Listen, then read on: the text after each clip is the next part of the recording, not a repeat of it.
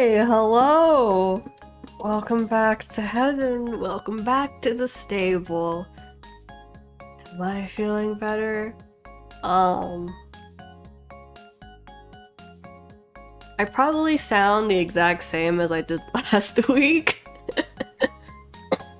And that's because right after, like, that day, my health, or like, my illness went downhill. And then, before today's stream, my health recently started to improve. So, if you imagine my status as last week's stream as 0, then after that stream, I went into the negatives, and then today I'm back at 0. Miraculously.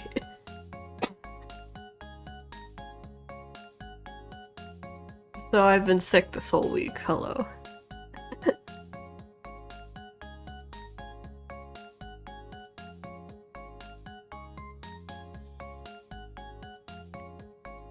I also hope I get better. I haven't been able to do much lately because I've been sick.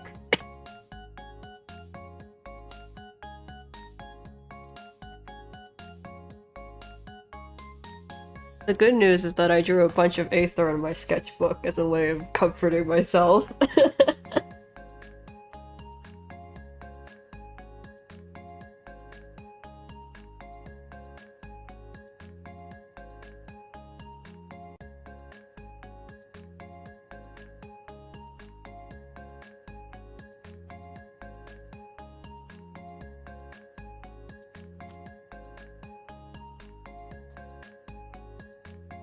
Hi. So I've been sick all week. You want to hear what I've been doing all week besides being ill? Besides drawing Aether and, well, generally being ill. I watched Symphogear.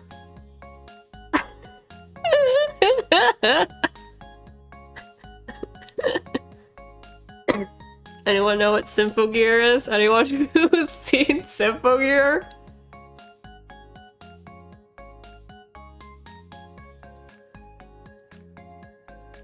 Symphogear is an anime you can watch on Crunchyroll. It's...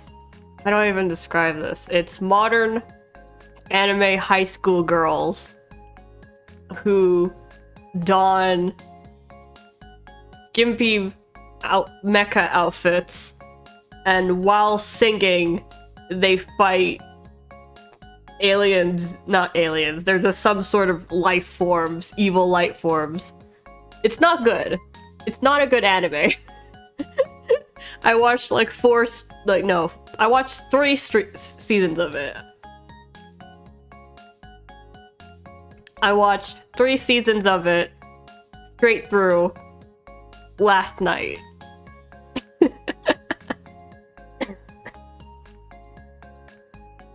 So, I remember a lot of terms, but I'm keeping it vague for everyone who just doesn't know. Because there's a lot of us who just don't know. Symphogear is not a well-written show, but it's definitely something you can watch if you just turn your brain off. Like, don't watch it for the plot, don't watch it for the characters, just watch it to watch it happen. If you do watch Symphogear. Their budget gets bigger every season. There's like 5 seasons. I'm on season 4 right now. Like, you can tell they didn't have much of a budget on season 1, and then by season 2 you're like, oh wait, the quality got better, and then by season 3 you're like, wow, what happened?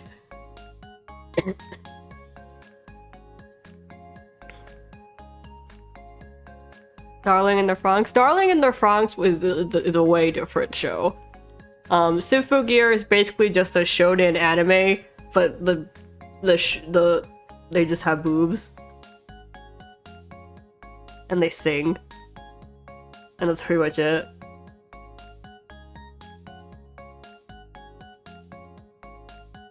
It's not good. It's not good. But I watched 3 straight seasons of it last night. And I was like, huh. I didn't have anything else to watch. I was like, I don't want to watch any of these other shows. And all the shows I do want to watch got taken off of Crunchyroll because Crunchyroll got bought by Sony, and now Sony's like, okay, we own both Funimation and Crunchyroll, so we're just gonna merge them together. And now Funimation has become Crunchyroll, so we have a bunch of new Funimation anime on there now, but we've also lost a lot of anime on Crunchyroll. A lot of those animes I used to watch, so now I don't have anything to watch.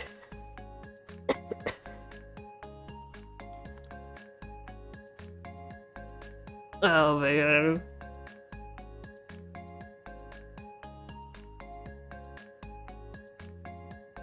The good news is that this anime season has been pretty good. Like, all the isekai shows, and then especially Spy X Family. What animes that I used to watch on Crunchyroll? It was a good portion of the ones on the list that they removed. It was just like a bunch of slice of life shows. So like nothing really that big ever happened. But I just like them because nothing big ever happened. I'm a particularly big fan of Engaged to the Unidentified. That was a good one. I really enjoyed that. The animation's really good on it. And the story's like really basic, so it was very comfortable to watch. Just idly.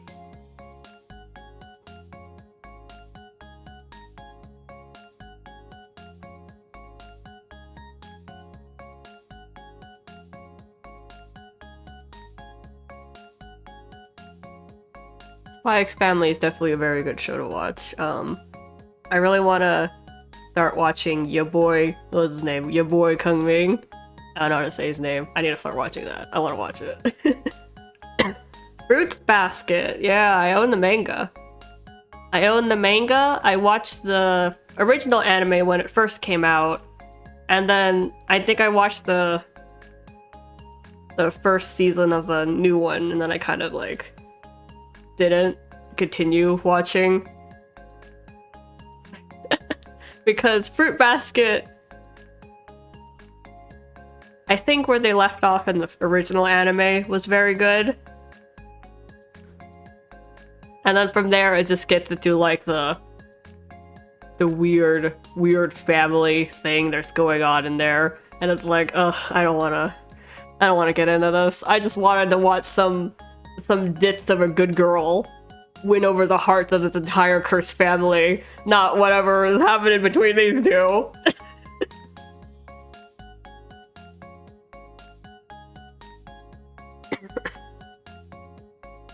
I wish it was just family drama. I don't know what's happening in that show anymore, so I was just like, I'll just, yeah.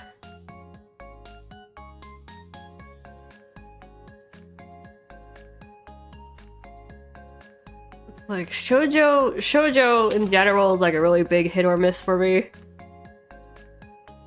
Because shoujo tends to have a more focus on emotional aspects.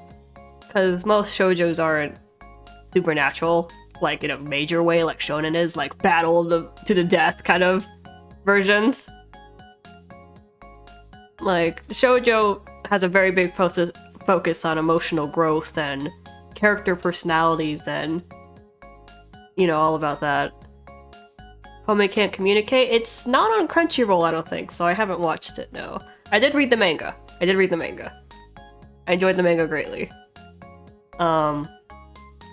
So shoujo has always been a really big hit or miss for me. It was like, if I just don't care about these characters, I could not care less about what they're going through.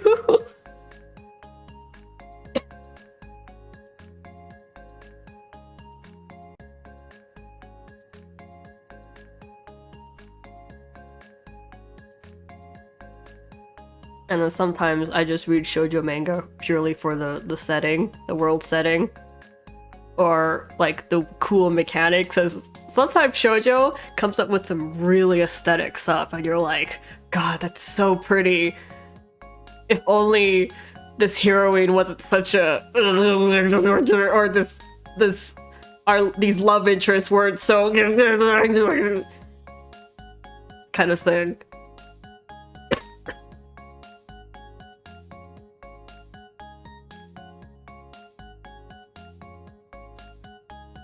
So yeah.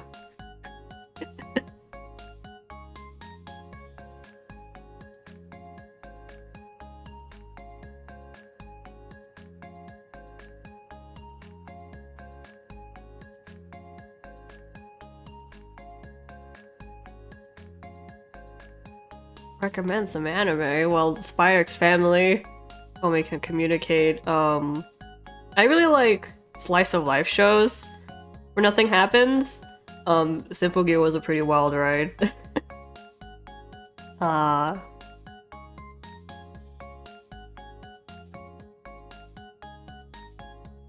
Yeah, the shows I watch are just like slice of life where nothing really happens. Day-to-day living.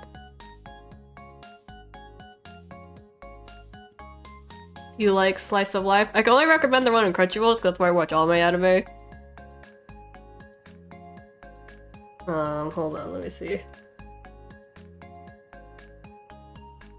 Because, like, I have a bunch of Japanese names stored in my head, so I can't remember what their English translated names are, so I have to go look it up.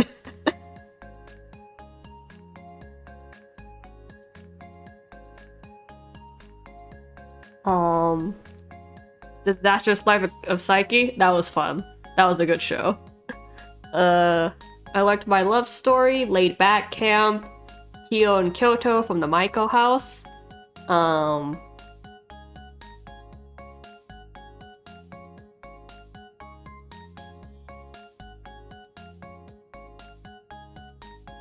Wait, what have I been watching?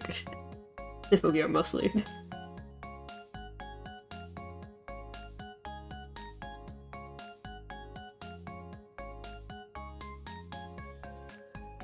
Scrolling down my history, it's all just Simple Gear. Hold up. Oh yeah. Zombieland Saga is also good. I like that show.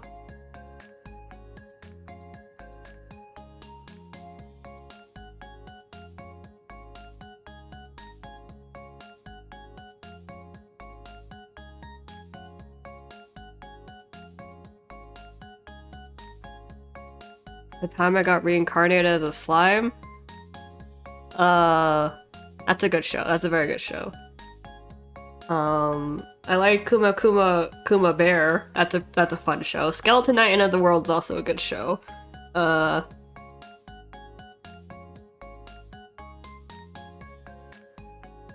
Jujutsu Kaisen? Jujutsu Kaisen was not my cup of tea. I'm not someone who likes shonens, mostly.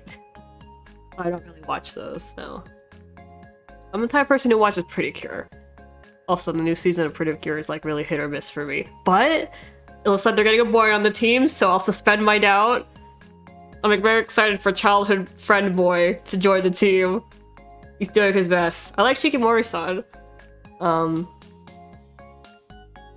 also really like Shadow's House.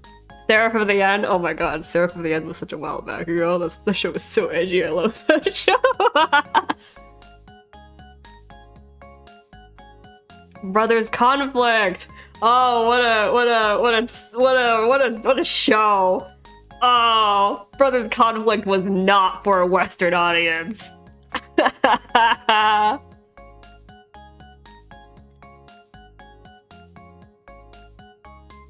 Brothers Conflict was very much not for the English audience. It was so funny. It was so funny.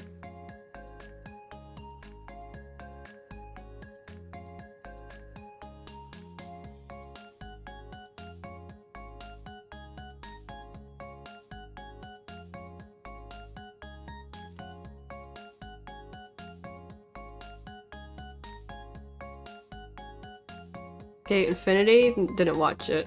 Not interested in sports.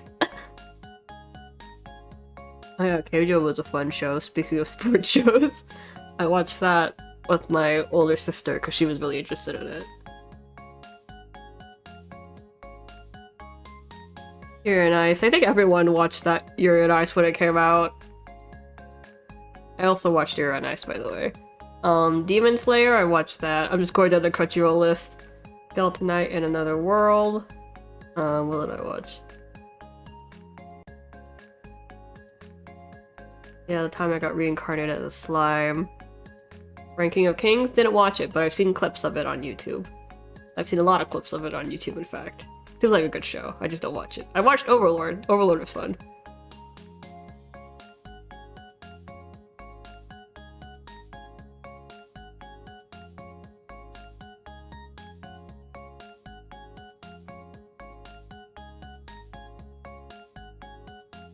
Let's see.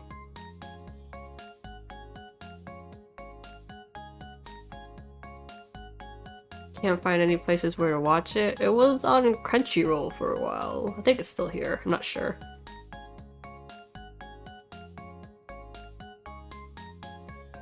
Oh, Talentless Nana. I enjoyed that show on Crunchyroll.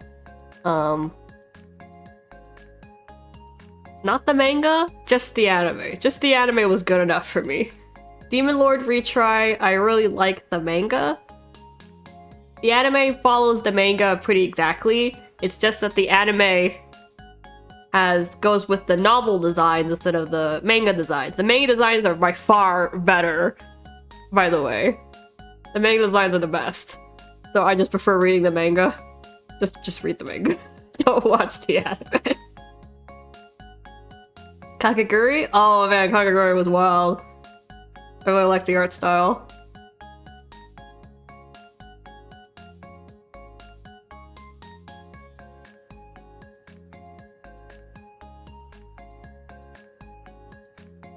Oh yeah, speaking of anime, Mawado Penguin Drum is getting a...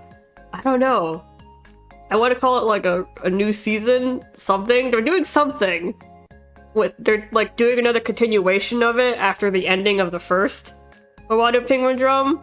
With the same cast, but just continuing off where it left off. And I love Mawado Penguin Drum, but by god, I don't ever want to see it ever again. I love that show. I don't want this to happen. It's just, I don't want it hurts. Mawado Penguin Drum hurts, and I just don't want anything else anymore.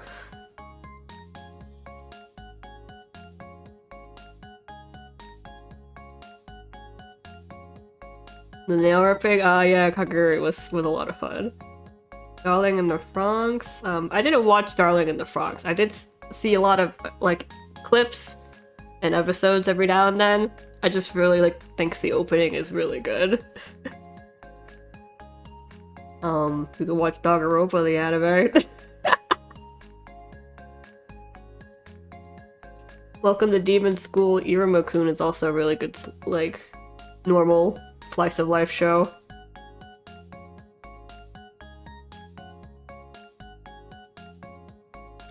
Your Lie in April? Didn't watch it. I just like got the plot and I was like, oh.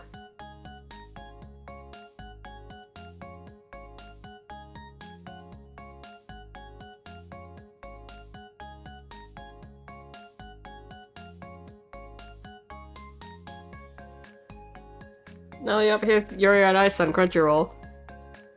I had to scroll down for a while. I really like Shadow House. I don't know where they're going in the manga, but I really like the anime.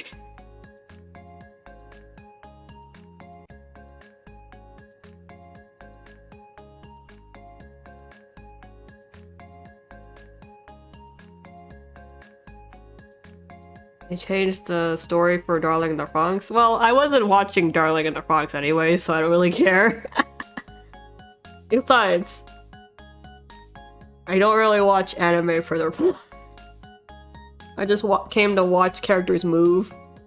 Cause like, if I get too absorbed in like a plot, I'm gonna start getting critical about it. So I have to zone my brain out and I just watch it. I can just enjoy it as it is. Because eventually you just have to kind of accept that, like, if it's an anime adaptation or just anime in general, it's just its own category. So you can't really compare it to the manga or the novel or whatever it came from, the game maybe. It's just its own thing. And you just have to accept that, even if it, like, upsets you sometimes, you just give up. Danganronpa AU? I'd like to make a Danganronpa AU. I'm a big fan of Danganronpa. I grew up with that.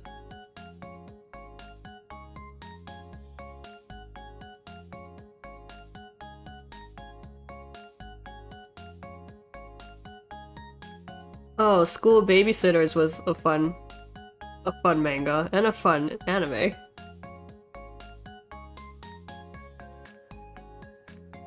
And look at all these shows at Crunchyroll, I'm like, wow.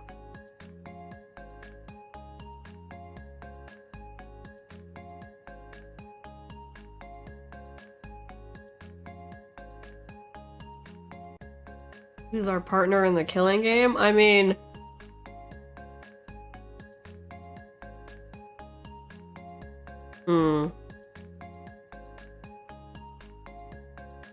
I guess you like in Danganronpa you do get like someone you hang out with a lot. But they usually die. So I thought it might be interesting just not have a partner. Like you're all kind of moving solo. And to Keep a Mummy was good. Anime. The World God Only Knows! Oh my god, I love The World God Only Knows. That was a fun show. I remember that when I was younger.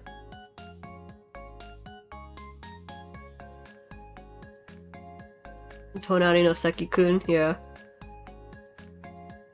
Hello. Welcome back. Hello. Tokyo Revengers, didn't watch it. Venus and Lightning's good. Blind Dust was fun. Kyokarabao. I remember seeing that when I was younger. I'd like Cheese Sweet Home. That was fun. Or My Sweet Tyrant.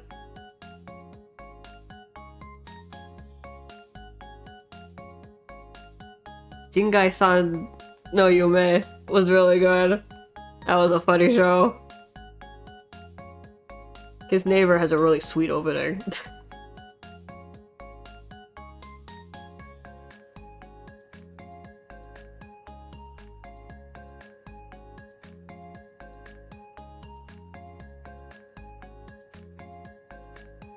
Hanayori Dango also had like a really sweet opening.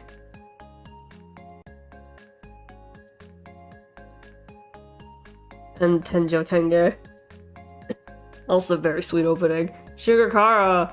Oh man, I watched that when I was little. I can't recommend it, but I do remember watching it.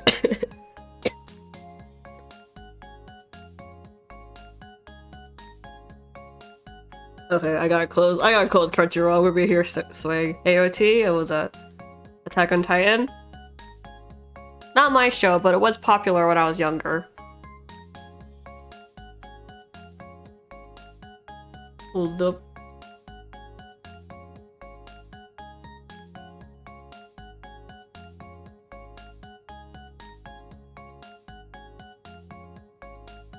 Okay, back. I'll blow up my nose.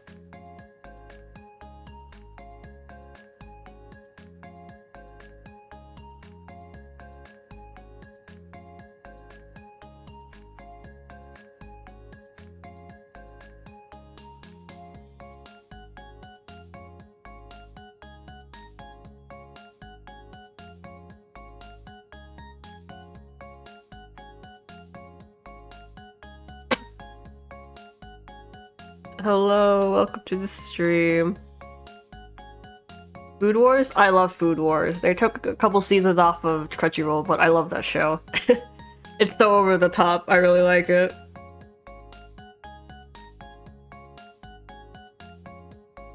I do like food shows in general, though.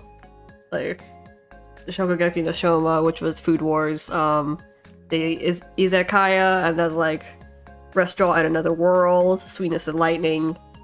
Laid Back Camp could also be considered a food show. Kyo and Kyoto is also a food show. Koizumi-san is also a food show. And then, like, Today's Meal in the Emiya Household, which was the Fate spin-off, Slice of Life spin-off, that I really enjoy.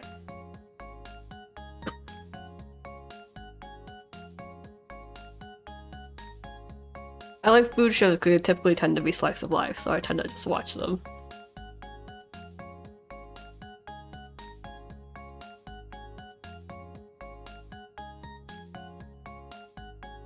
My thoughts on Yandere Simulator? I just like immediately like all of the like, well, from like a project standpoint, I think he was too ambitious from the start. Well, concept-wise, yes, I do really like the idea of that it was going for. I just felt that its creator was a bit too overzealous. And that he couldn't really deliver.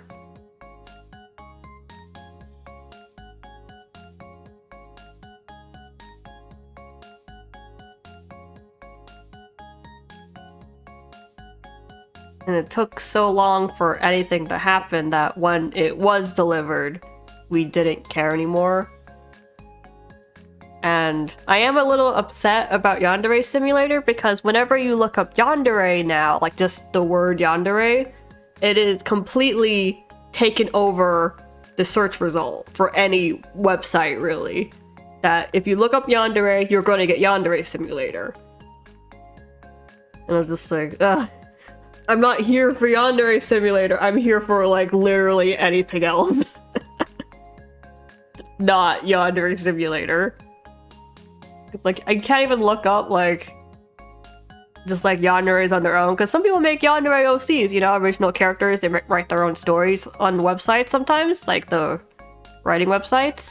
But because Yandere Simulator just has Yandere in the title, you're gonna get those, no matter, like, most of the time. You're not going to see people's like original works. So it's very sad. I can't like look up videos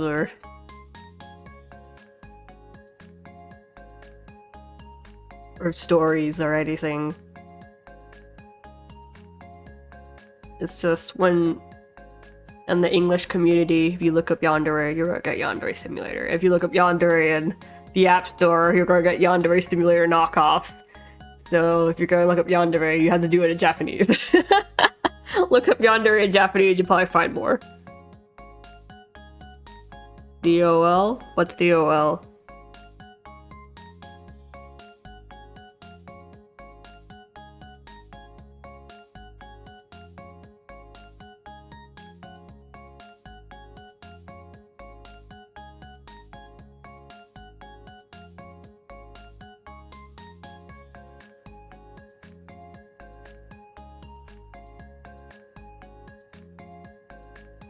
Oh, if you're talking about the NSFW game DOL, then I am a supremely big fan of DOL. It's very well made. I hope it goes very far. And it gets even more depraved from here on out. I think if you make an NSFW game, you should just go all the way.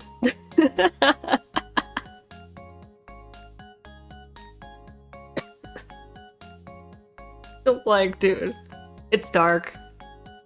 It's horny. Just go. Just do it. Who cares?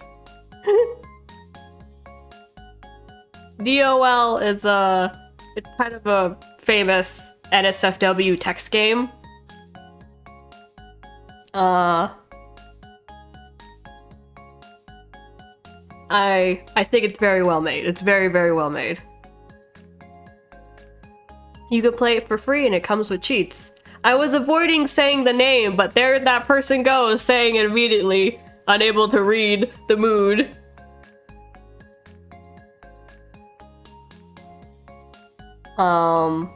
Sugar Life. I remember reading the manga and then being really shocked when the anime came out. I was like, wow, I got an anime. Yeah, I really like Sugar Life. Happy Sugar Life. I really enjoyed the manga. And then when the anime came out, I was like, it was good. I really enjoyed it.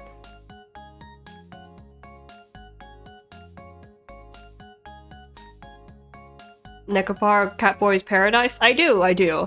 I was thinking I should play it on stream, yeah. But if I play it on stream, it means I'm gonna be every boy and then also the girl. I don't have that many guy voices, but if you guys want it, I'll do my best for you guys.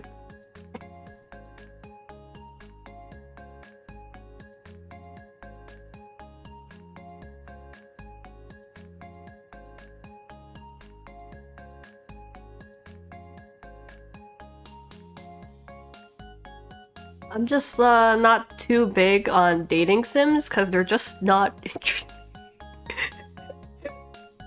Because you kind of go in there like wanting to romantically pursue the boy, yes? It's not Aether. It's not Aether, so I can't really put my heart into trying to seduce someone or like being really into someone. Simply make it Aether. I'll just remake Necropara Boy Paradise, but just turn them all into Aether. It's difficult for me to get into dating sims because, again, the main investment is that you like a boy and you're like, I want to kiss him, you know? And it's just like, it's not the boy I like. So how could I care about kissing him? Seduce me? Hold on, I gotta look it up.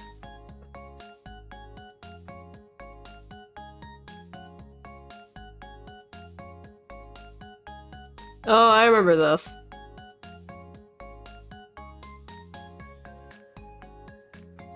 Not that good looking, aren't they?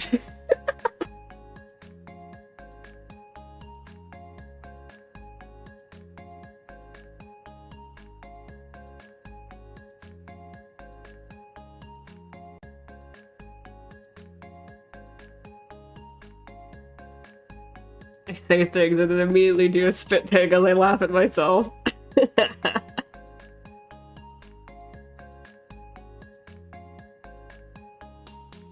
Well, even art style wise, the boys don't look that interesting.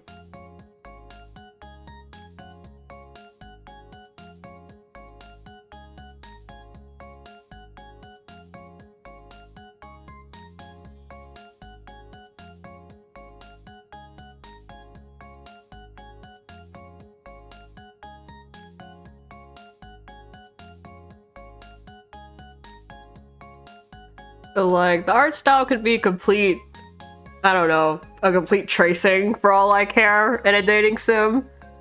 It just matters that the boy has, like, a personality that I fell in love with. Then I'll keep coming back for him, no matter what. But, you know, now you have to pay money for these things, and it's like, if they don't like ensnare me right from the get-go, I don't want to pay money for it to give him a shot to see if his personality gets me. I have to do research before I make an investment.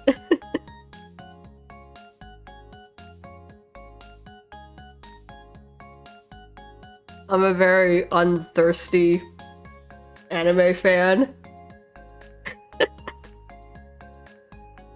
I'm probably a little too committed.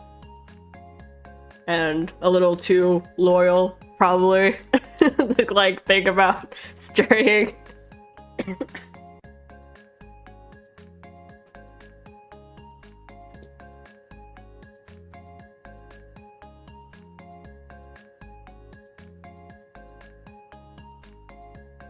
But aside from the Necropara Boys Paradise, whatever. I do own another dating sim called Nameless by the Chariots Company, the people who made Mystic Messenger.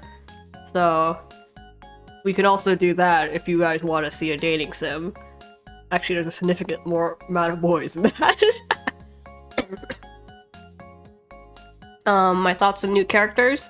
Really exciting, actually. I didn't think we'd get any new characters, but that makes sense because we've basically ensnared all the other guys, so like what else do we have?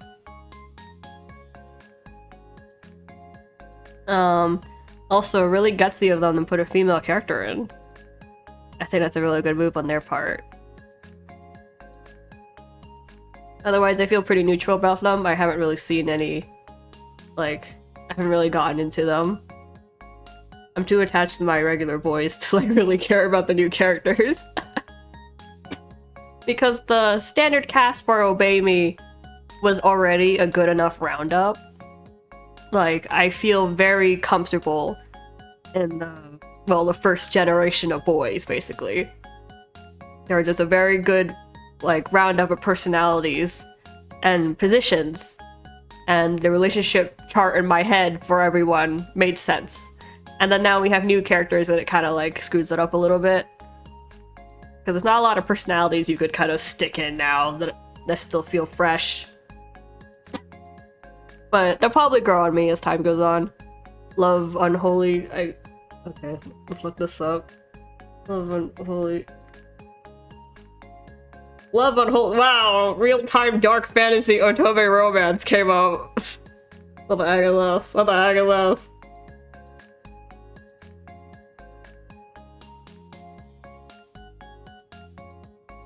I don't know what this is, but he's got... This boy's got a picture. It says system, and he's got, like, an excitement face and a climax face. And one is just him, like, blushing, and the other is just him sticking out his tongue, so...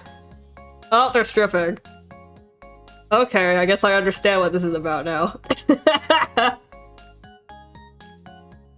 I think I saw this on the App Store. I got a feeling I saw this, but I was like, ah!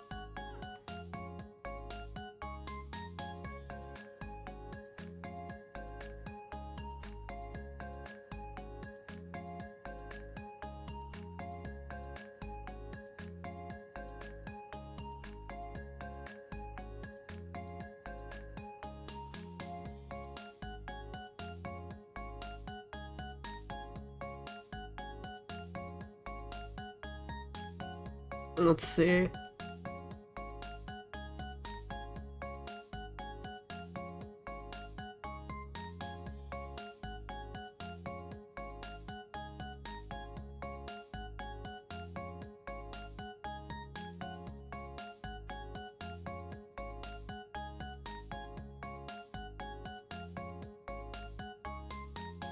Well, they're kinky, I'll give you that.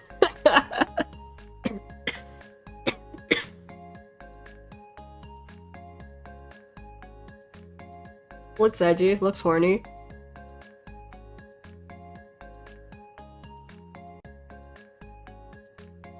I'm just kind of scrolling through Google Images.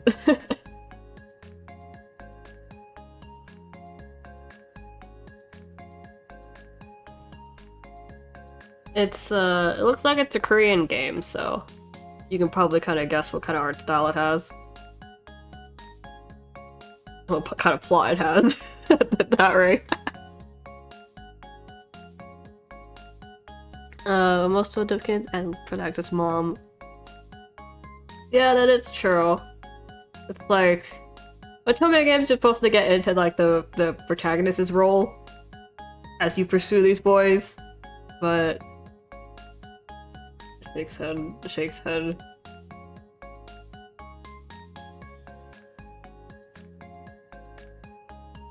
I don't know. I don't play enough dating sims to get used to how these kind of games work. I just don't. I don't have a lot of dating sims. I'm not interested in a lot of dating sims. Those dating sims I'm interested in are Japanese ones, and it's like, I can't get those. Those are console games.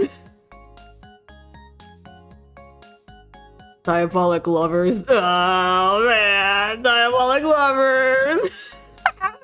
The anime was super funny.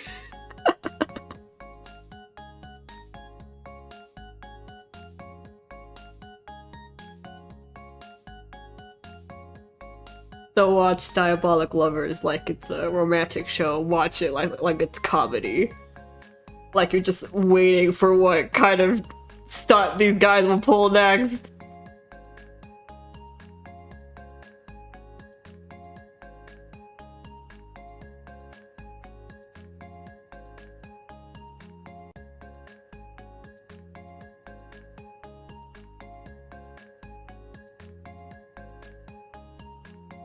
Otherwise, I'm just not really into vampires. They're not that... They don't do much for me.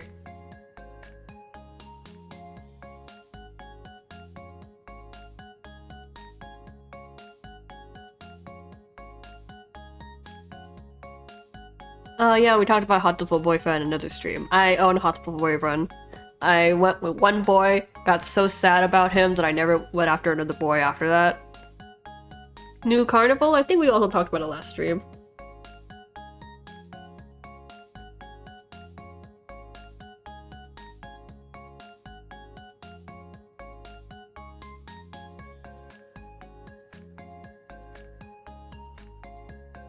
I had to re-look it up to make sure I was thinking the right thing. Yes, we did see New Carnival. I talked about how like the protagonist was not only horny, but he had a personality, like a pretty forceful personality switch. Good for him. Good for him. He'll get far, that boy. I hope he gets a lot of stuff. A lot of things happening.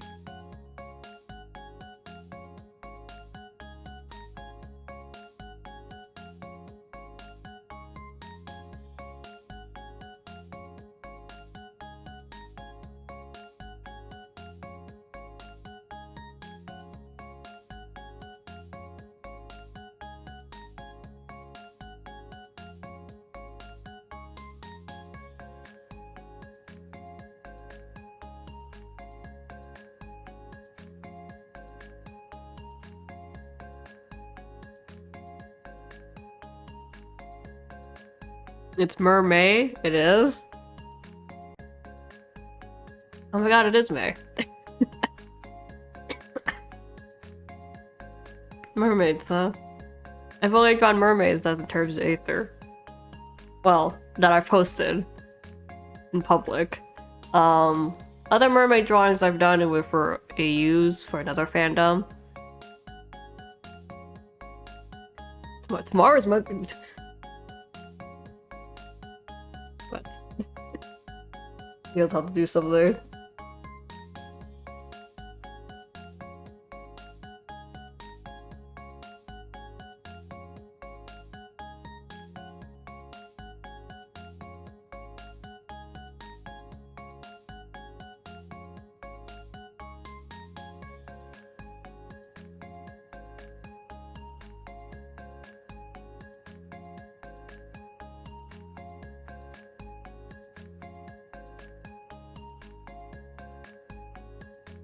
What else was there? Have I done the quartet as merfolk before? No, only Yui, because Yui was the only one from the Octagonal. I've only drawn Yui as a sea creature, because the others just weren't.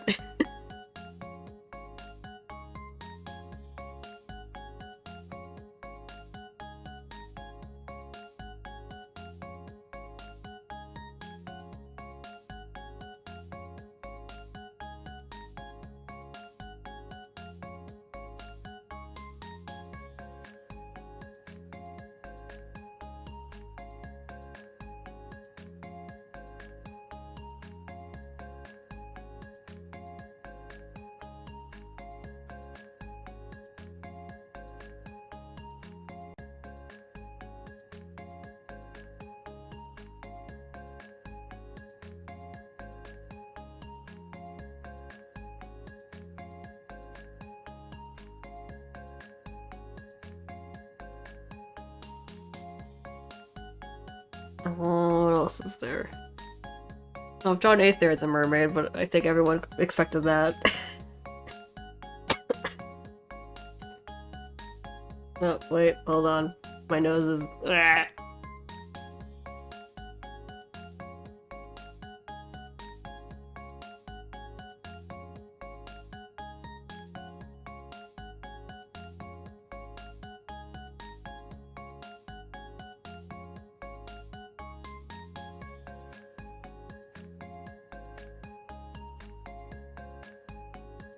I'll have you know, in my mermaid Aether designs, I put a very strong emphasis on his fins looking like wings, so he looks like an angel, because he is one.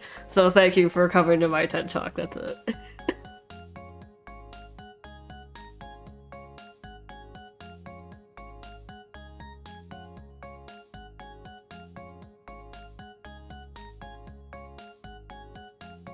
Oh, hold up.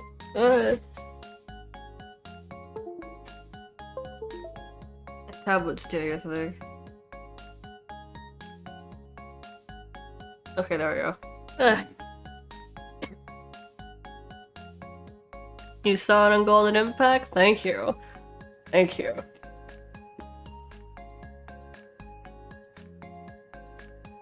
The day I do my 24-hour Aether stream draws ever closer.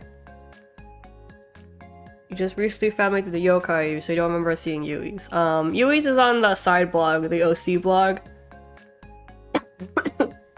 So, you have to kind of scroll down pretty far for it, but it is there. Alternatively, you just look at the Yui's tag, which is default.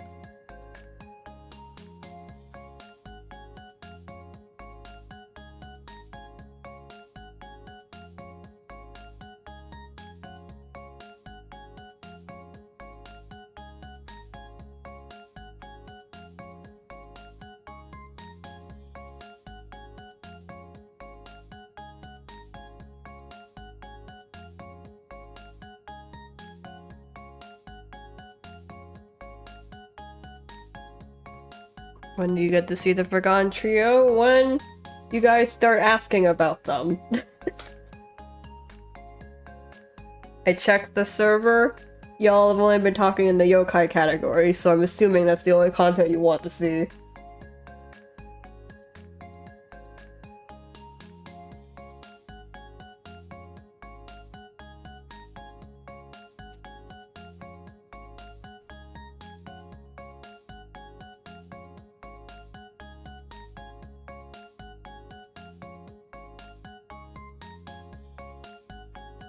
It's in there. It's that artwork's in there. It's in there.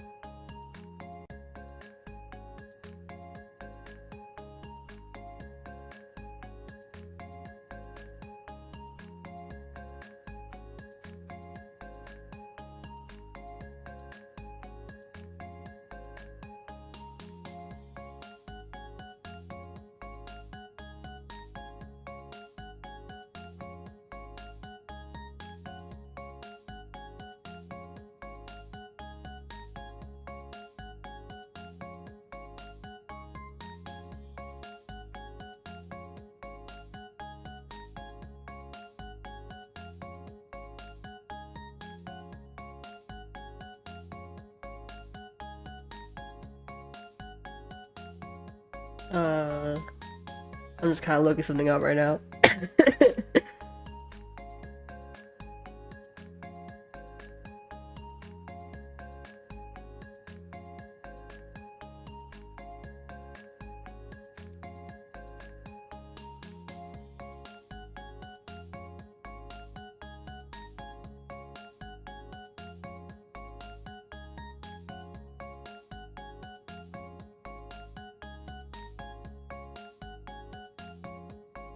I actually don't know what we're doing today on stream.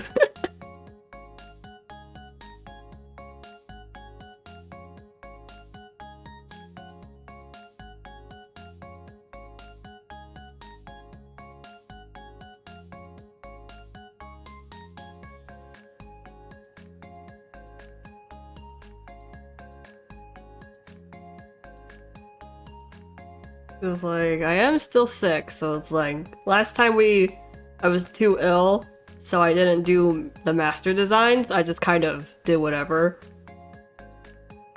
Today I'm still ill, but we still have master designs to do, so I was like, what should we do today?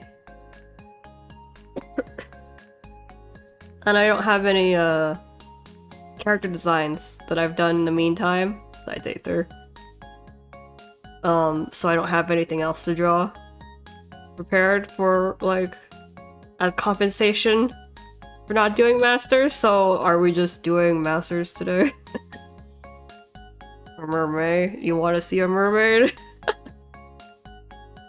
I'll probably just draw Aether as a warm-up. I don't know if it's gonna be mermaid Aether, but it'll be Aether.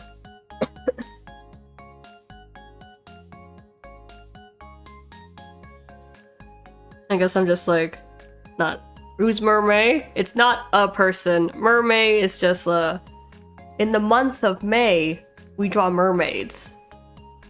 That's it. I'm not really into mermaids because they're fish. And I'm not really into the ocean in general.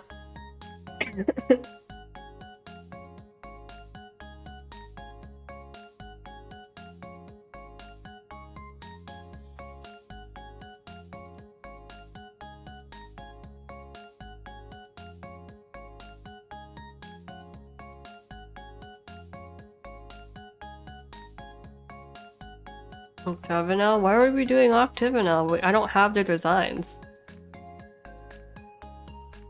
So it wouldn't be a good alternative to masters if we don't do that today. Maybe leave the masters for next time.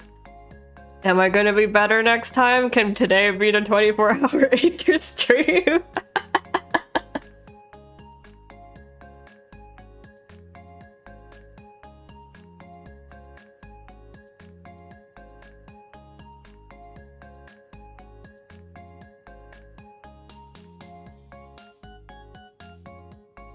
Yeah, I kind of read your sentence, Helpless Knight, and I was like, is almost every word of that misspelled? Because I have no idea what you're asking.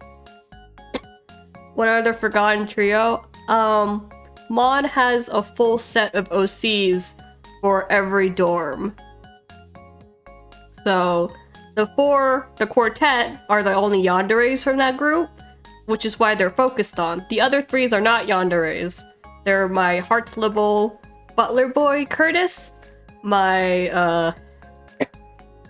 Pomafior, not Pomafior, my Scarabia boy, Otto, who's a ballet dancer, and then my Ignahide Atlantis prince, Kelgakim, who I call Kelly most of the time. We call them the Forgotten Trio because they're not yandere, and you know, everyone who came to my blogs came for the soft yanderes. So these three were not yandere, and thus they weren't really focused on. But they do exist, they're still around, I think about them. Oh, is today the end? So, oh, you mean the yokai AU? Yeah, they would be yokai because they're technically Night Raven college students, and every Night Raven college student is a yokai. And then like every RSA student would be a hunter of some sort, just in the organization.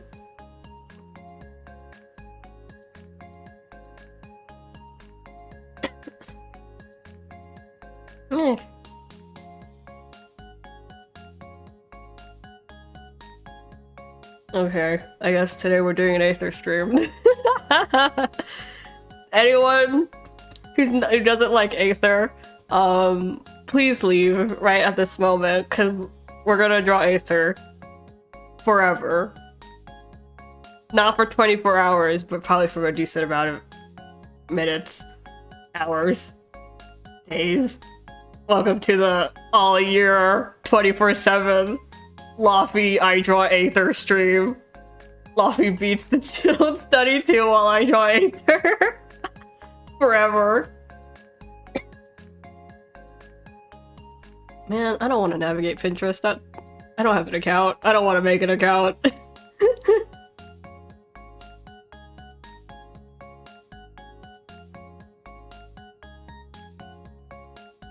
Took you a long time to get back to me on that, Helpless Knight.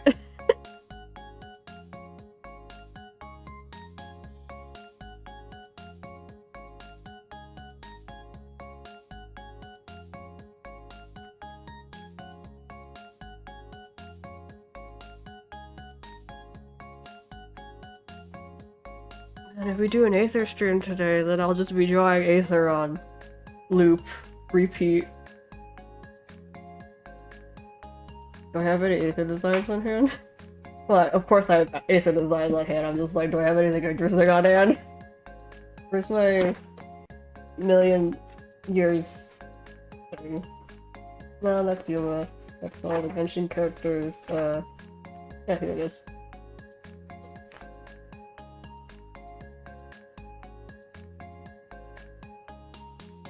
Okay, I guess we go to the drawing screen.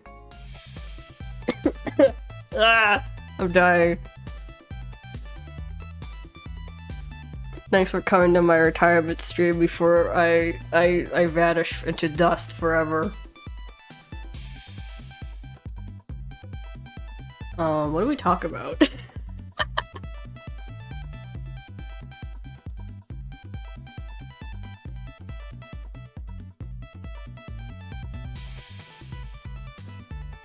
Talk about while I just draw Aether forever. Like, usually we talk about what I'm drawing or like other topics, but like if I'm only drawing this one character on repeat, what do we talk about? I have a good retirement. Thanks, Alien.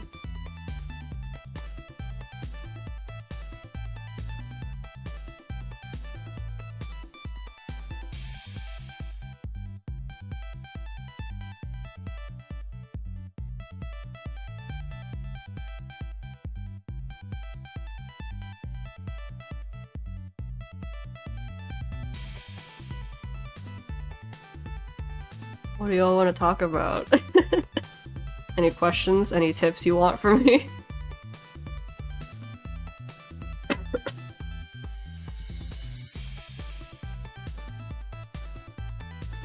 Want me to talk about Aether?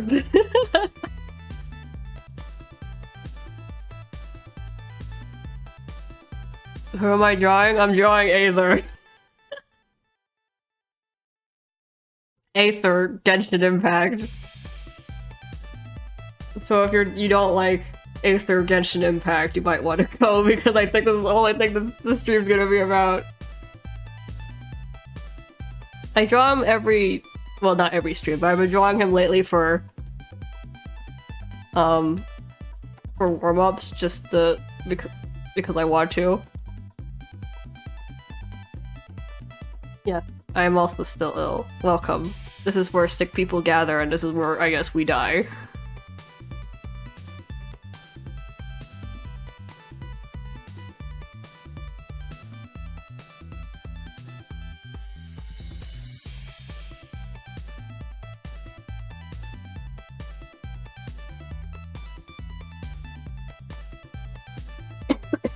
Welcome, we dying tonight, boys.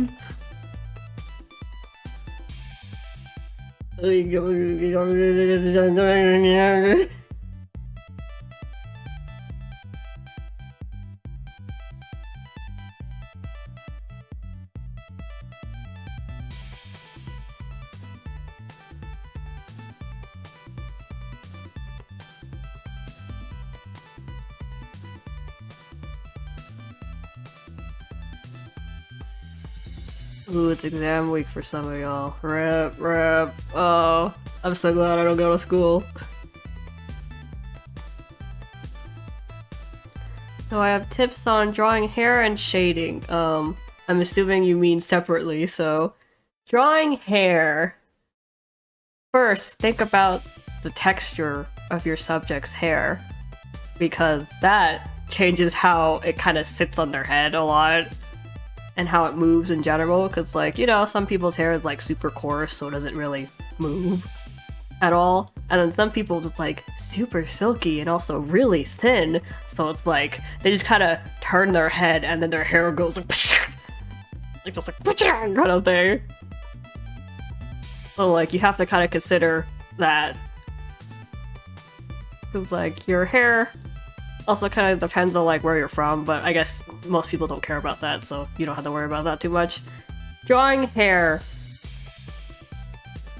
Hair, mostly, is another key, like, if you're drawing anime characters, technically, it's a key identifier in what makes a character distinct. It's like, you know, if you look at my avatar, it's like, she wouldn't be the same if I put hair in the middle where her forehead's showing, she'd be kind of like a different character, she'd feel like.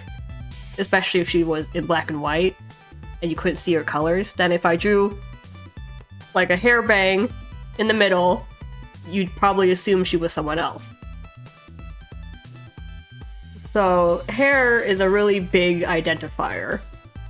Especially if you're just getting started in drawing or you're not that confident.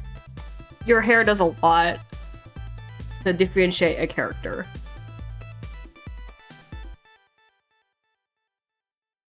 So it's really important that, you know, the hair sticks out and doesn't look like someone else's unless they're siblings or something. But even then, you want like a little differences so they don't look too similar. When it comes to drawing hair, well, I guess in general, first, kind of like determine what kind of shape you want out of your hair. And like, the general silhouette you're going for.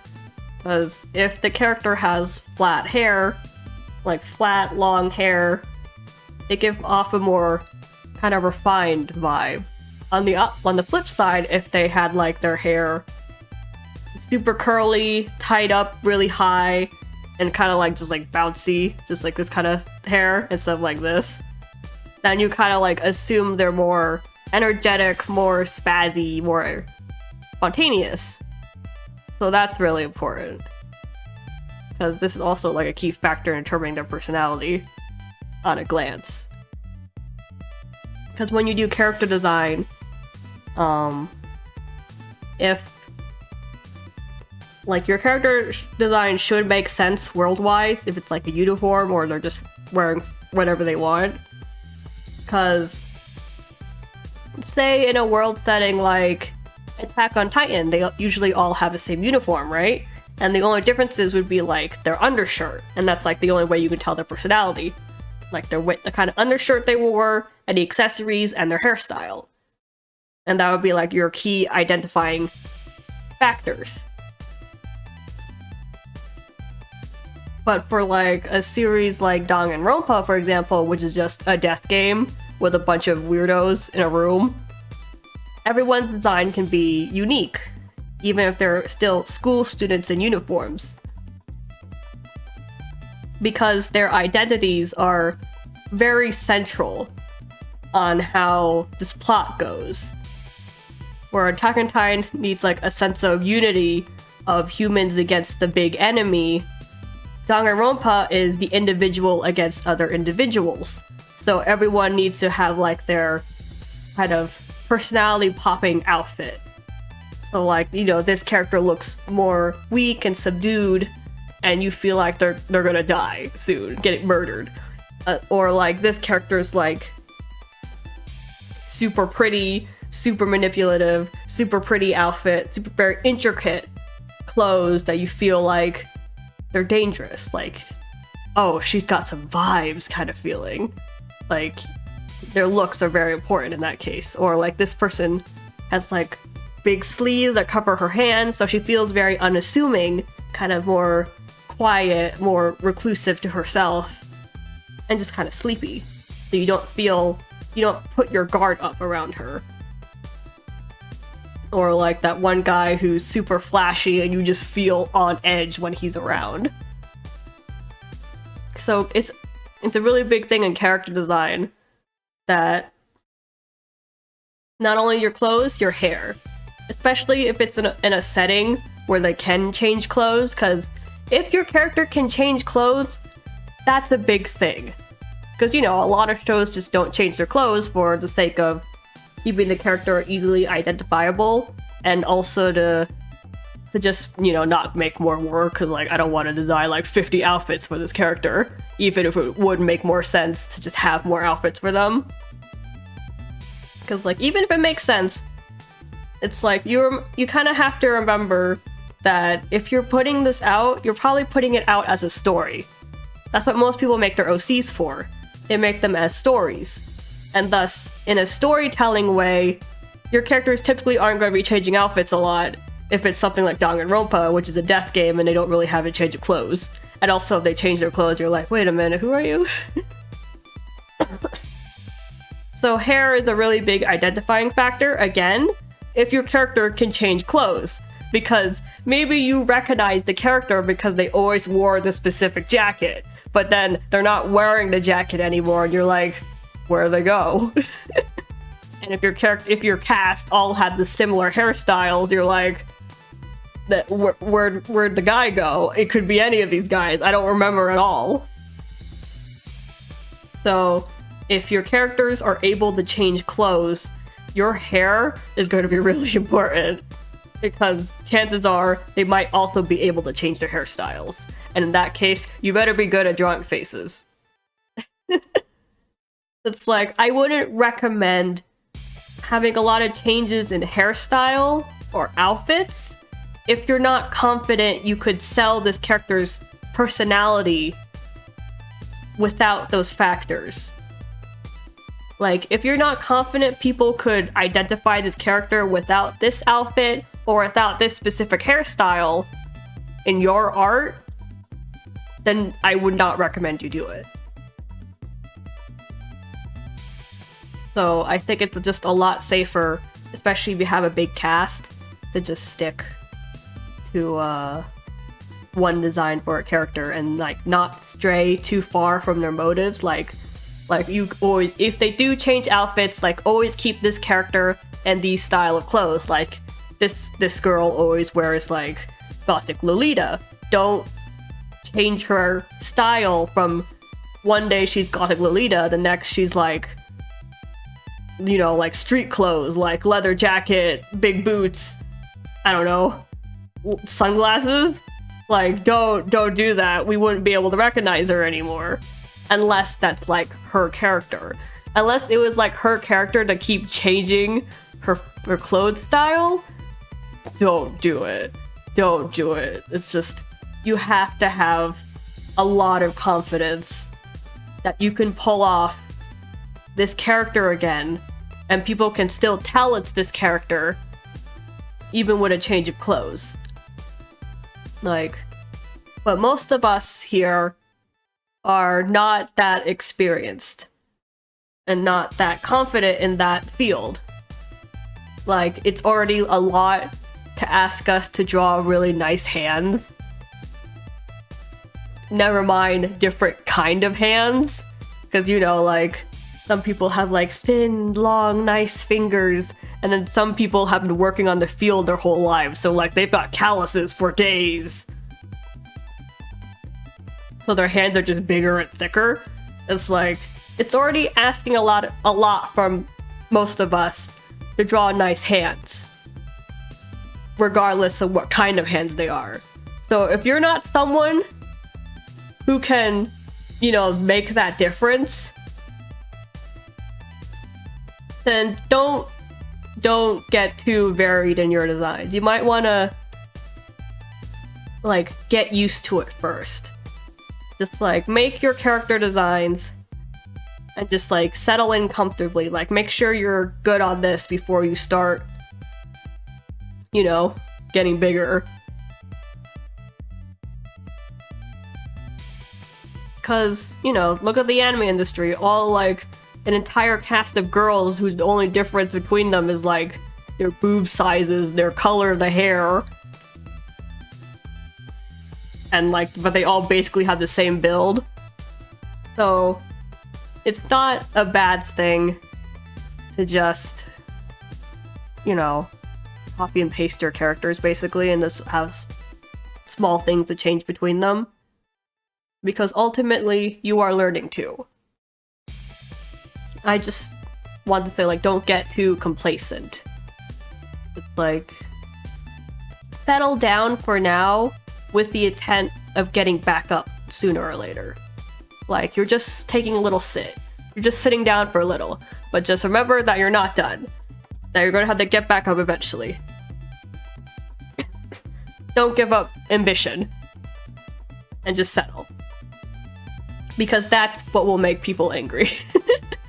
Like, because you know, the English-speaking communities and how big they are on diversity. Like, whether that's like body sizes, races, colors, anything really. Just like diversity in general.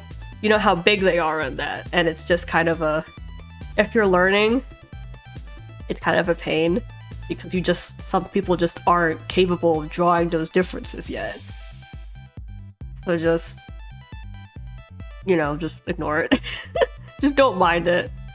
Just don't sell yourself on diversity if you can't even, like, draw what would make them diverse. Sit down. Sit down, settle down, wait a minute.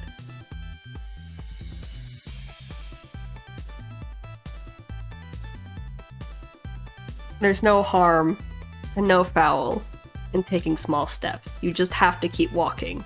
Don't stand still. When you stand still, and when you sit down, lay down, and just stop there forever, that's when you've lost. In art, you have to keep walking.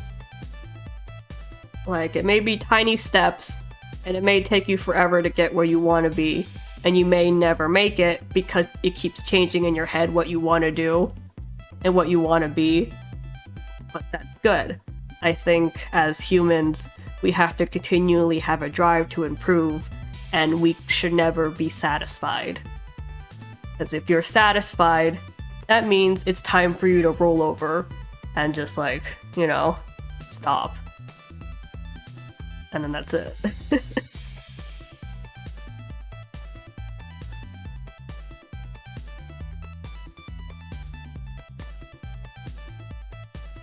I don't want to give up here.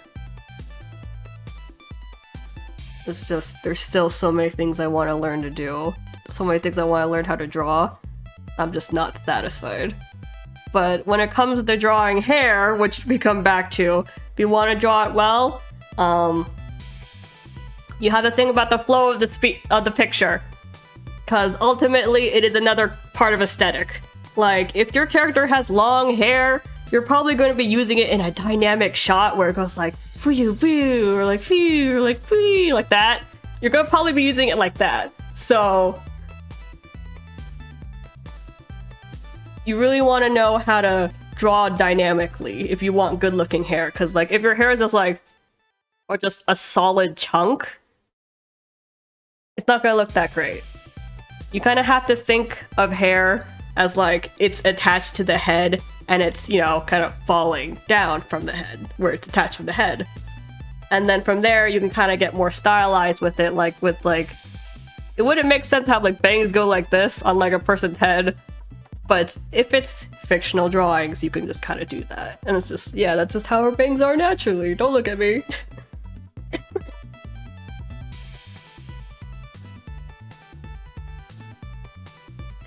Just kind of remember to retain, like, if you do kind of like a more showy hairstyles, you're gonna have to retain that style even during a dynamic shot.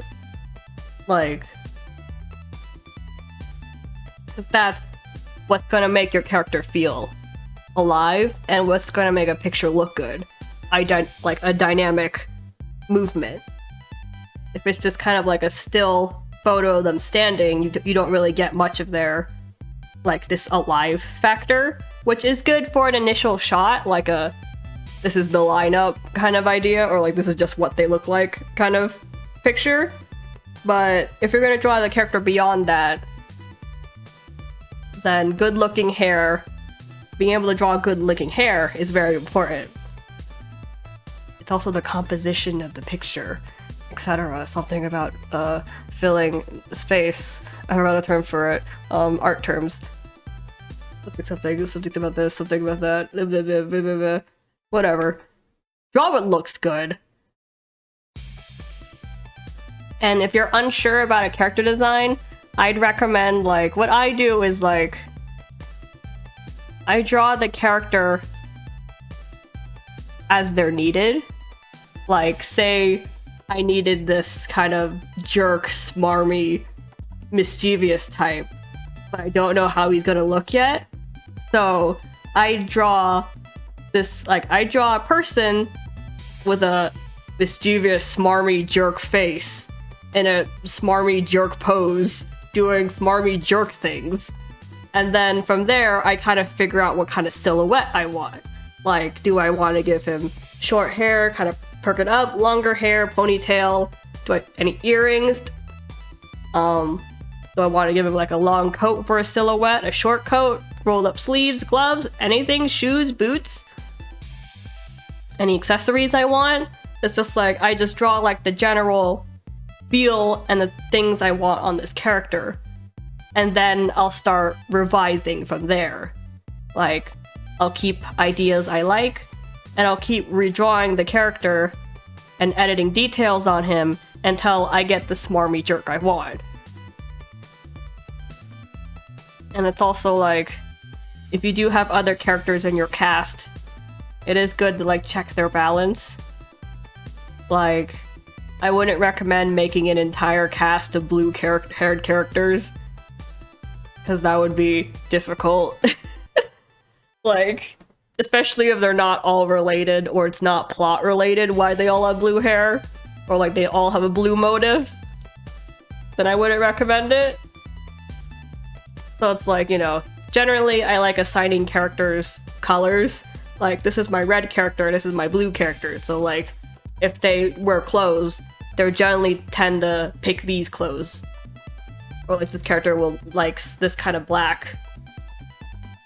Or just, this is their color, so whenever I see them, I'm gonna put them in black clothes. Or this kind of shape. Like, if I've been drawing this guy in like high boots, dress wear, suits, that kind of thing, I'm not gonna suddenly come in and draw him in like, I don't know, really baggy white clothes for no reason. Like, it's gotta be a reason if you're doing it story-wise. If you're just drawing to draw, then you don't need my advice.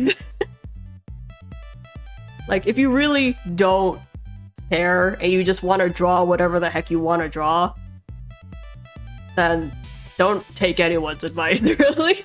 Just do whatever you want. Because when it comes to advice, there are some people who are good at just, like, implying it, like, applying advice as they go. Like, they only take bits and pieces of advice. Like, I like, you hear, like, the advice of drawing a skirt, and you're like, oh, I liked what that person said about drawing ruffles, but I don't really care for what they said about, physics. So I'm just gonna ignore the physics bit and only take the ruffle bit, because I like that. It's like, some people are like that, and then some people, like, take advice like it's a rule book, and like, you're gonna turn it into me, and I'm gonna knock you off if you don't follow my instructions exactly. So, you do kind of have to be aware of what kind of person you are when it comes to advice.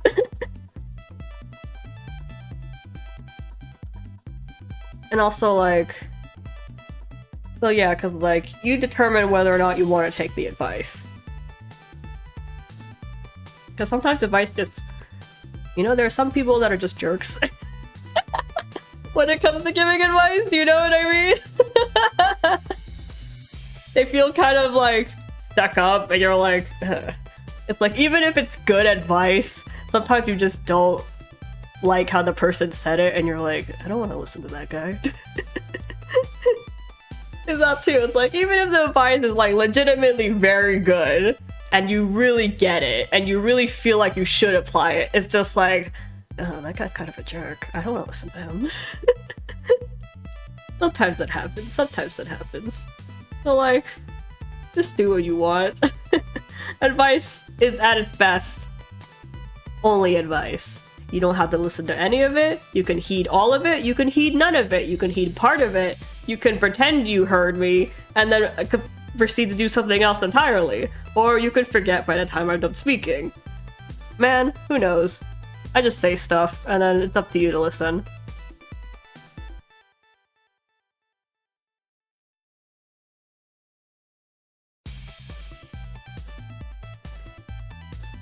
That's just really, it's really how it goes.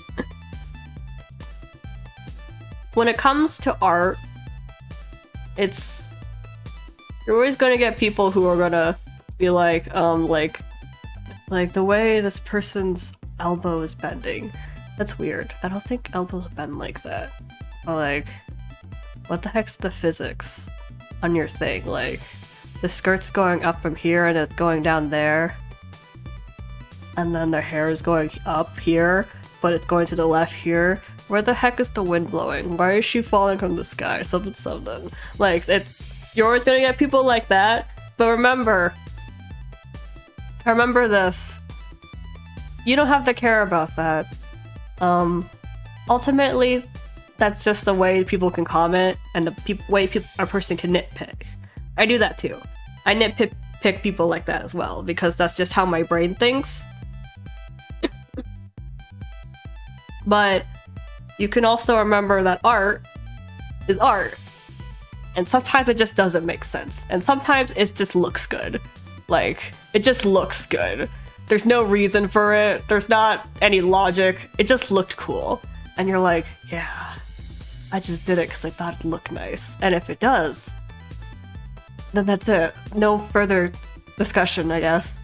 Because there are some people out there who are like really good at line art, but they can't color to save their life. Or some people that are only good at coloring and can't like line art or draw, for that matter, to save their life. But you're like, huh, it looks good. And then you don't care. Because like, if it just looks good, people aren't gonna really like, you know, nitpick. They're just probably gonna think it's art for art's sake. You're heading out now? Bye. Thanks for coming to the stream.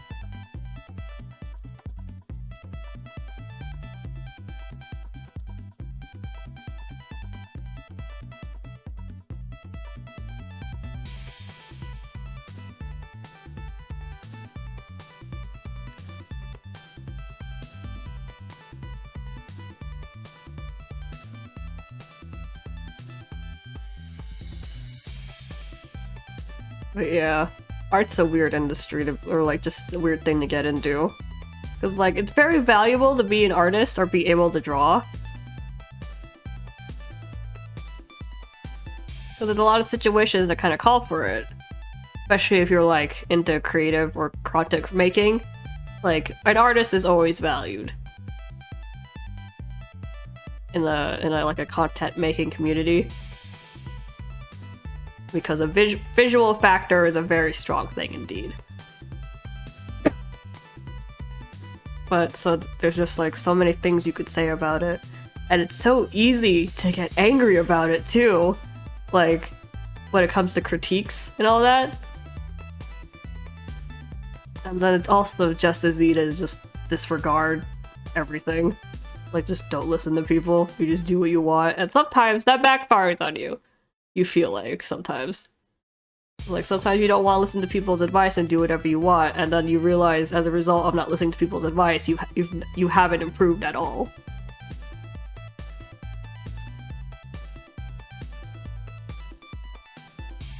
And like, once you realize that you did want to improve, you kind of have to tune back in, listen to people again. I guess it's ultimately what you want to do with your art. On how much you should listen to people. Also your own personality. Like, are you the kind of person who can take listening to people no matter like what kind of things they say? Because people are not nice most of the time when they phrase things. And it's like, I don't know, just compliments alone aren't gonna get you anywhere, I feel like. But most people, when they post their art, are not looking for like critique or like advice on how to get better. When you draw something and you post it, most people are just, they want to hear good things about what they've drawn.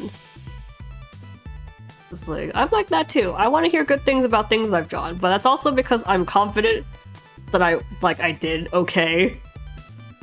And that there are points about my artwork that should be complimented, like, I think I did really good on this part. I hope someone says something about that. Most of the time people don't, but... It's like, people have a lot of motives for posting their art. Or like even drawing in general, but like posting their art in particular. And people like really just want to get complimented. And it doesn't really matter what they draw to them. It's like, they'll draw the kind of content They'll draw whatever, really. As long as it gets the response they wanted. And that way, I'm also kind of the same because, well, I get into shows and then I draw stuff, and then I draw stuff that I want to see, and then I think that there might be some other people who like me who want to see that, and then I post it, and then I'm like, oh, I was right. I'll be like, okay. I kind of wanted to see it, I made it, and then I found out a bunch of other people wanted to see that too.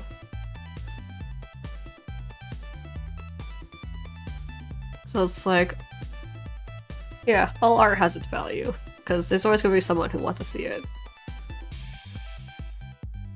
You also have to keep in mind that there's going to be people who don't want to see it, and for those people, they can just go somewhere else, really, but you know, sometimes they have to say something about it, or sometimes you ask the wrong person for their opinion, and then you regret it. Like, oh, you're not who I wanted to hear this from. Or like, I didn't want to hear this in general. But what can you do?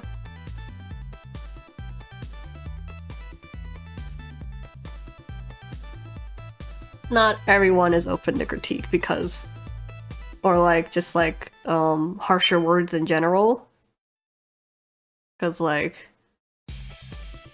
some people like, in the vein of critique, or just maybe it's the way they talk, or just something in general, you'll probably end up hearing some harsh things that you might not wanted to hear, and it might not even be like useful to you in the slightest. But you know, it's the internet. I think you're gonna get that no matter what, and some people just can't really stomach that.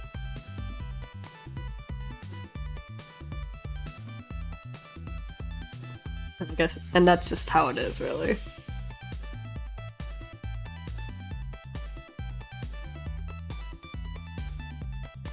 But well, the logic of the internet is that you find something you don't like, you leave, you go somewhere else.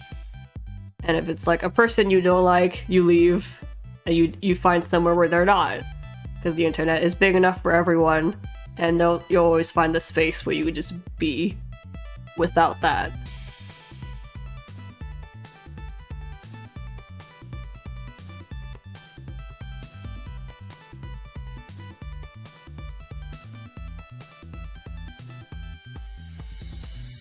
So it's like, being a content creator is kind of like that vein.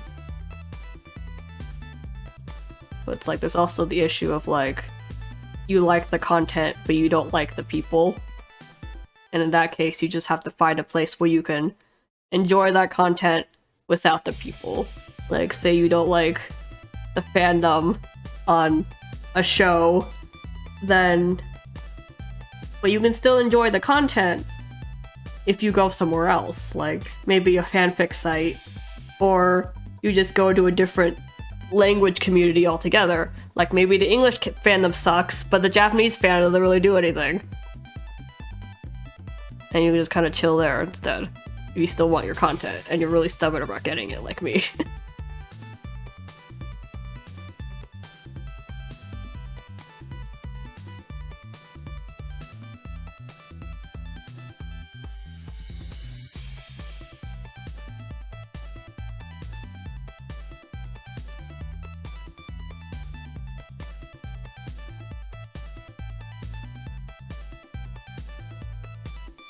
Because like, most of the time I can't get what I want from the English community, because like, I think our values are too different.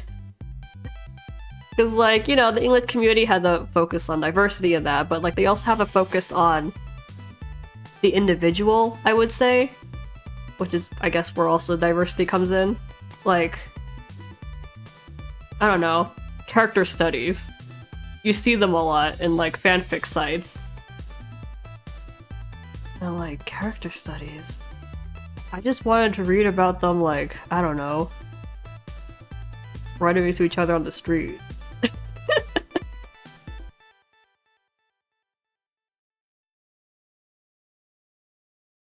I was like, I don't know, I just wanted to see I just wanted to see them smooch. I don't really want like an in-depth analysis on this character's traumas and why that affects them. And why the shadows of their past is going to be plaguing them forever or something.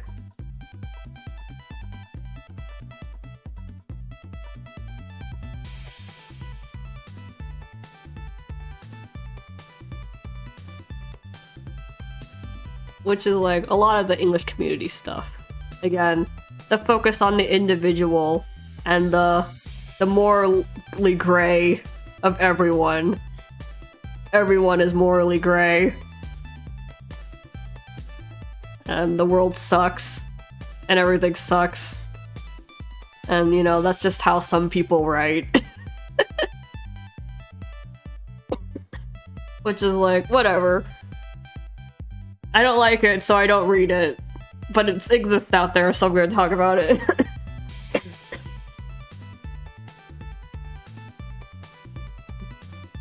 Just not my content. I'm not interested in reading about that. Especially because, like, I feel like most of those are kind of filled with the, like, of course they're gonna be filled with the, like, the writer's personal point of view. But in something like a character study, it feels like especially prominent.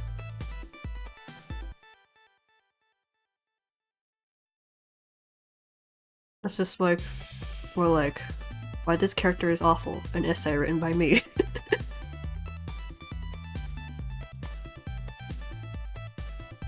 Or why this character being awful is the best, or an essay written by me. Or an essay on why this character is actually suffering and has never been enjoying themselves ever. An essay written by me.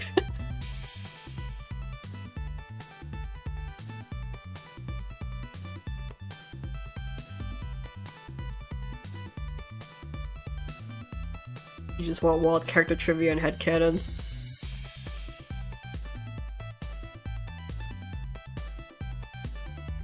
Essay on why mom. Wait, there is the Miss Boy. Coming soon to the Genshin Impact tag. Unlike any site, I guess.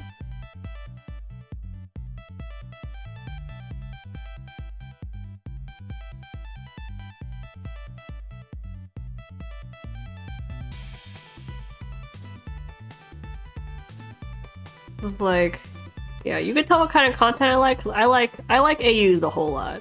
I like making AUs more specifically. Reading AUs is kind of another thing. I'm like, sometimes they're not that good.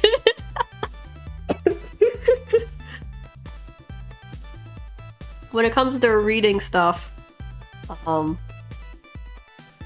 like situational things. Like, I like situations like the kind of tropey stuff, like a character got a mind-reading device and just kind of reads the other character's mind as they go through a day together. I'm writing a fic like that. That's my plot.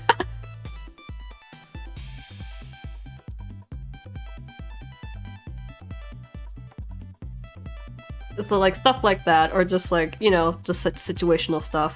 When it comes to writing, I think it's like, it's more important to have, especially for a fic that's not going to be that long. It's like, if it's an easy to understand concept and something easy to grasp, it's going to do better. Like, it's going to be more well received.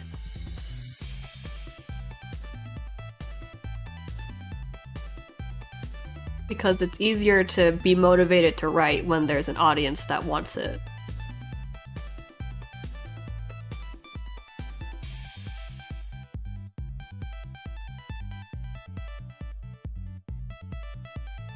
Because some AUs you see on fanfiction sites are like really in-depth, and I just do not have the brain power to remember what this term means, what that means, what this is.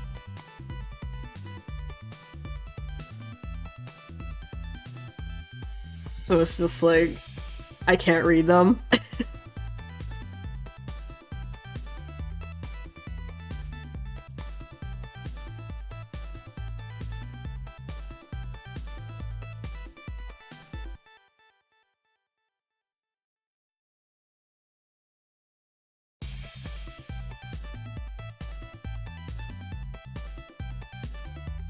Yeah, the more complicated something gets, the harder it is to kind of like get people on board because it's just so much to explain. The yokai AU itself is kind of more complex as you get into it, but the general core concept is pretty simple. Which is, I feel like, why it did okay. It's just it gets more complicated as you get more into the world of it.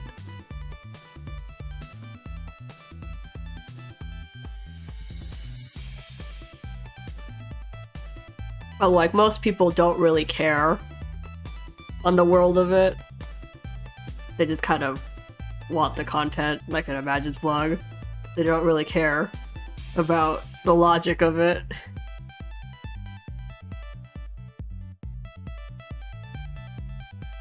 But like, if you ask me questions, I will answer, because there is an answer. It's just, did you want that answer? It's like, did you want to know this information? Because some people, they just don't. Some people, they just want to go kissy kissy. And that's fine. That's just how some vlogs go. That's just how it goes. And then some people are like, I want to hear all about the nitty-gritty details. Or some people just like can't like enjoy a world setting until they know all the details. Like they have to hear all about it so it makes sense to them, and there's a logical reason on why everything works, and then they can enjoy it. Like it just makes sense to them now. Like they have all the details. Which is me, mostly.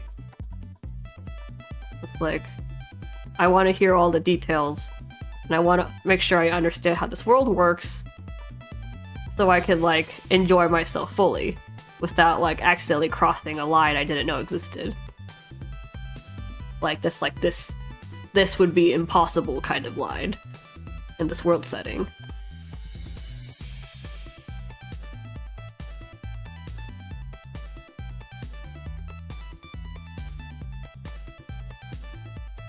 And again, I don't really get into other people's AUs. I just kind of stick to my stuff because I'm the only one who makes content I enjoy.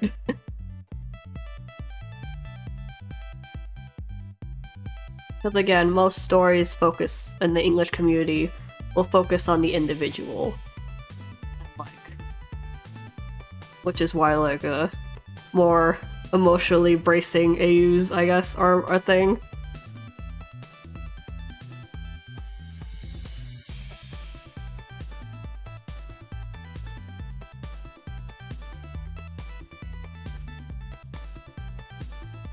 Like, I wish someone made content I liked, and I could just follow them. But I've never found someone like that, despite all my searching. So I just keep making the stuff I want, because it's too niche. I'm just too niche. I'm just really damn specific on what I want.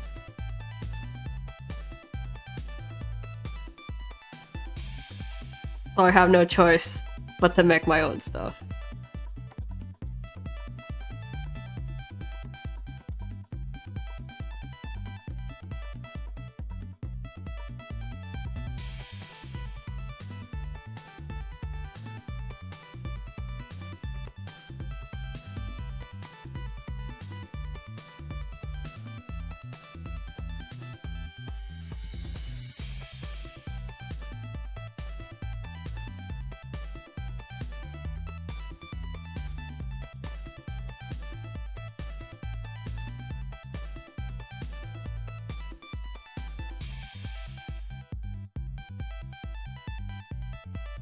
Only you can make Aether as much pretty clothes. Yeah, my AUs are really damn specific. Especially because, like, I have a thing for Yandere, so it's like... with all the stigma with Yanderes, you don't get a lot of content about it nowadays. So it's just like, I have to make my own stuff.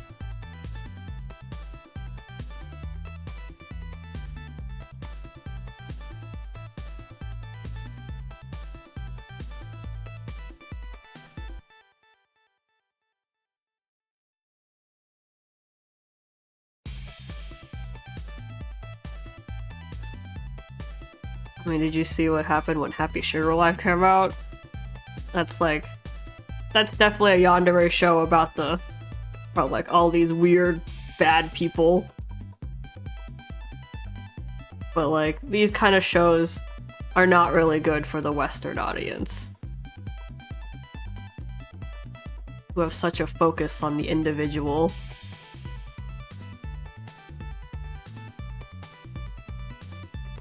Yeah, a lot of people weren't happy about Happy Sugar Life.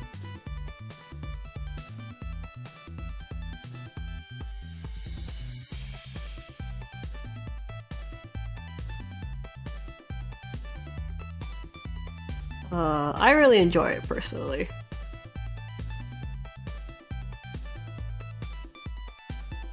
I remember when I first found the manga long before the anime was even announced. And just being like, huh, content! Because it was during a time when the Yandere tag, like having a relatively, like a Yandere who knew how to treat their darling well, and a darling that reciprocated because of that, was like virtually unheard of. So I was like, huh. We don't get content like that around here. We're the Yandere community's hardcore only setting.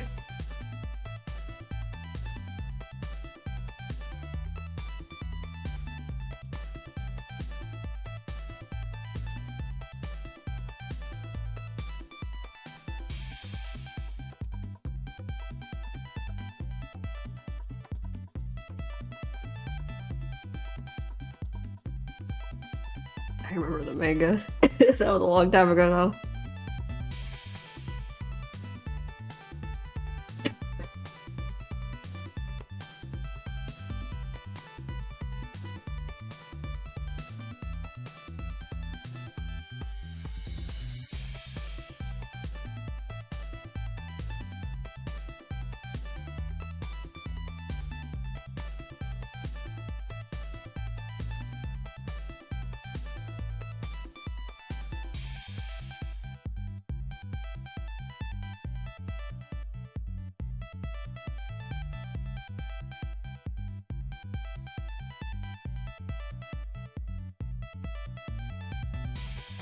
Because, I think most people who are into yanderes are kind of like, if their stress minds Madoka Magica. It's from a Vocaloid video, it's Vita.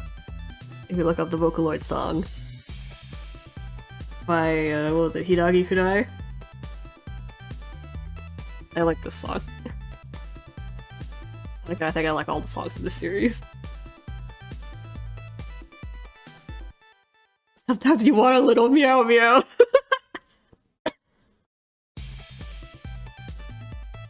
Yeah, most people who are like in the yanderes, there are like two types of people who are into yanderes. The first kind is the people who are just into screwed up situations in general, like being forced or weird fetishes, that kind of setup. Or like, you know, creepy stalker characters. They kind of just like that kind of thing. It's like their fetish kind of thing. And then the other side of yanderes are just people who like the intense devotion, the murderous kind of devotion. The I do absolutely anything to be with you, and I don't want anyone else between us. Like, I'm just focused on you.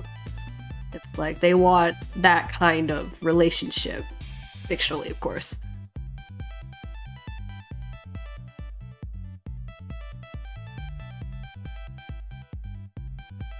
It's like, I think that's like the basics of the two people who like yanderes.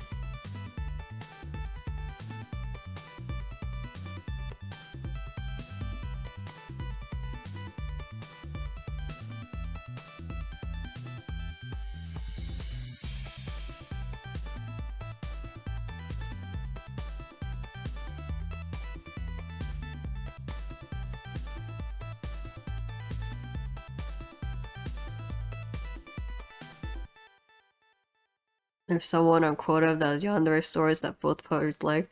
That's very good. I think that's very good. We need more people like that.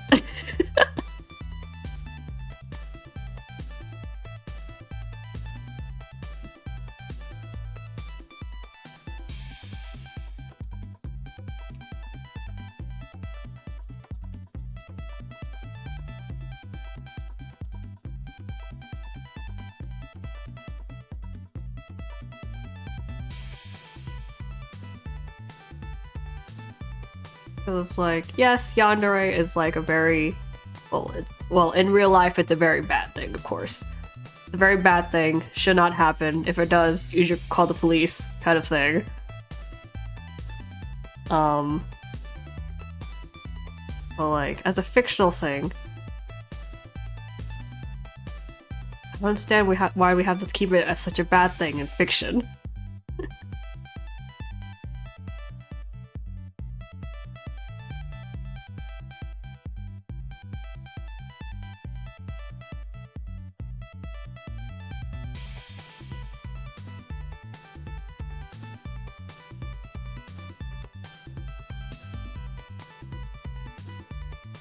Like fictional world settings, the situation could get really drastic enough that just these kind of people just kind of exist, or just like that's just how the situation developed, as though someone being like that is a good thing. Like you could use them, like what was it, Mirai Nikki? That was a really good one of like taking advantage of a yandere, like that kind of situation. We're almost at 2 hours? That's good.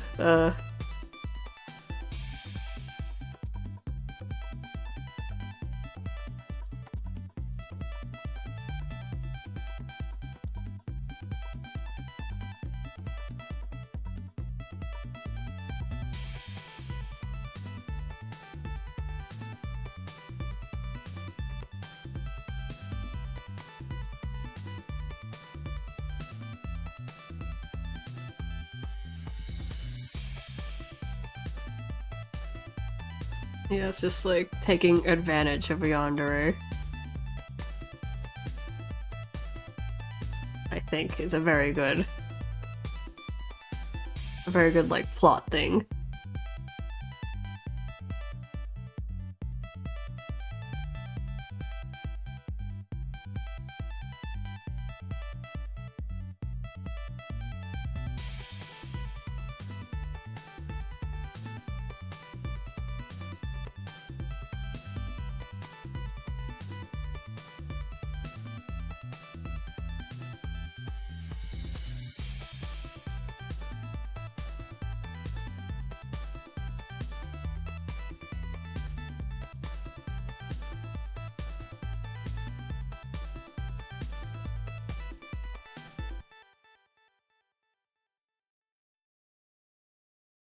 This is a shame. I just want more Yandere content. That isn't just like... That doesn't just feel like the same horror story all the time. Because that's how most original Yandere stories, or just Yandere stories in general, go.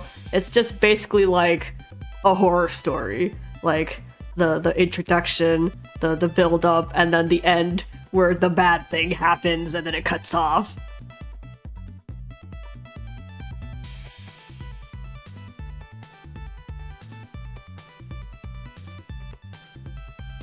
That's how most Yandere stories go.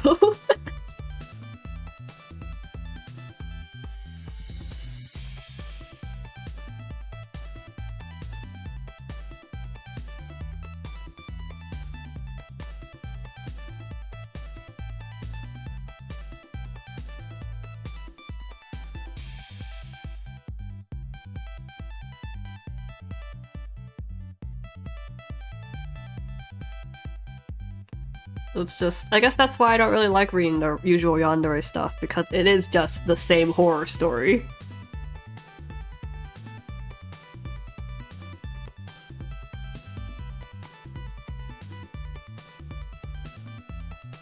Before your blog became yokai focused, you made a comic of Yandere Kala.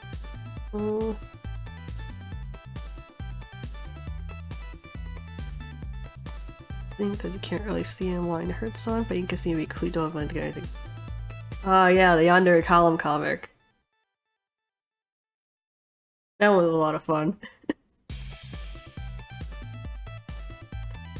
For anyone in the archive who doesn't look at my blogs, the Yandere Callum comic I did was about Callum, you waking up to Callum putting chains on your legs, and then you freaking out about it, and then he's like, what, do you not want it in this color?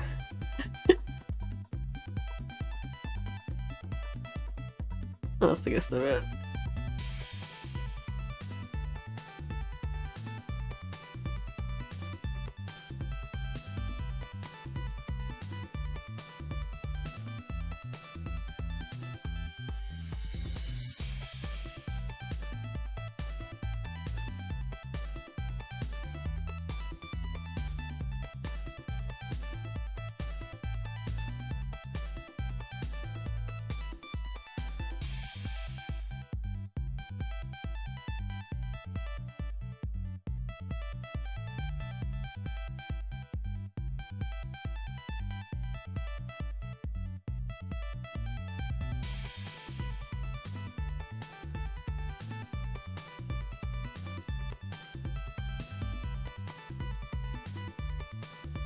One for the Tweels. Oh yeah, the one with the Tweels, like, I get more reblogs on that. It just kind of resurfaces more often.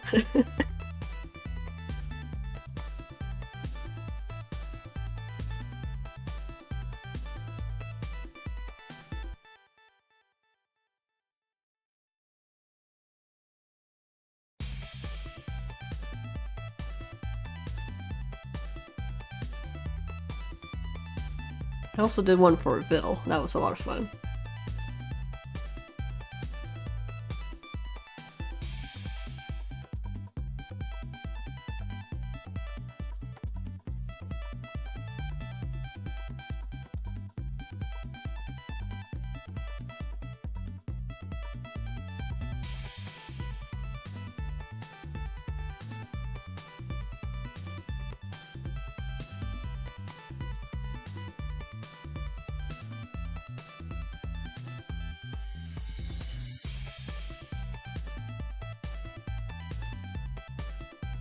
Oh, the Adeuce one, yeah.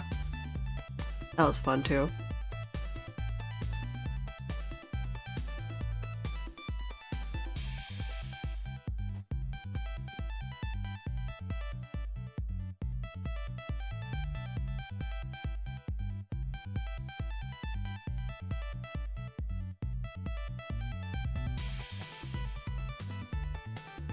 So they could be worthy of him. Yeah, the idea was that that he had completely settled on you, and yes, you were not worthy of him, of course. So, but he refuses to give up on you. So he's chosen instead that he's going to make you worthy of him.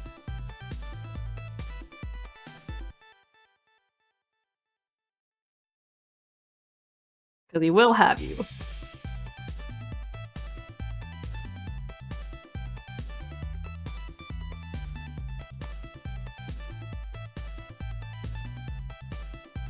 Yeah, Riddle had one post. Apple was like a kind of a more jokey one, but it was in the spirit of Yandere. One of the few times I actually used Yui as intended. And then Yui got too much of a personality, so it felt too strange to use them any further.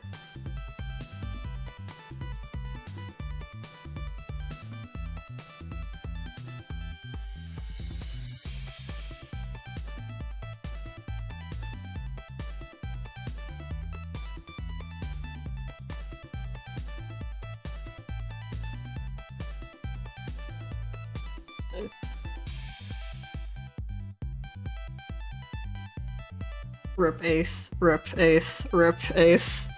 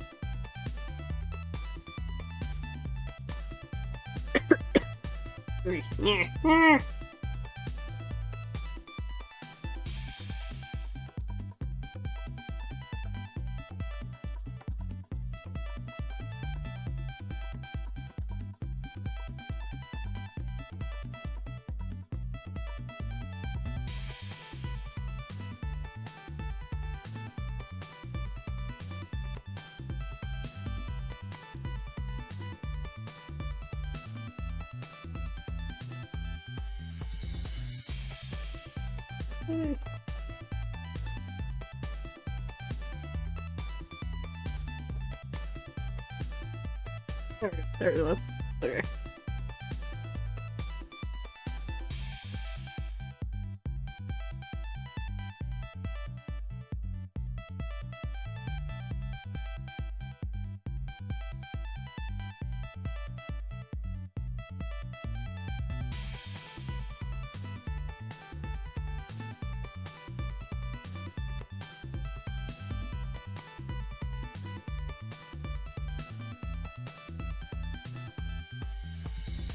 What is this, Aether?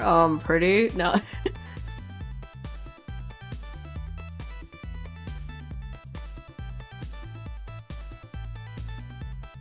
It's the Vocaloid song Vita by Hiragi Kirai, sung by Flower.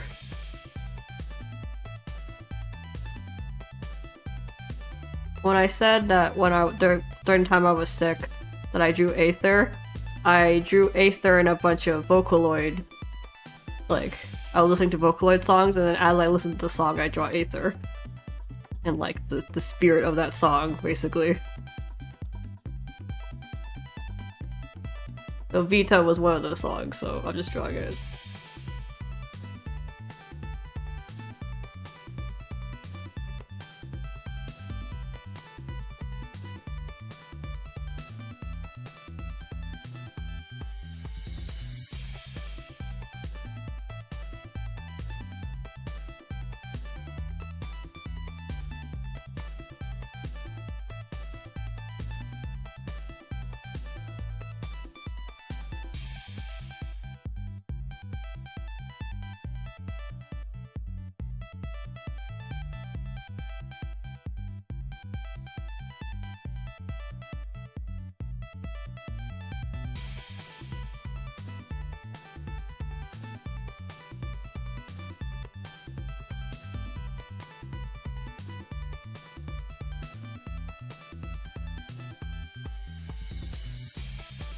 Ugh.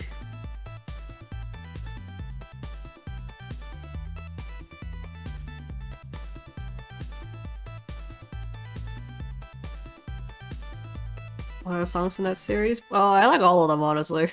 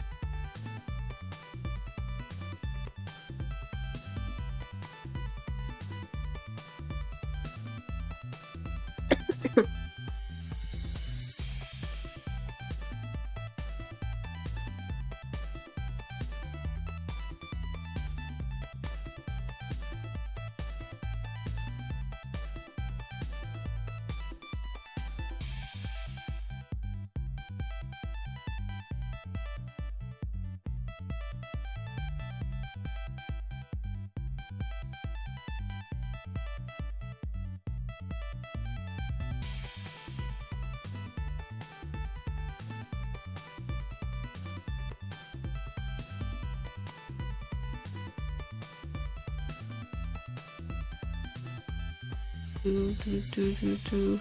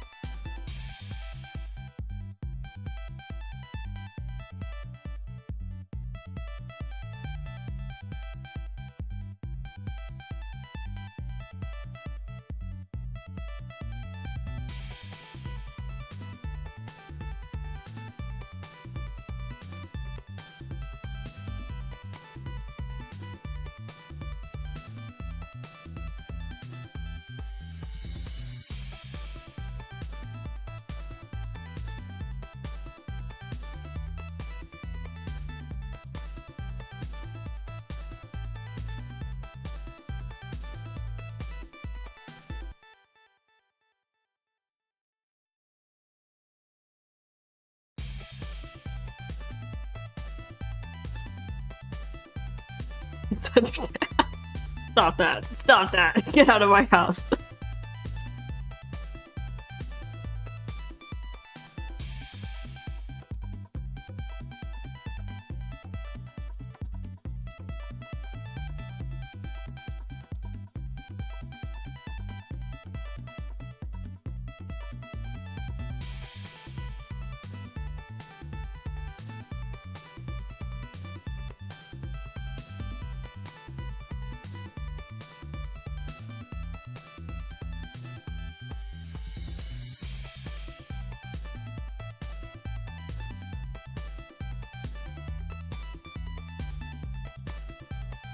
Knee-jerk reaction. And I knew a kid who had like an addiction to dabbing in my high school back in the day, and it was like an actual issue.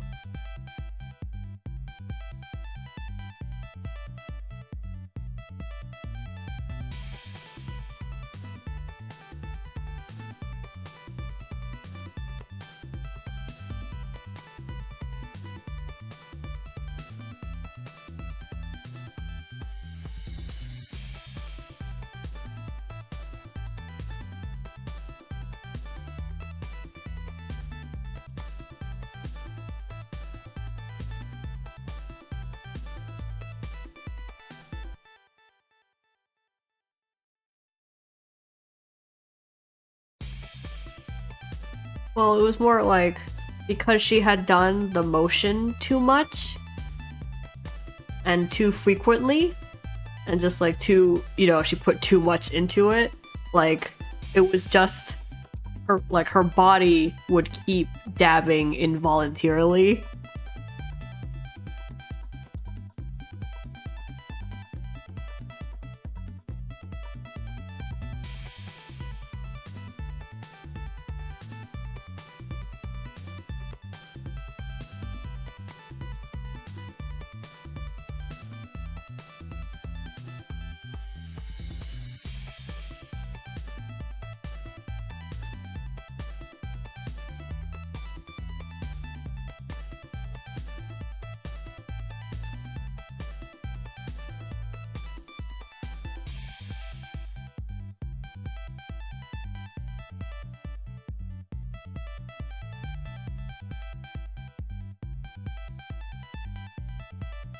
Good night. Thanks for coming to the stream.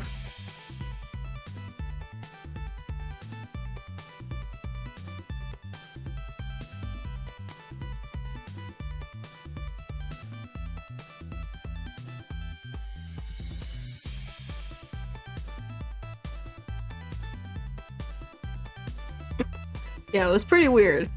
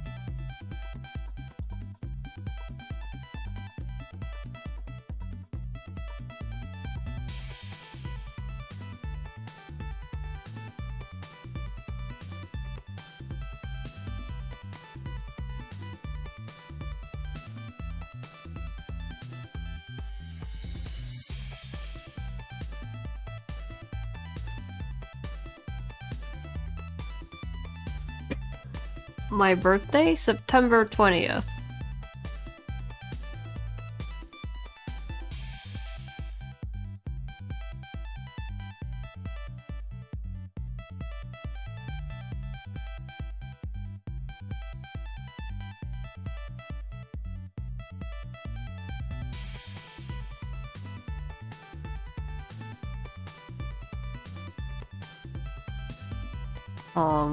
Last birthday I drew Aether in a magical girl outfit in celebration. I was like, screw you guys, it's my birthday, here's Aether in a magical girl outfit.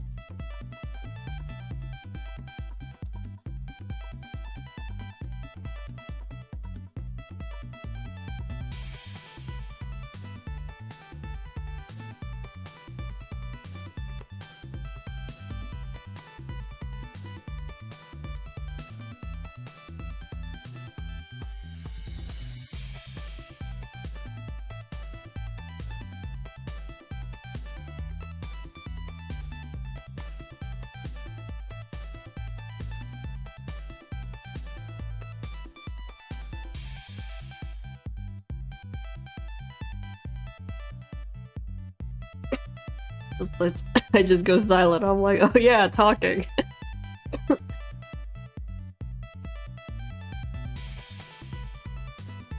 I wonder how it is on like other drawing streams. I haven't actually watched like a live drawing stream before. I wonder how they do it. Like, how much of the time do they actually talk? And how much of the time are they just gone quiet?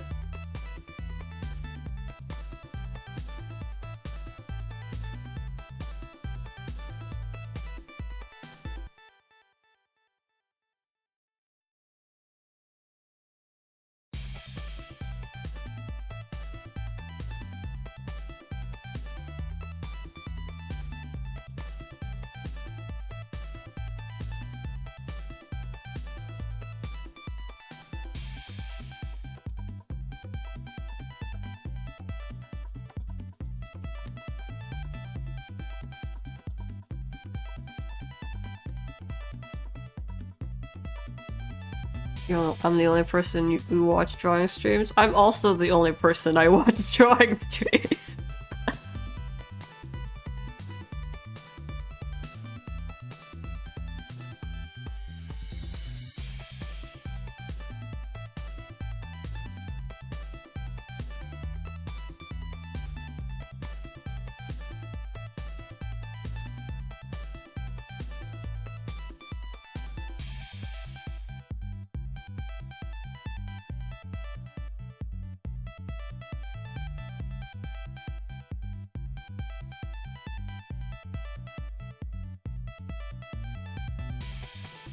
Oh yeah, having more people to talk to would probably keep the chat pretty active.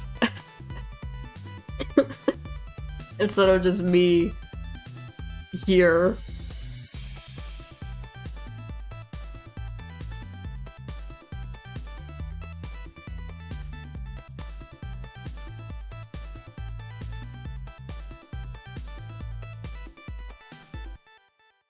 Some talk the entire time and some barely.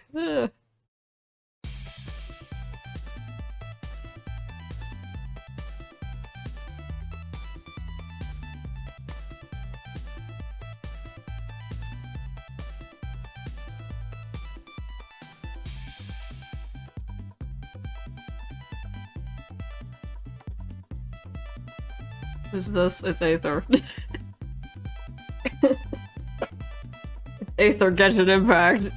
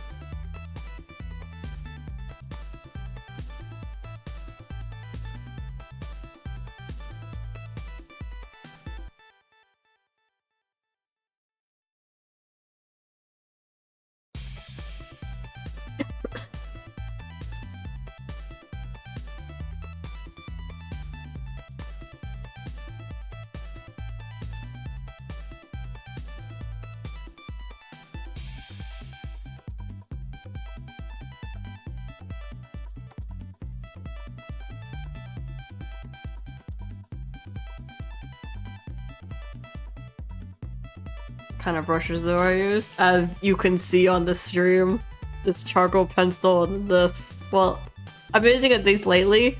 The ones I typically use for posts are this pen and this pencil. Pen is for coloring. Pencil is for line art, shading, sketching, everything. For a more casual post, or posts I don't really planning on putting anywhere, I usually use this DP soft pastel for line art and this charcoal pencil for coloring, which you can both find on the Fire Alpaca brush place. I say store, but they're all free, so not much of a store. You can just download them for free there.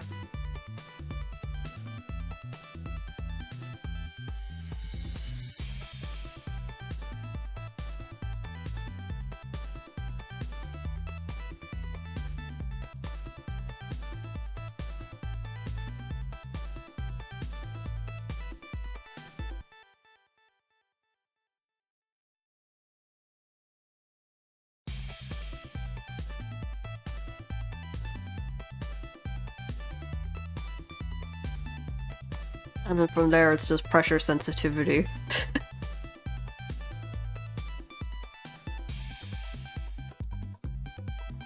I am an avid lover of Fire Alpaca.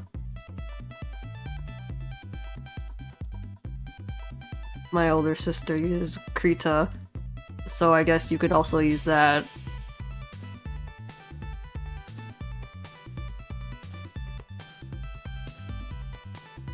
That's open source and anyone can contribute to it. It has a bunch of pencils and stuff. Or like, there's a bunch of features on it, which is really good. I just like Fire Alpaca because it's simple.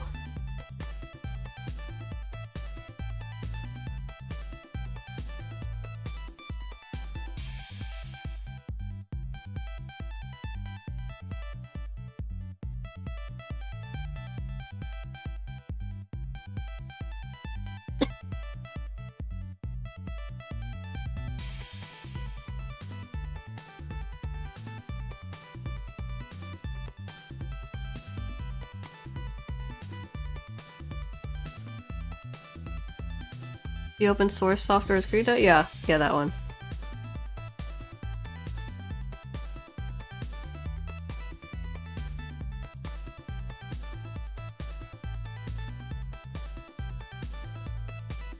Fire Alpaca just makes more sense to my brain, so I just use it.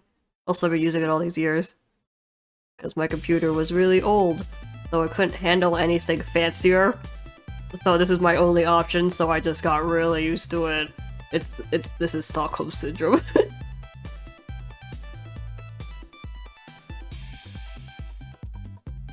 Stockholm Syndrome by an art program.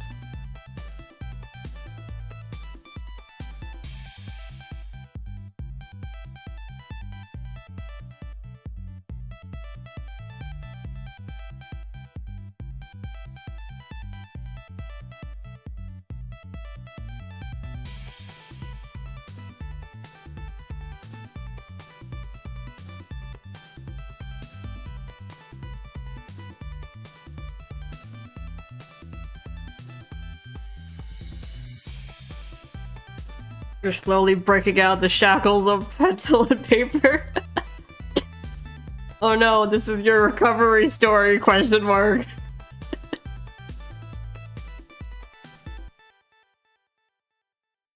My survival story from paper and pencil.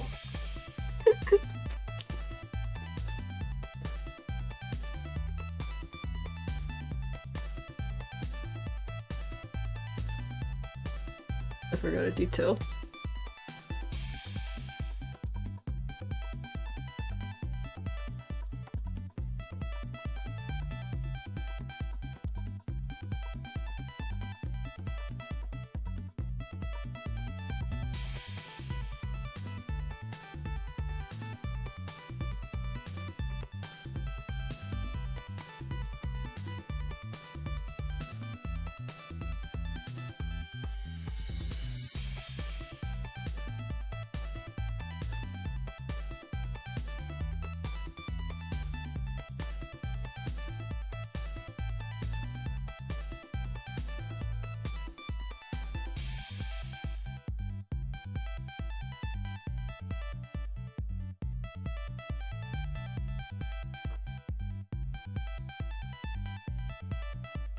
Undo line strokes. When it comes going to traditional digital, you can erase things really specifically. Bucket tool, color in general, textures, zoom in, the transform feature, where you could select a piece and then kind of shrink it and big it and move it. Big it is not a term, it's enlarge it. I mean, big it's a bad word, but I meant like big it.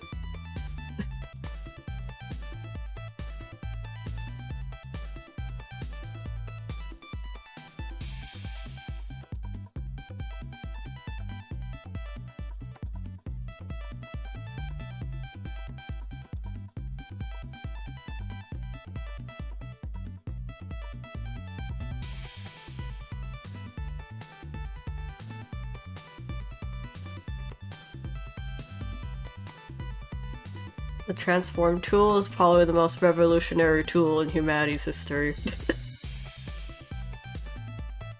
This stuff's nuts. It's the most magical thing in existence. All of your mistakes magically gone. Head's too big? Fixed. Hands too small? Fixed. Legs too long? Fixed. Incredible. God's gift to man. Level stuff.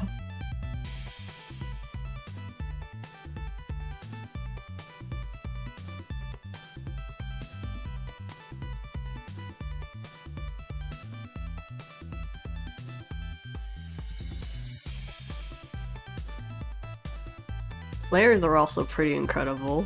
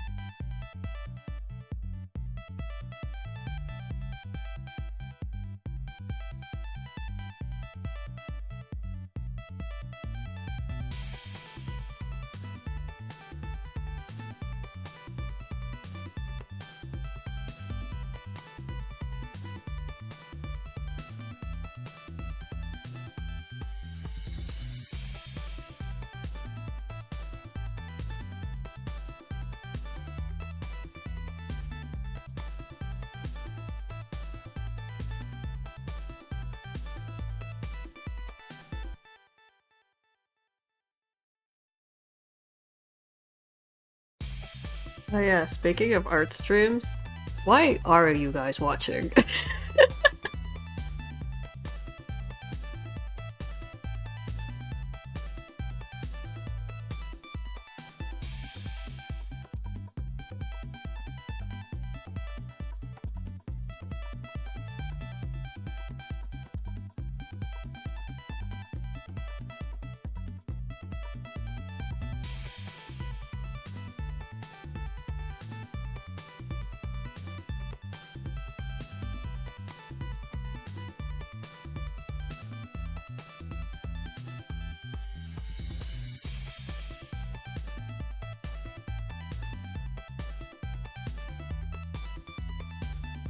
Mainly because I'm here. Thanks for coming out for me.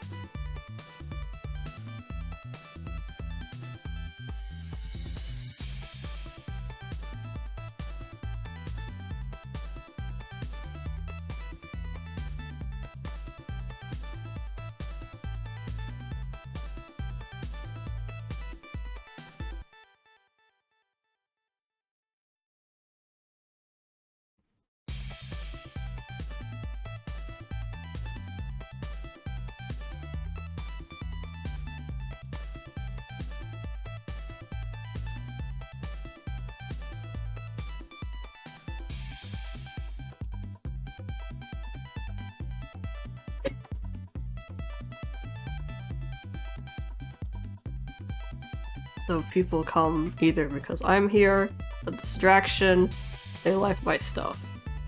That's a pretty good reasons. Just want to say my creations provide a lot of comfort for me. You're welcome. Thanks for viewing them. Thanks for liking them. Makes me happy to hear.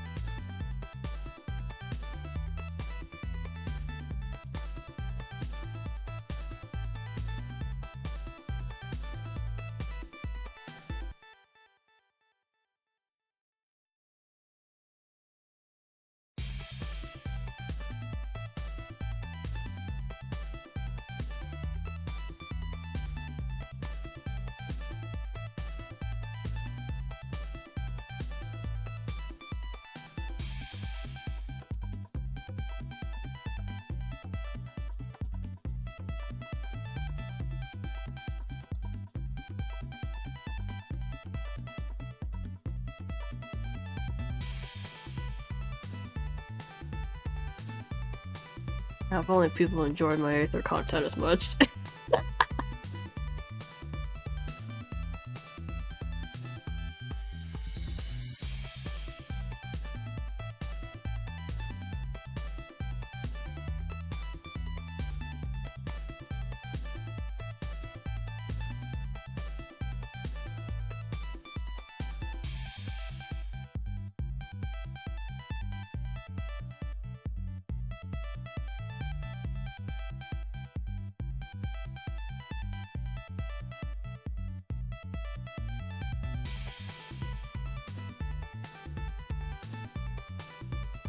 Thanks for being a trooper. Thanks for being a trooper, alien.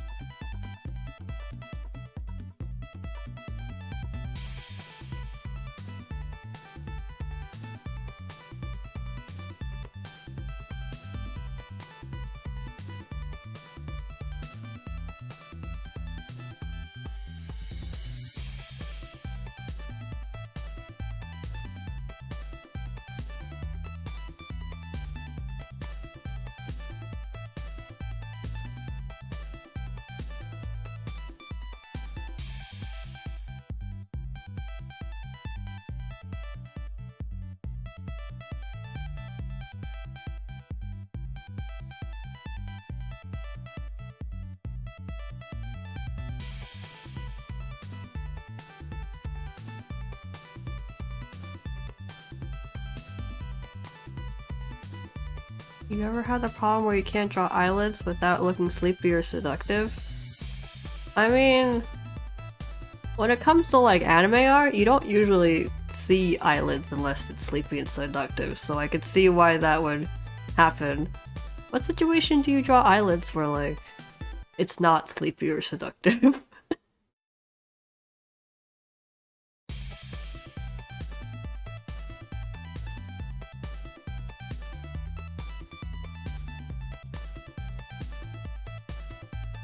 I guess like an angry face.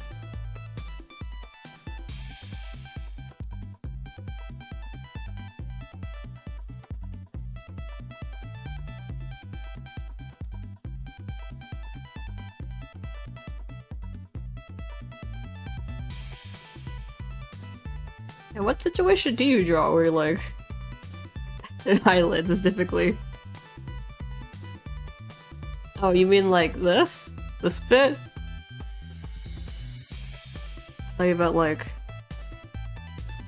an actual like human, like realistic human island. Like I'm a snake and my thing just go wee. Like the snakes that just go this, and then they're like their island comes up like that, and they go back in.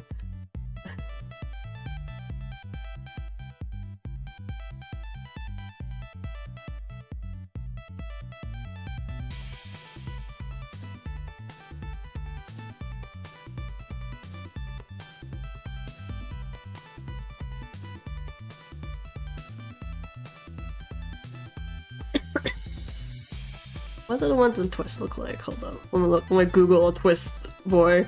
I guess Ace will do. I gotta see I gotta see his face. What do they look like again? What do the islands in Twist look like?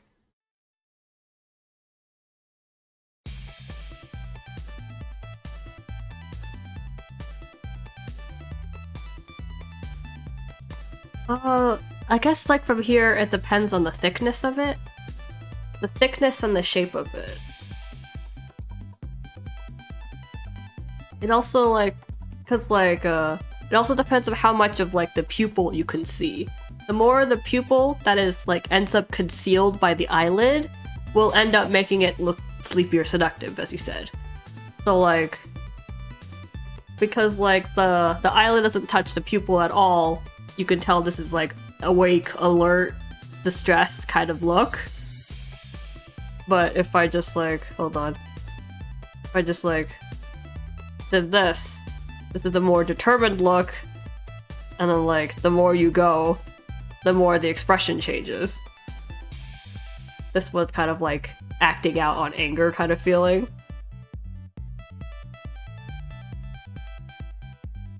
That's really like the thickness of it, and like how much of it is really just how much of the pupil you end up seeing.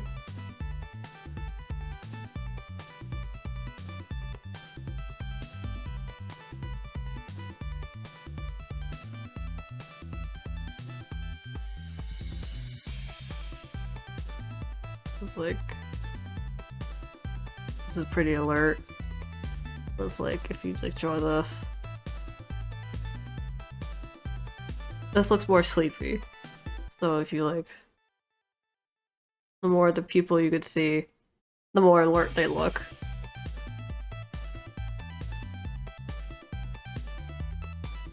You mostly just want to keep an eye out on how much pupil is being revealed and like how thick the eyelid itself is.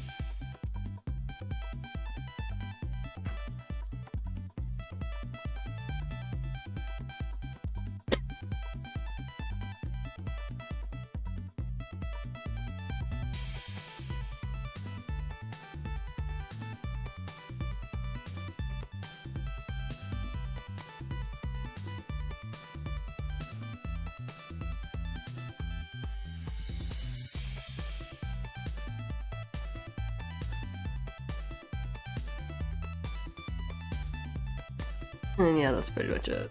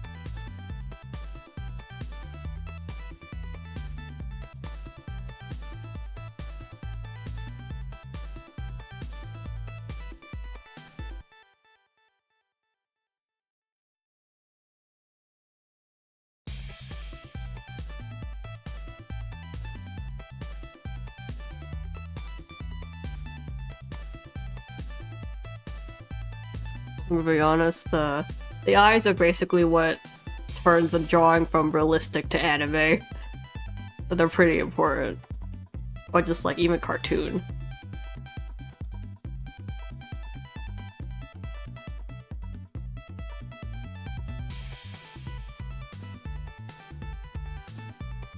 And also kind of like determines the feel of your art style. I draw pretty wide eyes, so my art style still got like a kind of cutesy feel to it, no matter what I draw.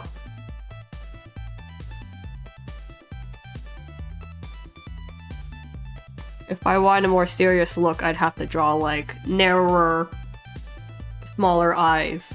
They should take up less space on the face, basically. But just determining how much space they take up on the face can determine, you know, the kind of art style it is. And then the nose can just do whatever.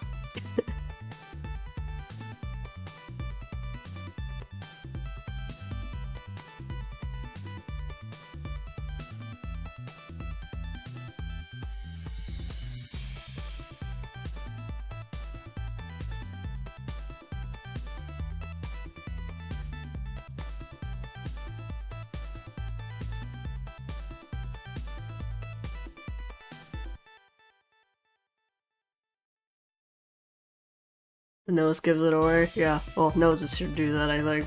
Anime noses are very... whatever.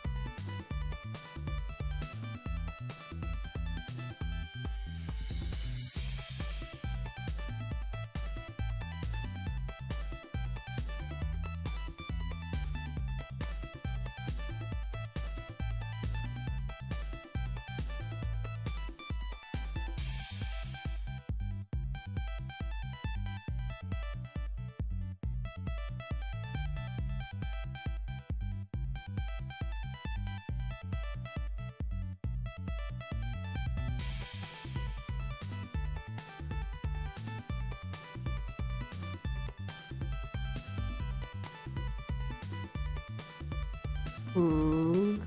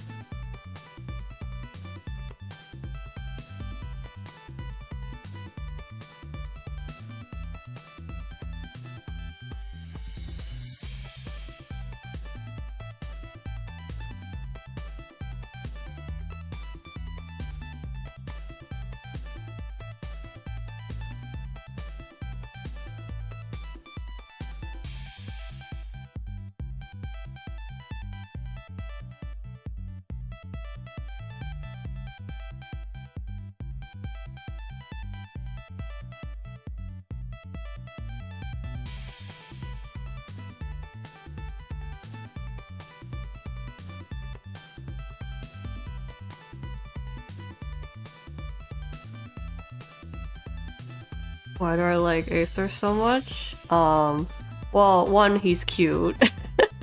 Like, appearance-wise, yeah. He didn't really... Technically speaking, he didn't, like, hit any of my pre-established things I like in a character look-wise. Technically speaking, he didn't hit any of that.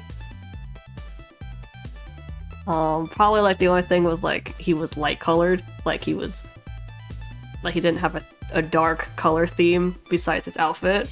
But, like, you know, he's blonde, he's pale-skinned, yellow eyes. It's like... So, like, besides being, like, blonde, I guess, he didn't really hit anything for me. Like, any pre-established, like, things I like about characters. Like, for example, girls, I like, you know, like girls with pigtails or something, or I like characters that are blue. Like, that kind of pre-established.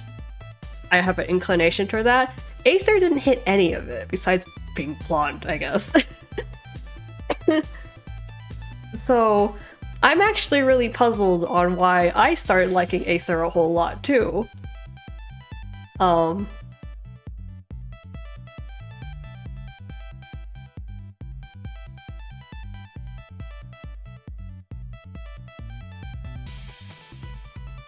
Because he didn't hit any of my spots, really. So the question comes down to, why do I like Aether? Then, like, if he wasn't my aesthetic look.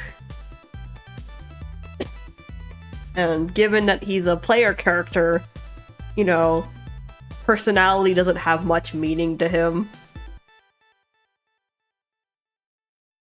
Because you can kind of like do whatever you feel like with this player character. Like, there's a lot of wiggle room, I'm saying.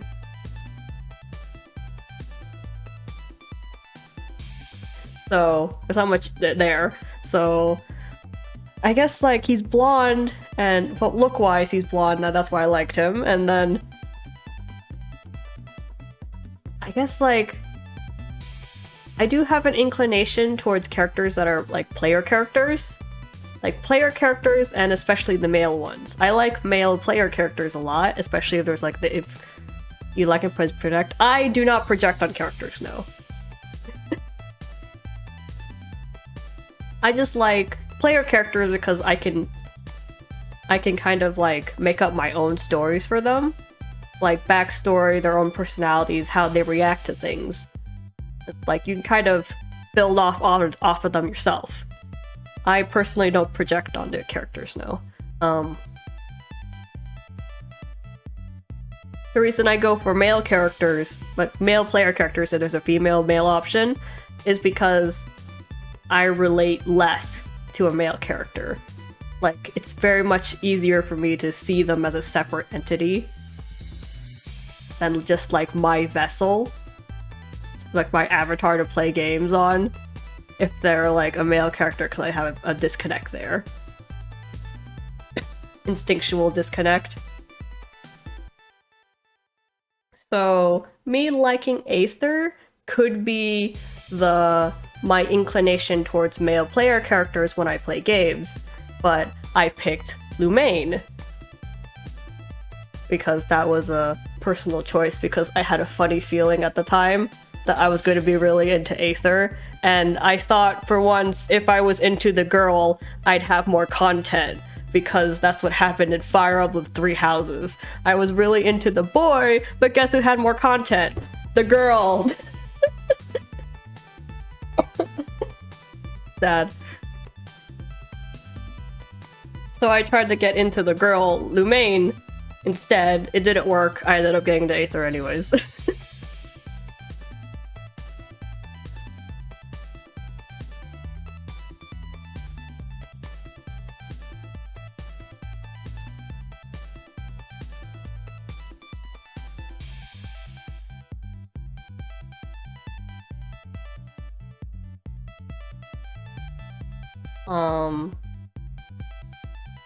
Now, that is why I'm kind of, like, fixated on Aether.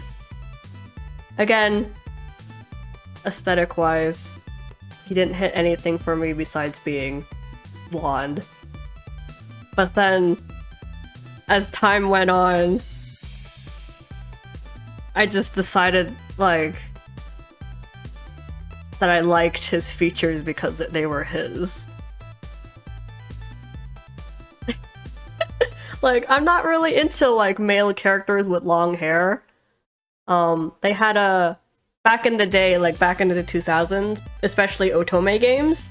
Otome games, typically a long-haired male character was a very flirty playboy type. So like I had that kind of character image of like male characters with longer hair, kind of always made me think of the flirty playboys from like the 2000s era of otome games. So I wasn't really big into them. And then there was Aether. And then I thought it was okay. Like, I like it on Aether. I really like it on Aether. So I don't know. I wasn't really into his brown color scheme, but then I kind of stared at it for a while, and then I realized I liked it on Aether, and that was that. And like I didn't really like poofy pants, but I liked them on Aether.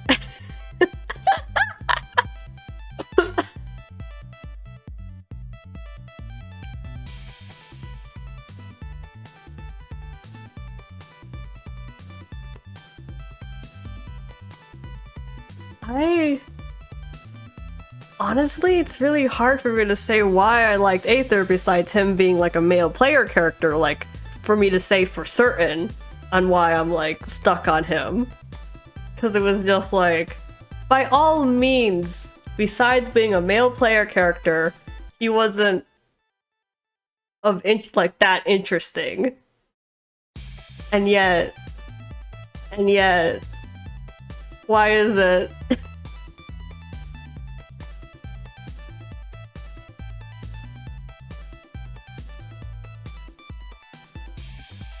Like, how did he kind of become my taste? It's more like before I knew it, I was in love with it. As long as it's Aether, it's fine. Yeah, basically. I described it to someone before and they got like kind of weirded out at me. It was like,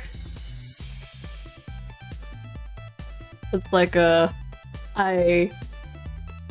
don't like infidelity. I don't like cheating. I don't like that kind of thing. Which happens in like stories and fics sometimes, you know, like this character cheats on this character. And it's sad, kind of thing, and then a breakup happens. Was it? No, it was someone else. I've talked to other people before. It was someone in the Genshin fandom.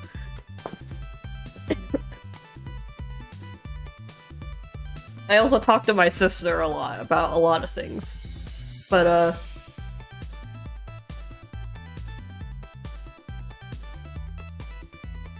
what was it? What was I saying? Oh, right. About the cheating thing. But, like, I described to them, like, yeah, it's like, I'd hate any fic, any work where Aether gets cheated on, but on the contrary, I feel it is completely within his right, and, like, if he wants to, he should, but about Aether cheating on someone. Like, if Aether was the one who was unfaithful, I felt that he could. And that if he wanted to, he should. I just felt like that was completely logical. It's like, someone cheating on Aether was completely unacceptable to me, but Aether cheating on anyone else just made sense. I was like, yeah, why not? Why can't he? If he wants to, he should.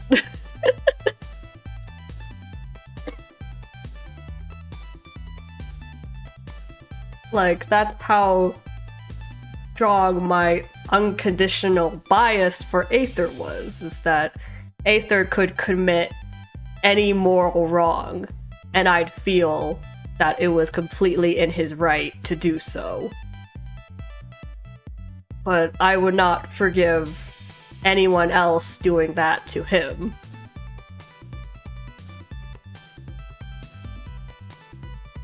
Honestly, even if it was just like, he just wanted to, and he was just a jerk, I'd still feel like Aether was completely within his rights to do so. it's this weird bias, which really opened my eyes on like how like unconditional I am about my affections. Aether could commit war crimes. Aether could dissect me alive without anesthesia and like get bored halfway through and just leave me there to bleed out and die. And I think he'd be completely right. I think he was completely justified. No matter what the reason was. I think as long as it was his whim and his desire, no matter how brief it was, I think of it like gospel. I think of it like the word of the Bible. Why do I like Aether? It's just like I didn't really like anything about his design besides like him being a cute blonde little young boy kind of thing.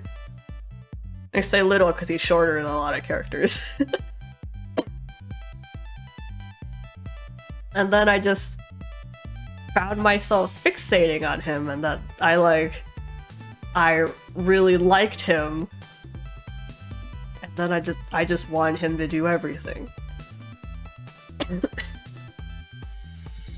That's scary, is it? That's why I run a Yandere blog. That's why I run multiple Yandere blogs, because my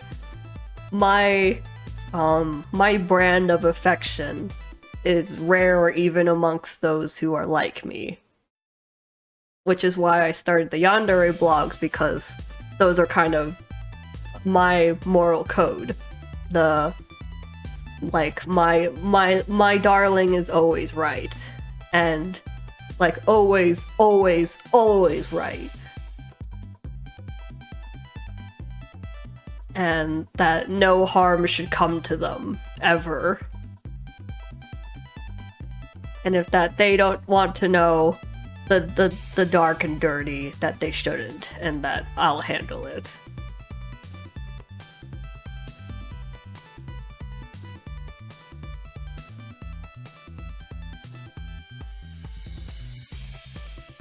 My affection is also a little bit more little heavier than what I write, though.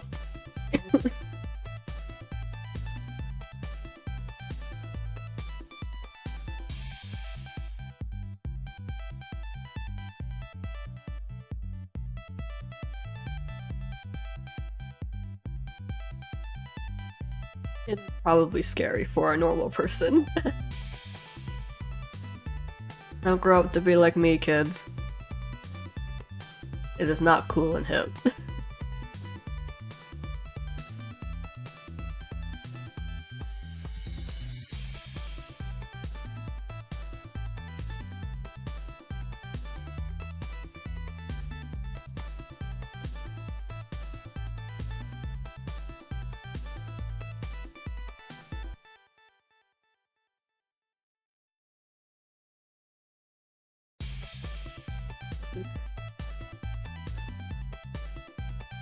Perfectly fits the quartet.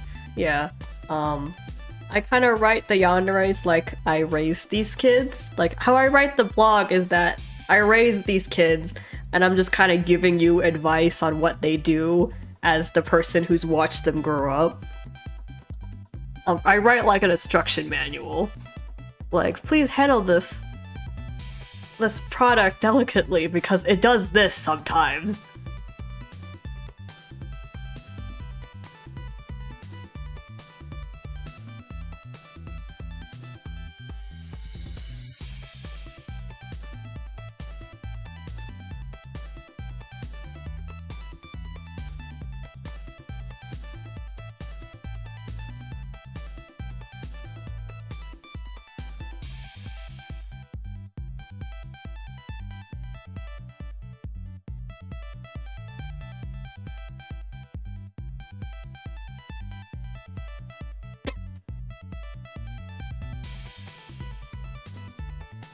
But yeah, so why do I like Aether?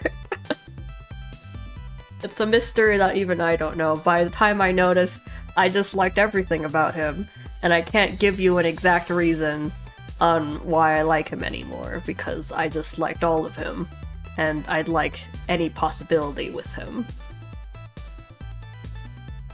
Mods take on Yandere is refreshing, because most of the ones I see are where the Yandere hurts a darling, said the voice. So yeah, it just didn't make sense to me. That it's like if you really truly loved someone with all of your being, that you do anything for them, why would you hurt them? It just didn't make any sense to me. Because if you'd hurt them despite their wants and like despite their pleas, that wasn't you loving them, that was your own selfishness. That was you kind of venting on them. That was you projecting on them. That was the Yandere, that is. Like kind of venting with the justification that it was love. Which was unacceptable to me. It just didn't make any sense. Because I felt that it's like that love is, well, it should not be like this.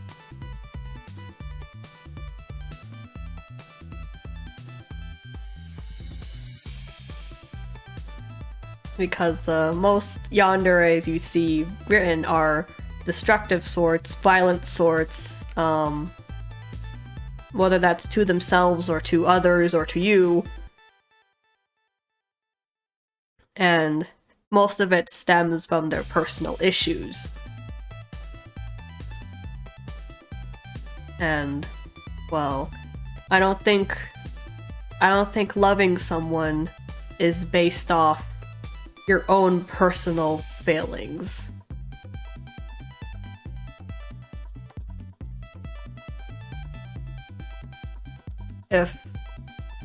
If I have fallen in love with someone, it is because I love them, because I love who they are, what they do, anything like that.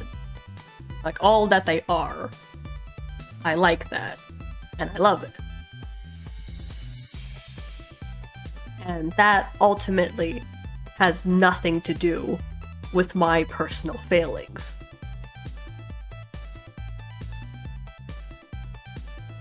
Because they themselves have nothing to do with my own personal failings. Like, even if they were, like, involved in my past, I view all of myself as something that is not like I did. Like, I'm like this because I chose to be like this. So if I fell for someone, I loved the them that they chose to be.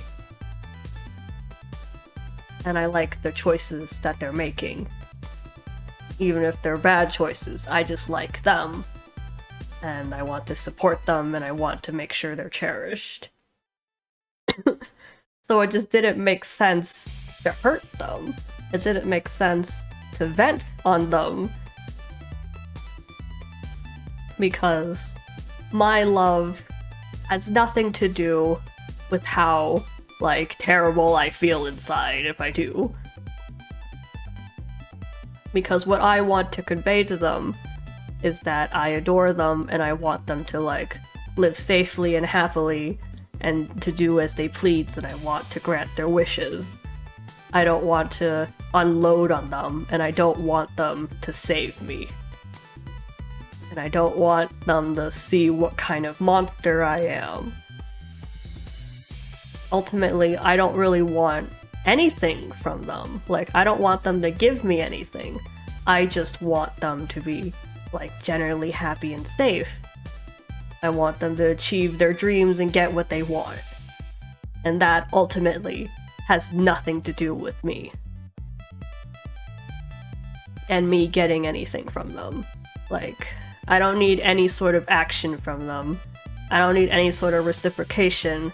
I just want to see the end result of them being happy and safe. Which has nothing to do with me getting anything, because I got satisfaction and happiness and fulfillment from them being happy and fulfilled.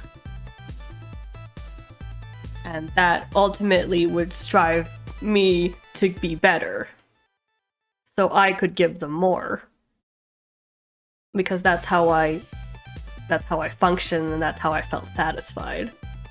So like, it just didn't make sense why you'd hurt someone if you really felt like you loved them. It's like, even in a normal setting, hurting someone is not the type of love. I think other yanderes are obsessed with the idea their dog loved an actual dog. Yeah, a lot of yanderes have like idolized kind of version of their darling, which is kind of why I can't read a lot of normal yandere stuff, because like they idolize you, and then, you know, if you've ever disappointed them, you're liable to get punished for it. A lot of yanderes are written yangeres. Yeah. A lot of people do tend to write the really bloody, violent types and just classify that as yandere, which they're not. Or at least, I don't think this is what the category should be.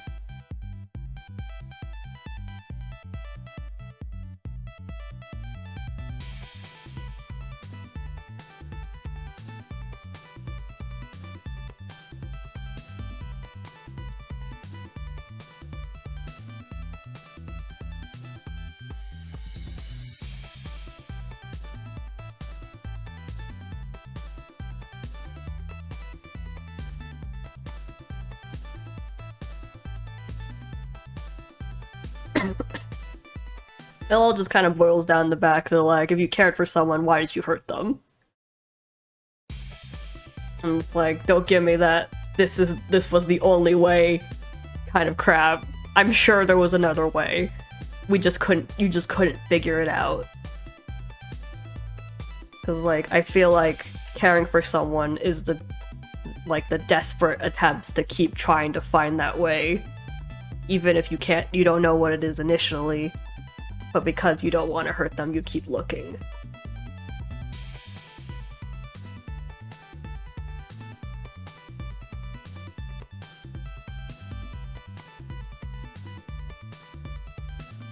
Oh, like, that's what the yandere category is. Because some people just like, you know, bad situations. Like, they kind of like fetishize it. And it's just like, that's just the kind of situation they like. That's where they like their imagination to go. Like, kind of freaky stalker types or violent types. People just like that. Then there's some people who like that. So like, whatever about those people.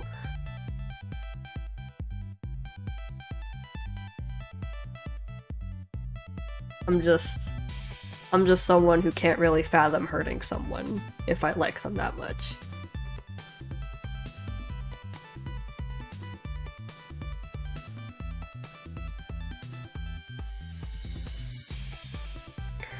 What vocal alert song should we do next for drawing Aether?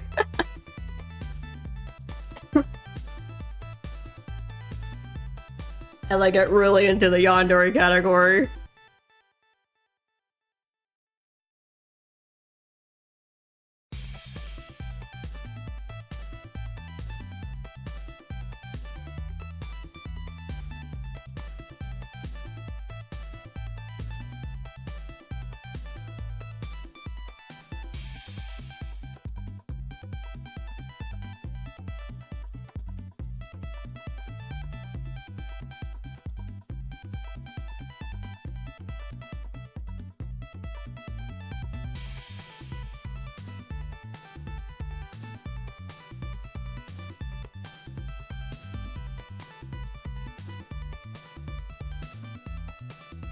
Echo Cinderella series? Magnet. Oh, Magnet's a good one, but you kind of need another person for Magnet.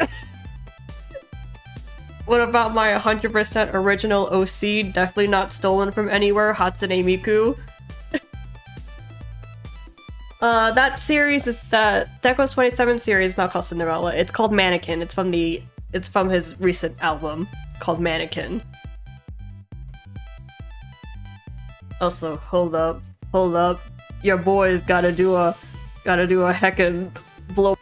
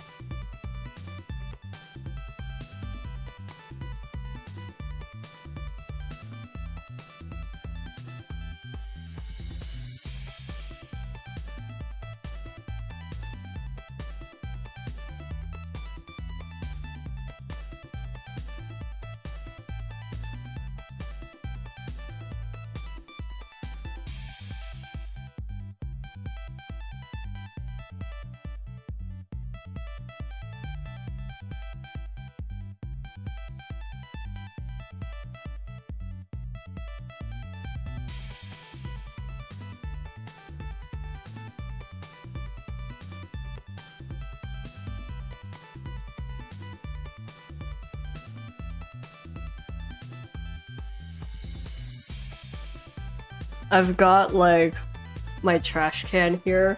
It's filled to the brim with used tissue because I've been blowing my nose like crazy this whole week.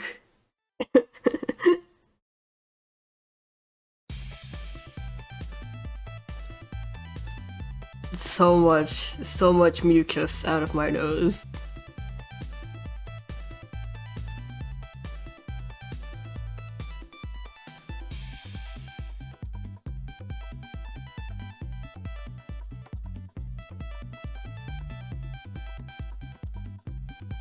Am I okay? I'm currently ill.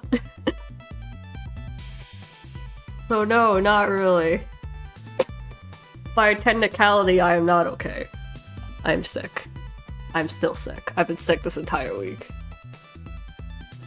I also hope my recovery becomes more speedy.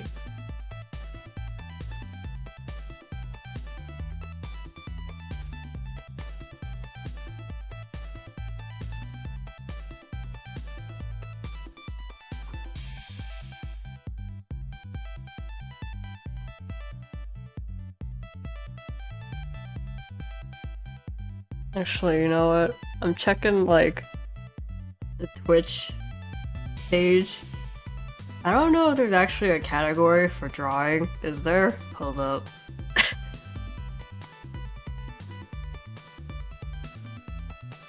It's like, I just see, like, drawing games. I don't think there's, like, an art.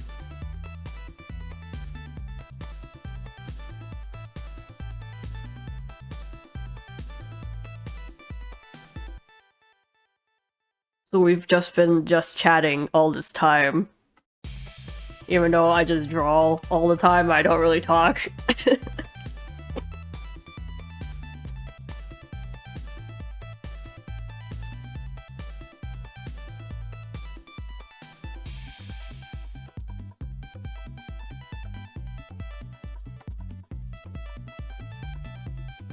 Whatever. I'll just leave it be.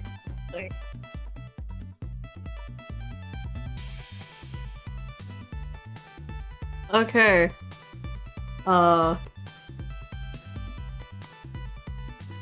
What? Did we decide where we were drawing? kind of sat down like we were decided on something, but I was like, wait, we did it. I left because I had to do a sneeze. You're gonna sleep now? Thanks for coming to the stream!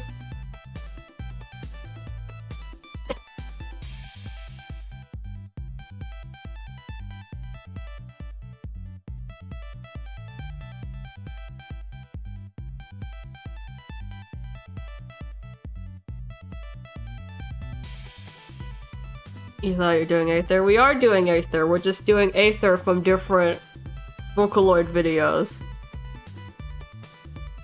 2 or 3 hours. Come back when you've... Or like, come back when you've done 11 hours straight.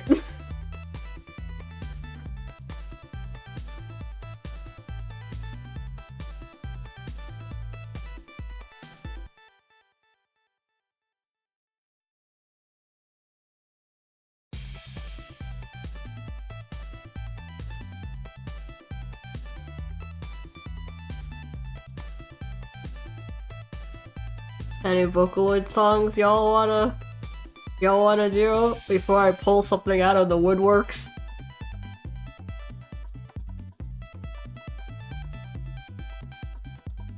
Well, I'd rather do a song you guys know than me pull out some really obscure song.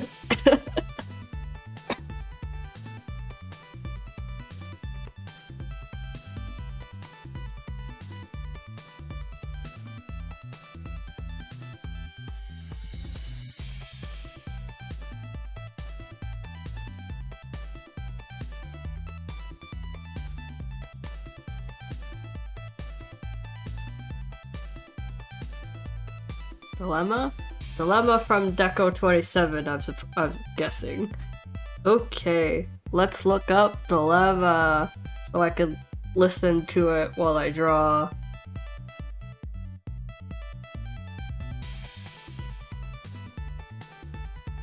I'm a big fan of Parasite myself. Here we go, Dilemma.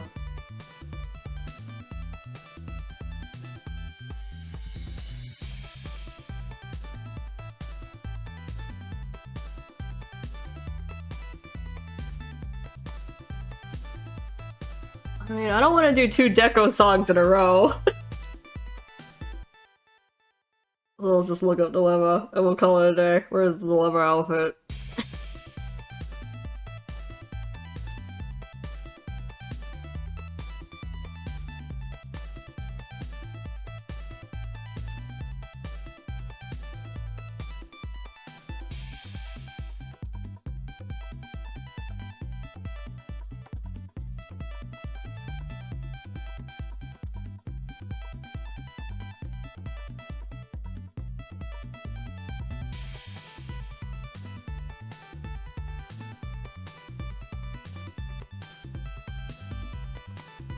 No. If only I was capable of more dynamic poses. Well, I just kind of keep rehashing the same poses.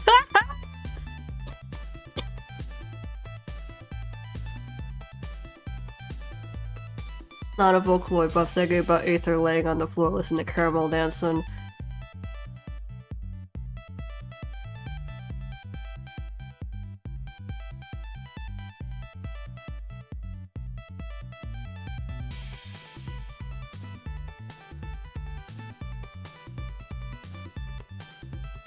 I mean, do people lay on the floor listening to Caramel dancing? I personally do a little dance when I hear Caramel dancing.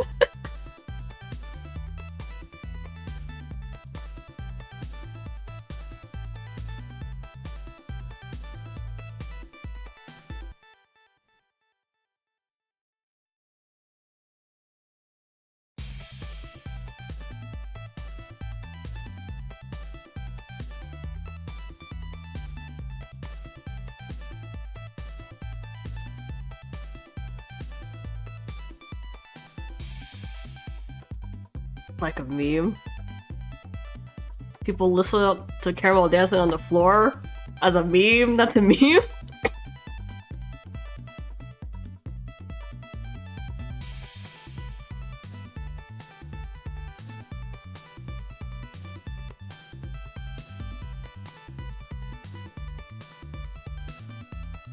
There's this video of SpongeBob doing that with rave lights in the background. Huh. Huh. Am I getting old?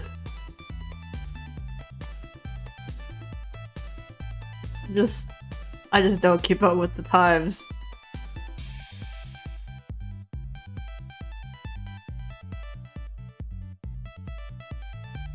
The Accord.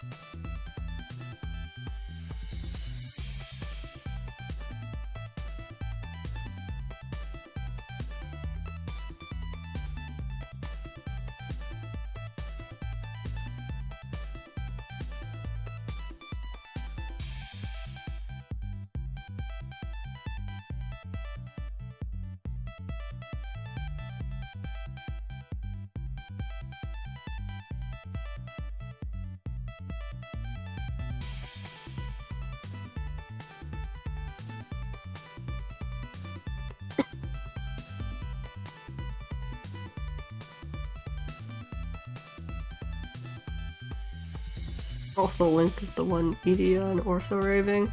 Thanks. I guess that makes it relevant to the server, which is mostly Twisted Wonderland, and then one category for me to rave about Aether.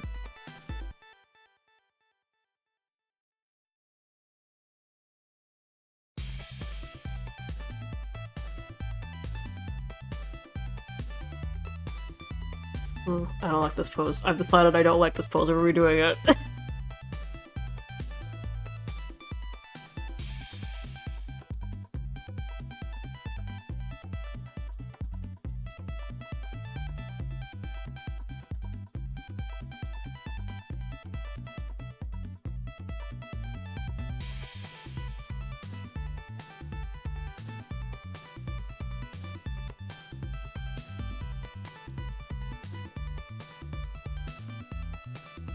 You didn't know what Caramel Dancin' was called? Oh my god. Oh my god, are there kids out there who don't know the name of Caramel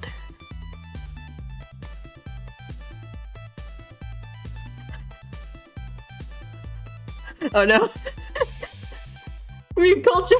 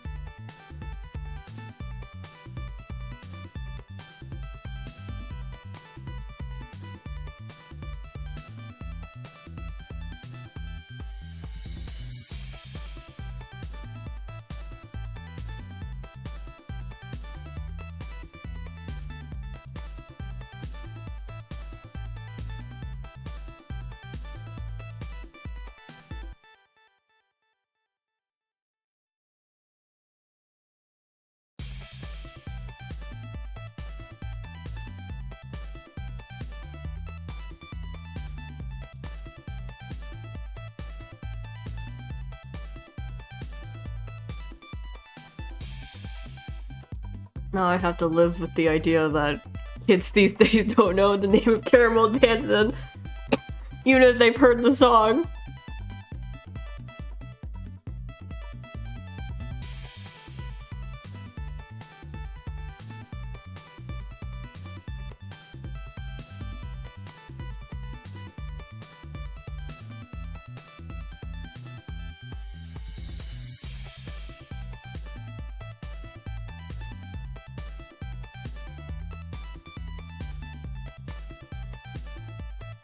Okay, alien.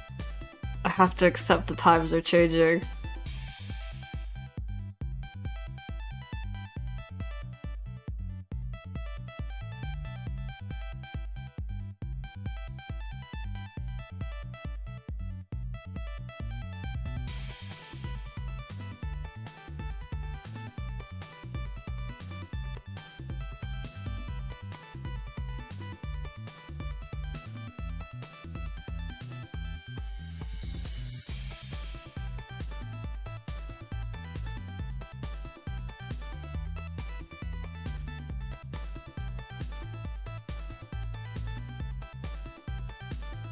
What happened? You just got back? I'm drawing Aether.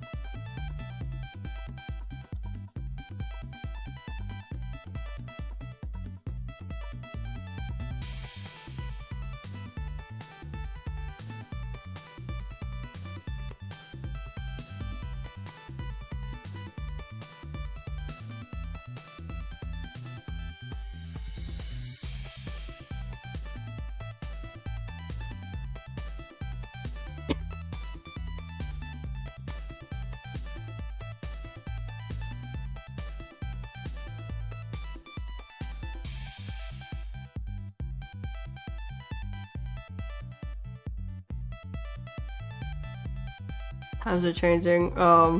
Caramel dancing. I have to live with the fact that there are gonna be kids out there who won't know the name of Caramel dancing.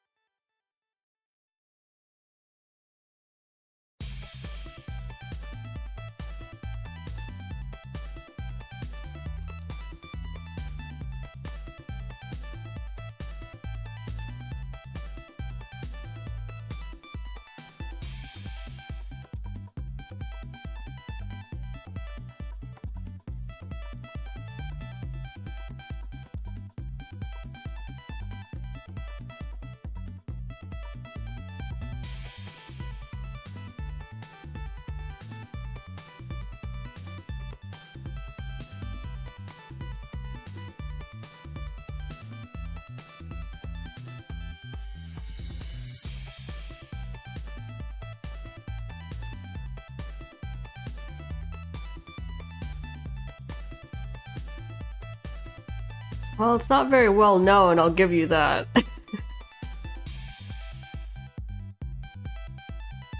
Caramel dancing nowadays.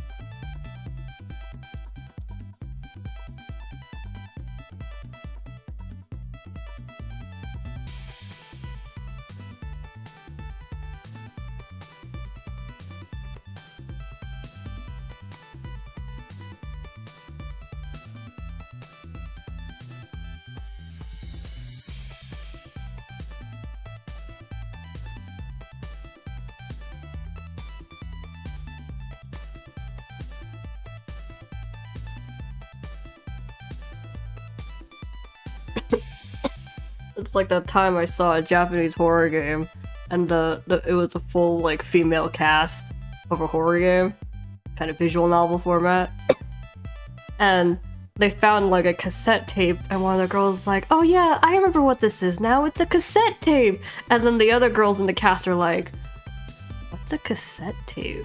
I was like, "Oh no! Oh no! Oh no!"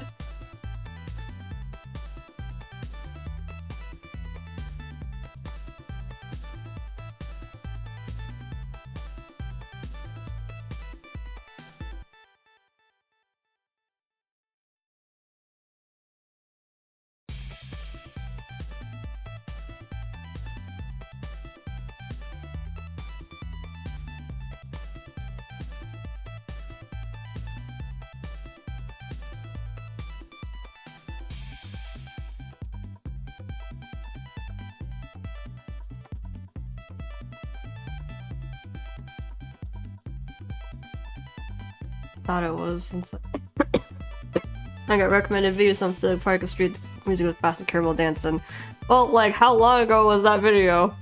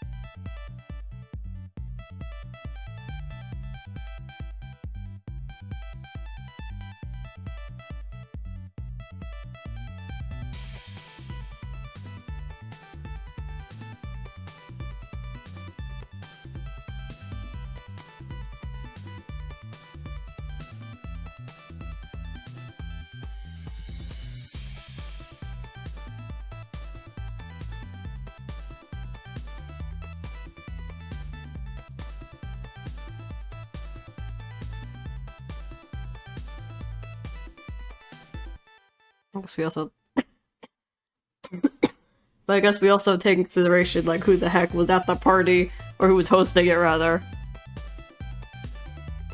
Like what age group was that?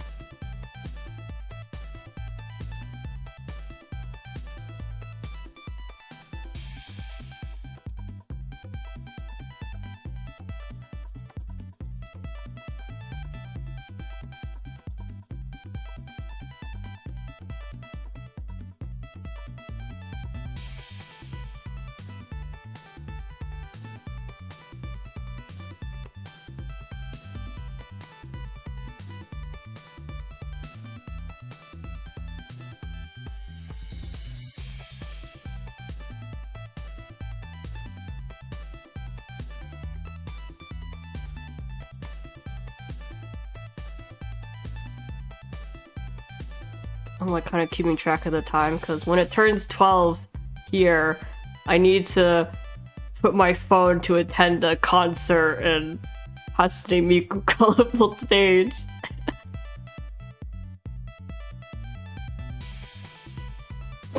At 12.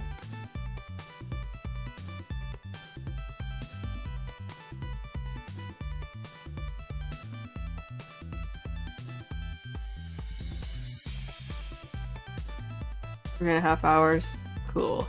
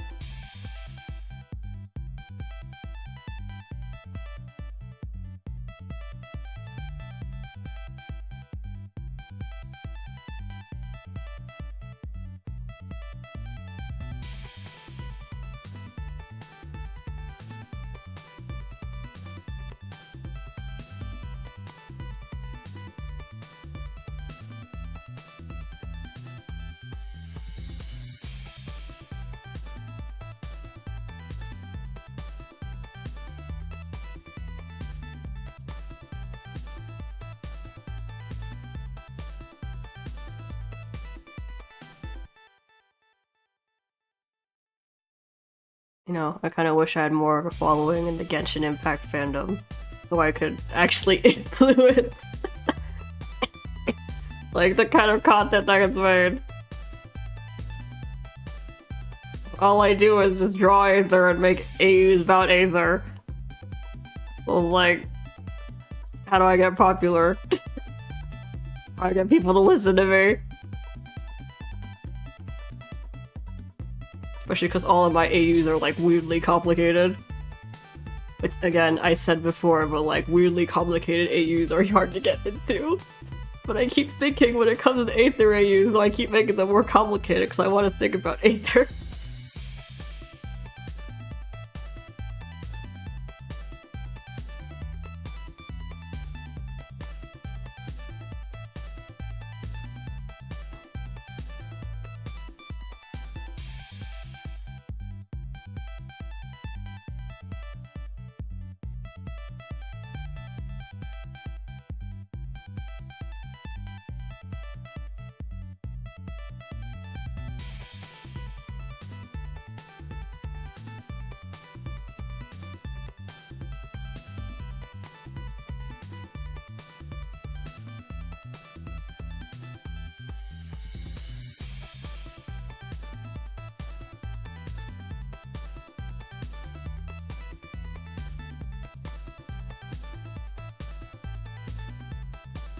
What kind of content do I have to make for the Genshin Impact fandom for me to spread my Aether agenda?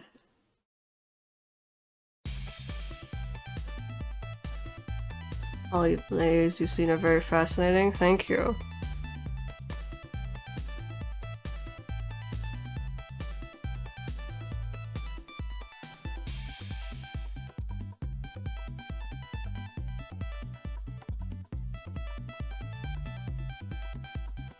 Post more. You got me there. Was this like getting into like my AU explanations is so long and so uninteresting for like other people. You saw my fucking dystopia, part of my language, my dystopia thing, or like my weird reincarnation AU.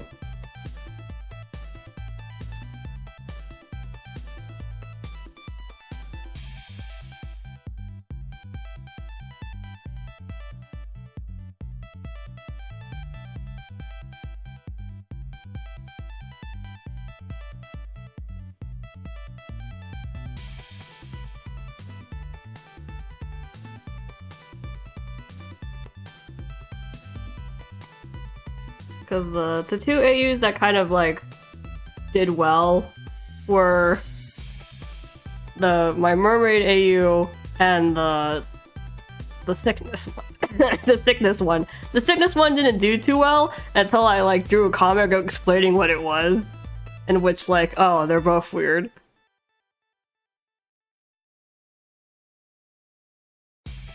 Hades of Persephone. Oh, I love Hades of Persephone. That one doesn't have any designs yet because I'm not good at Greek outfits. That's just the truth. I'm just not good at Greek outfits, so I'm not really good at designing them.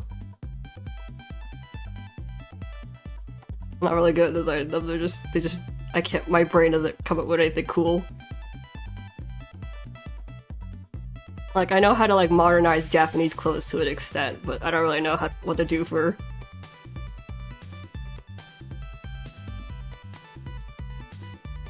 Greek clothes.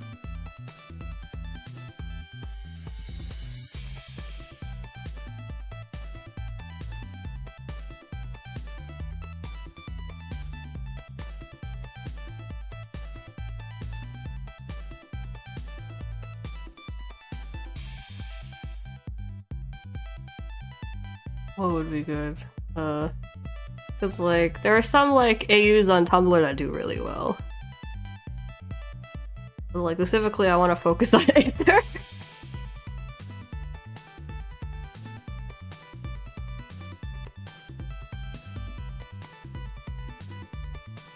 Comic with Zhao saying the AI and the Grim Reaper.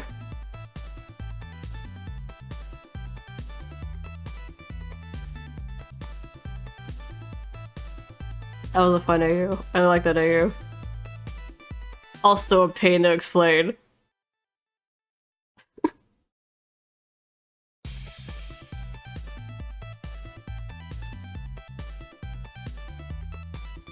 Why can't my brain function like other people and like make a coffee shop AU for God's sake? Or like a tattoo artist in the flower shop AU. Why can't I be one of those people? Those are easy to understand.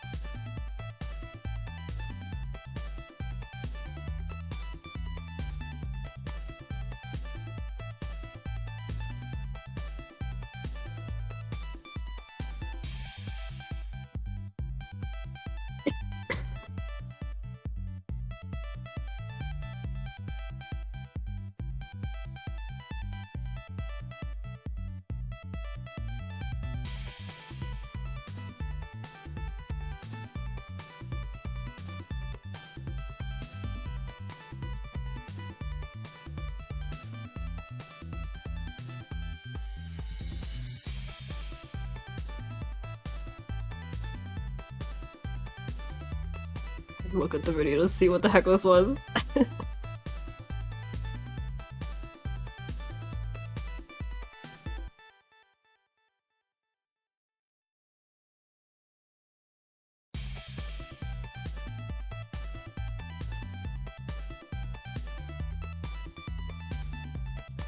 guess I have to find out what's popular on the Tumblrs. Like what what kind of AU really sells.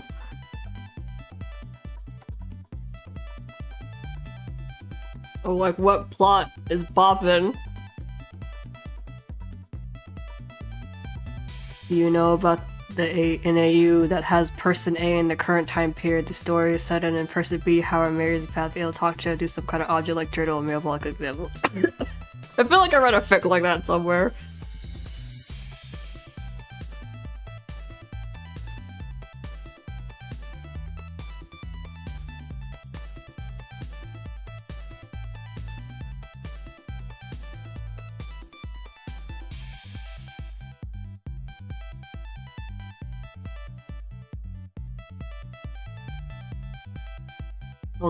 Soulmate AUs are always good.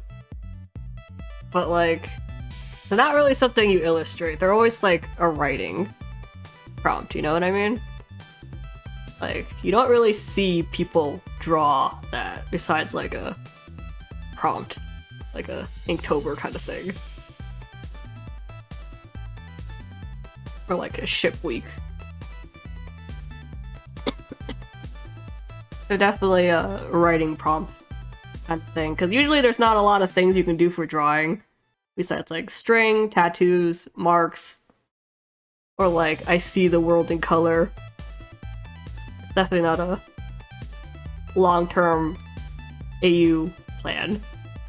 Like Yokai AU, like that has a, yeah, you know how that kind of has a plot, a really long plot?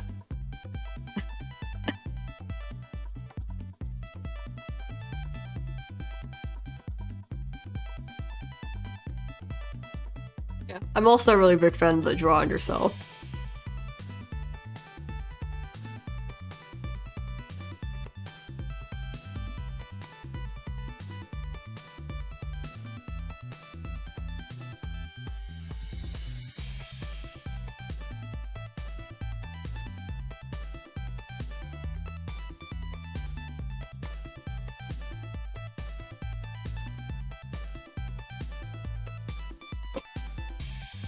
Seeing colors is also really good.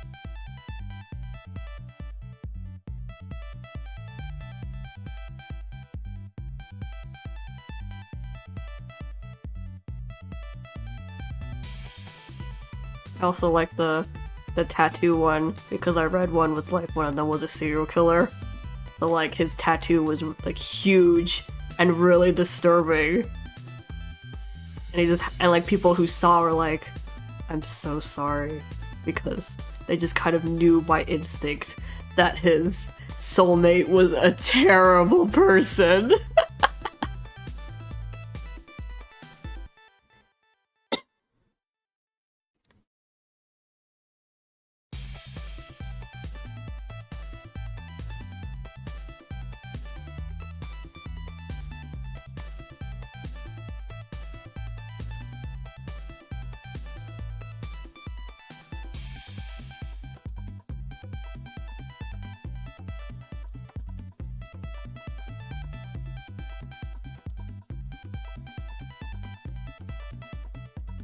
The tattoo one typically works when it works really well when the character has a motive already. Like, you know, this character is famous for being related to, I don't know, having a spider motive, so like, you know, spider tattoo. Like those, typically that's kind of when you see a tattoo AU. When the character has a really famous motive.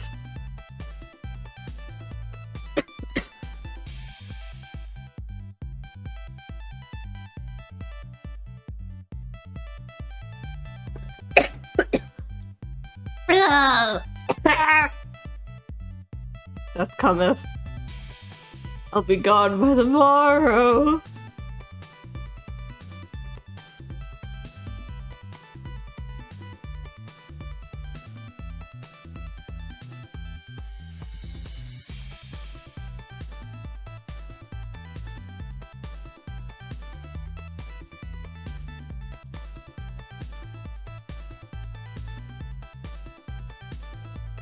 You too? Cool. Let's ride the ferry to the underworld together.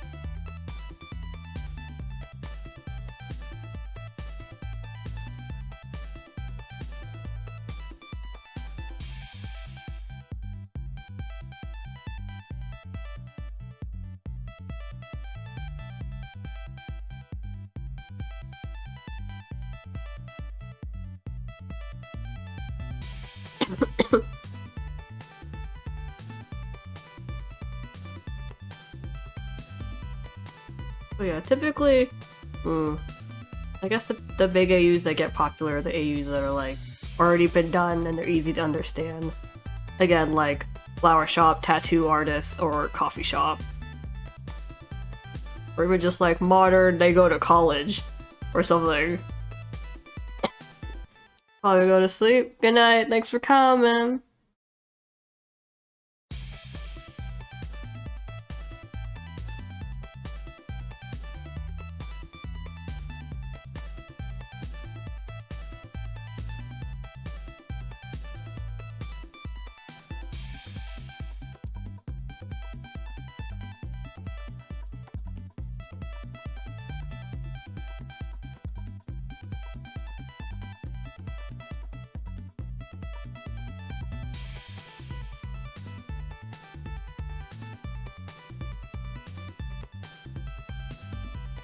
With like flies. We're not even Twisted Wonderland related, so we have even less people than usual.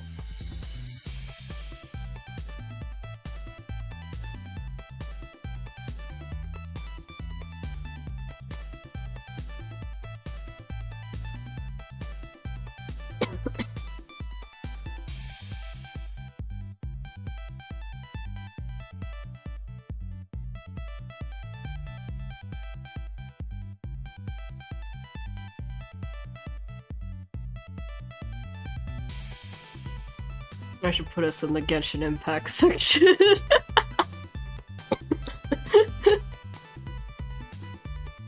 We're totally streaming Genshin Impact.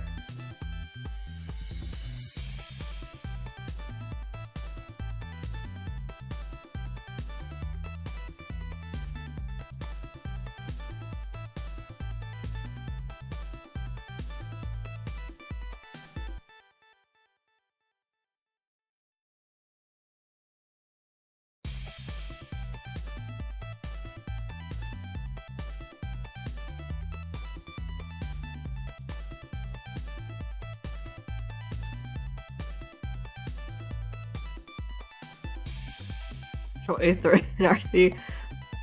Oh, like that'll bring in the views.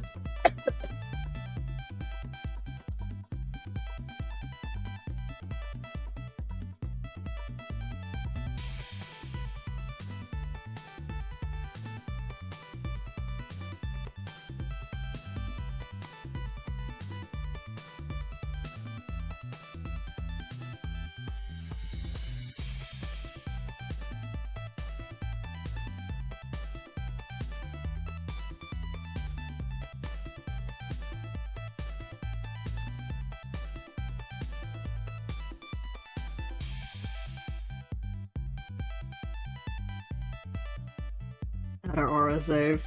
I mean, RSA doesn't really have set uniform look yet. Well, all I remember are the special boys who customize their outfits to hell and back.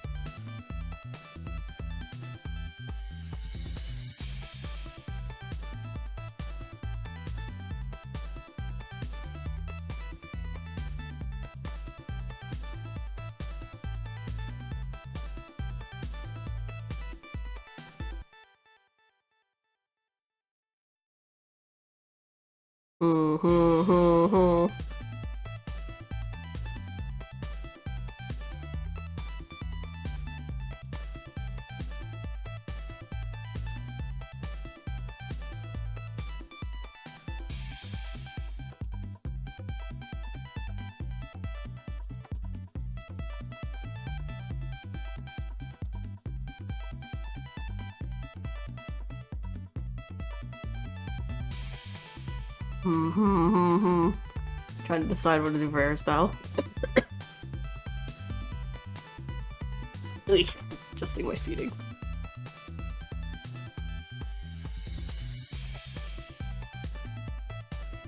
Guess we'll do a braid. The mic's really far. Ah! Okay, scooted it closer. Well, my mic kind of fell over, but whatever. I'll live. You guys will live, probably.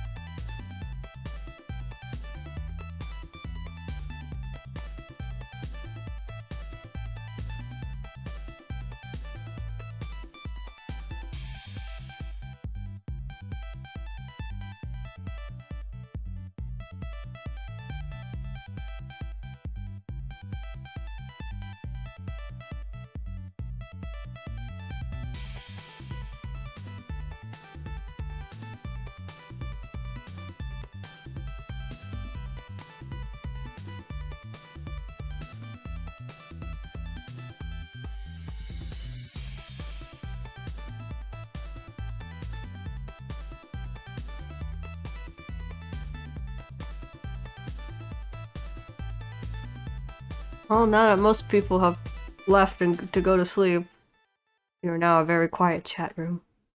Well, that's typically the norm, actually. People tend to die in our streams really fast.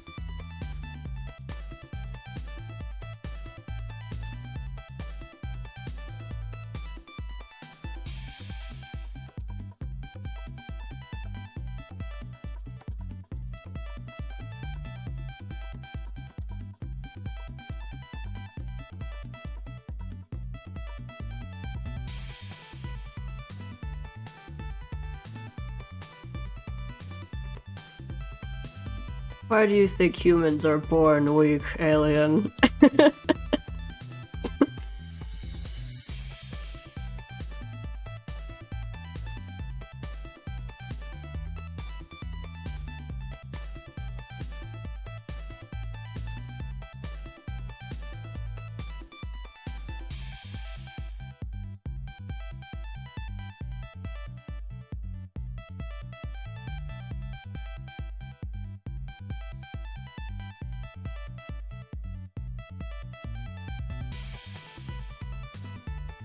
You don't know? I also don't know.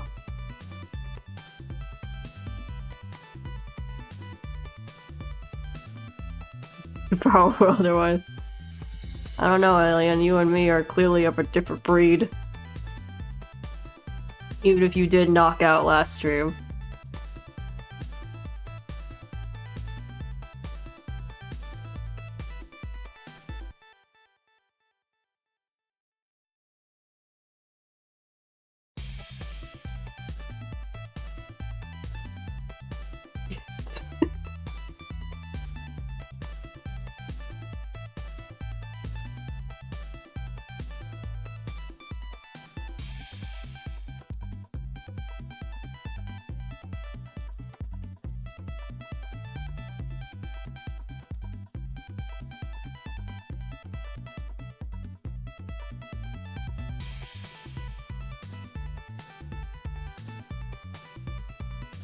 Oh, I now got near the end, that's true. You never do something as weak as knockout in the first 3 hours. Which apparently for a lot of streams is already pushing it.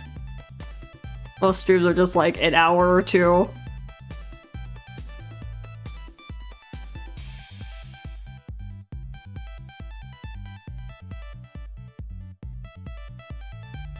And here, us here at Madman Central, had to go for 11 hours, 6 hours on the regular.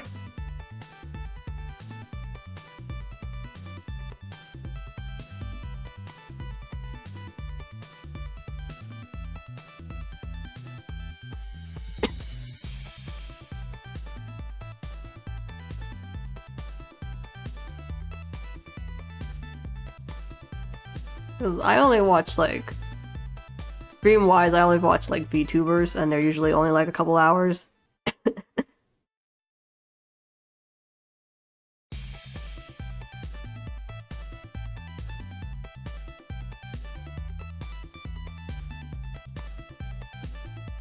Like, on the regular, they're only a couple hours. They typically don't, like, stream a million hours on the regular.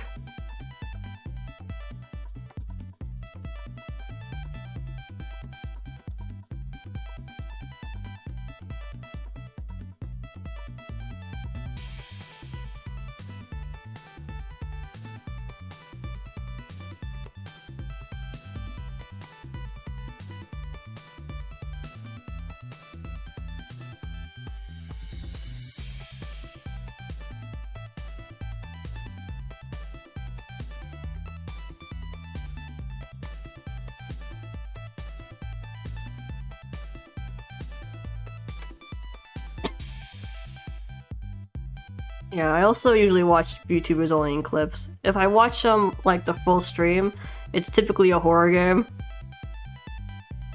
I only watch VTuber, like, the full VTuber stream if it's a horror game.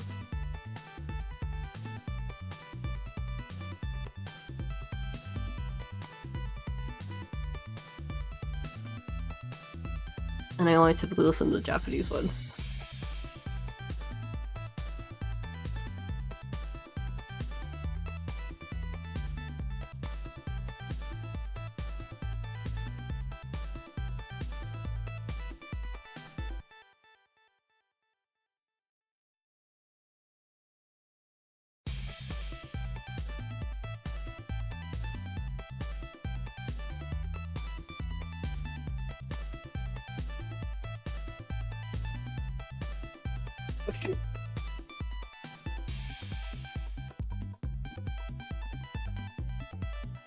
Oh no, it's past 12. I think I missed the concert.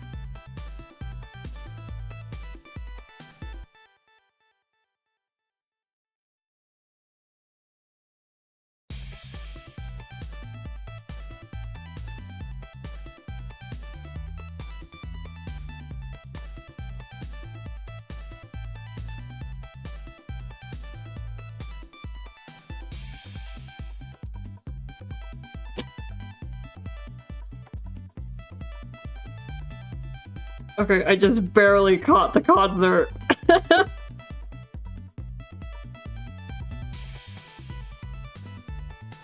Like, the song just ended.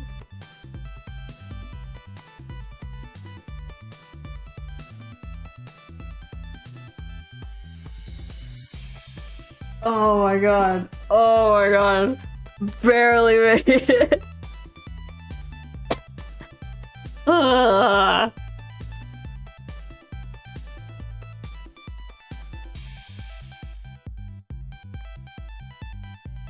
When it comes to Hatsune Miku Colorful Stage, when you attend the concert at the end of every like event that happens, you get stuff like a sticker mostly.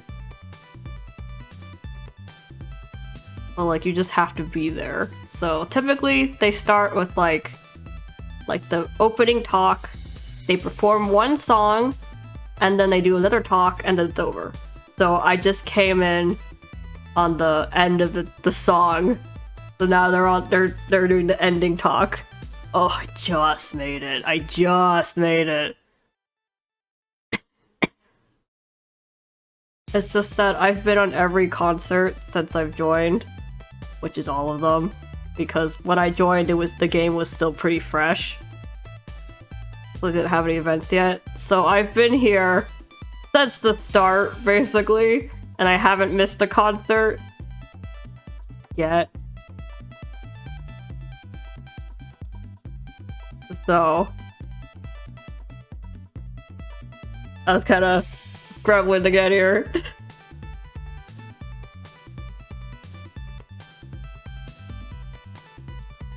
Cool, I made it. Do I have any idea what this event was? Nope. Where would you view it? It's part of the game. It's a mobile game.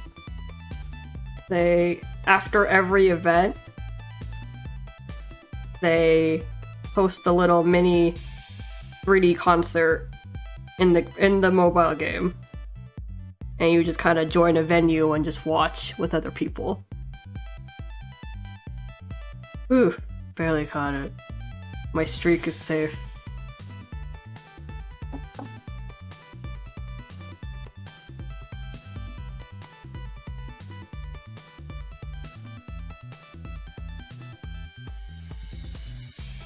The concerts themselves are only like a couple minutes. Like maybe 3 minutes max. Like 1 minute of them talking, maybe like 2 minutes of them doing the dance, and then like 30 seconds of them talking again. And then it's over.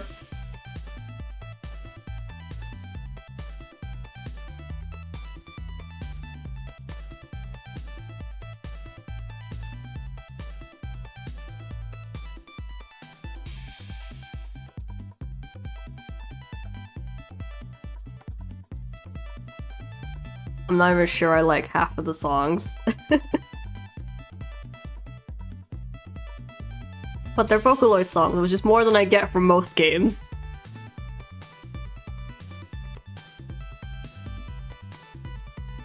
Do I like those songs? I don't know.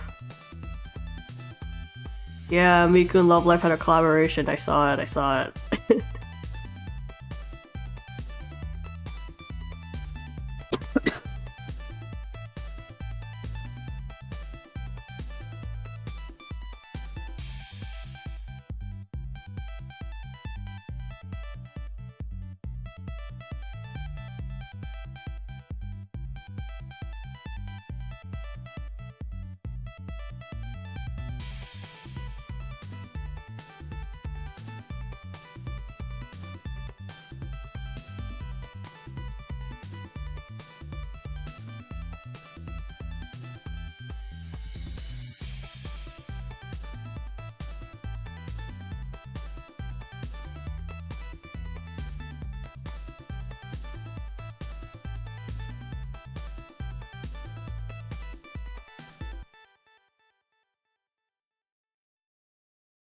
I gotta look up if there's an art category for Twitch.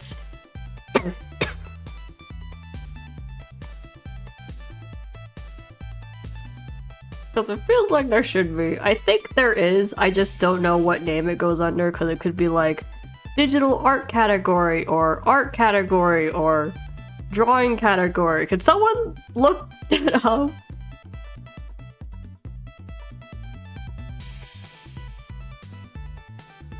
So there's also just like games called art, I think.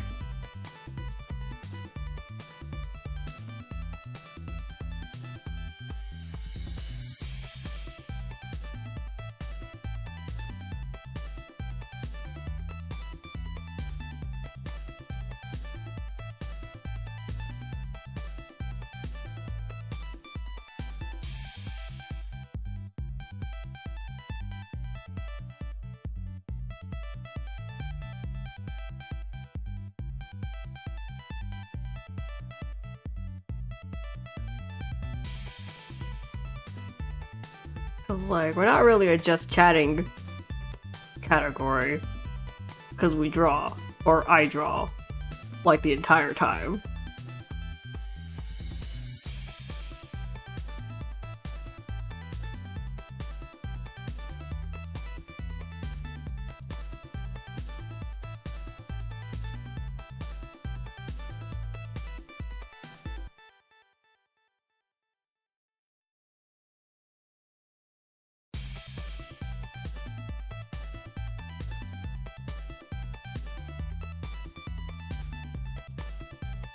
There's an art category.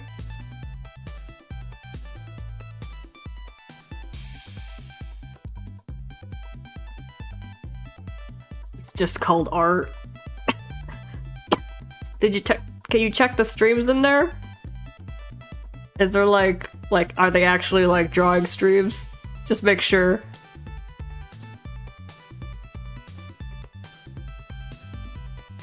Because if there is, I guess I found what category we're in now from now on.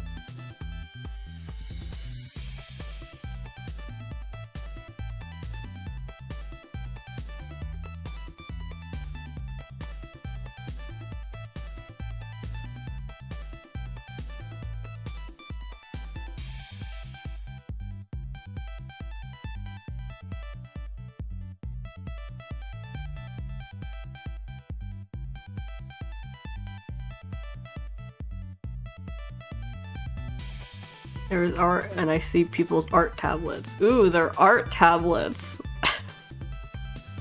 Don't stream your art, just your art tablets. You see VTubers doing art? That makes sense.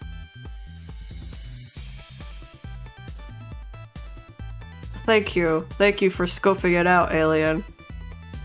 I guess we'll move categories. From just chatting to art.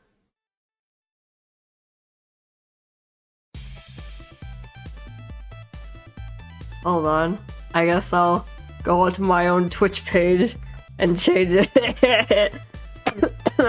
The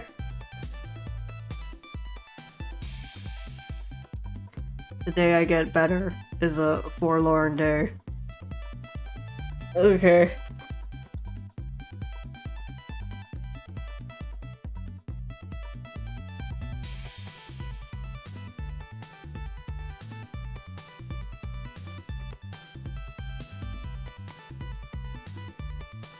I am now also checking out the art category. Let's see. You're right, I do see people's tablets. Yep, VTubers drawing.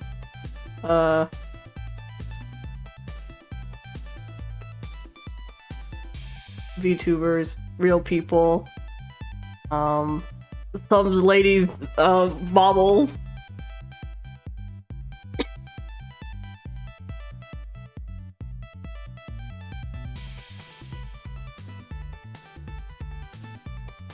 Should we change our title? Are my titles too boring?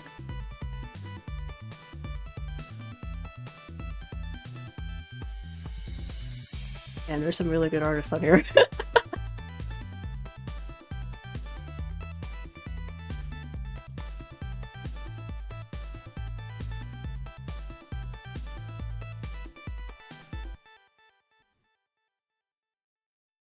No, I wanted to change my title to like the Aether.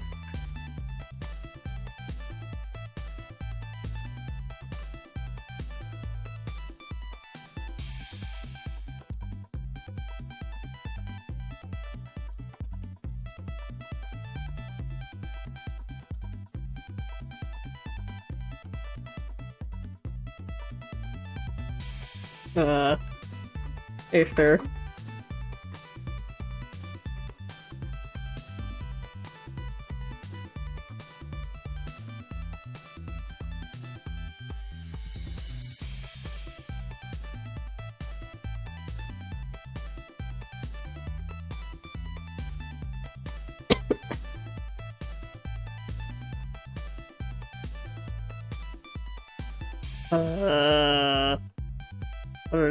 They have a tag feature. Do I count as a VTuber? I wouldn't really count myself as a VTuber, but I do have an avatar.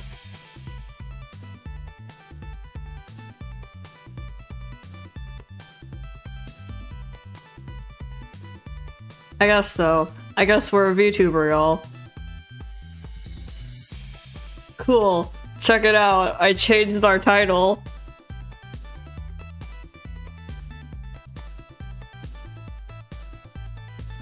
And I'm a maybe VTuber.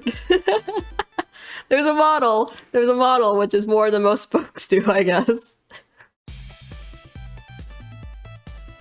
I mean, I guess alternatively, what would disqualify me from being a VTuber? My model doesn't move? That's a cheap excuse. I guess I'm a VTuber then.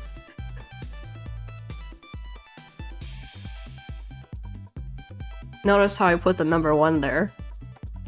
That's a promise. Of many.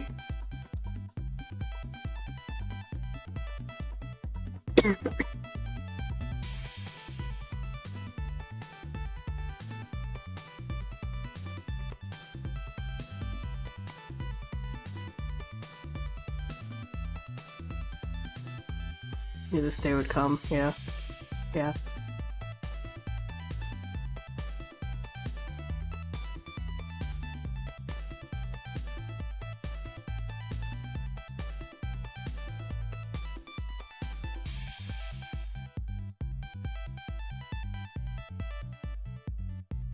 Well, now I put myself out there as an art channel. And VTuber! Maybe we'll get people coming around.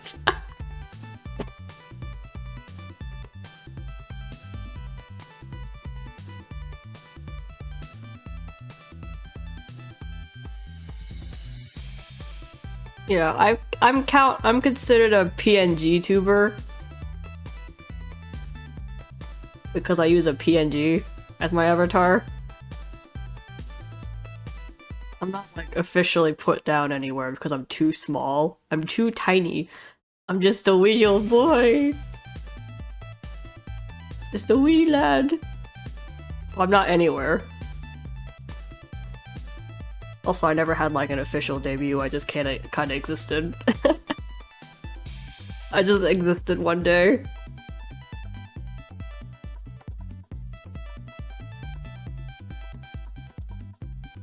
We don't ever do anything remotely VTuber like.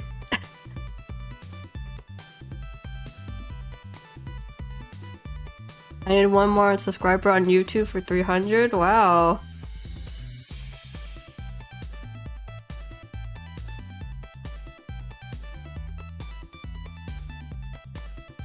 We'll get it one of these days, maybe.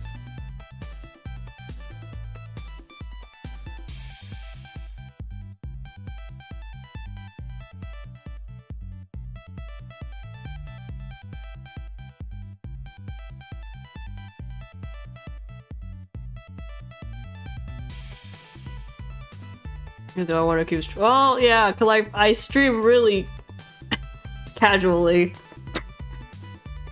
I mean, it's good there's someone keeping track of it, and if anyone should be keeping track of it, I guess it should be you. So thanks for that, alien.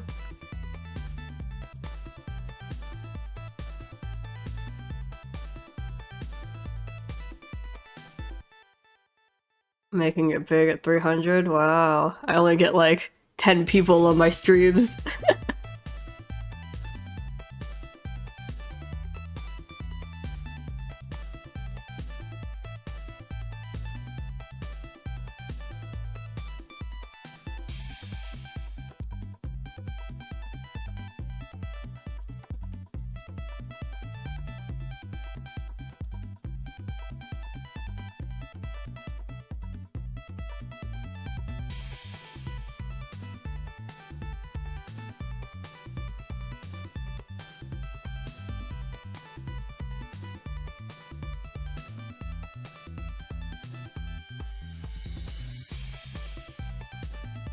I mean, alternatively, a really small chat is pretty cozy. Because it's just like, it's the same old people every time.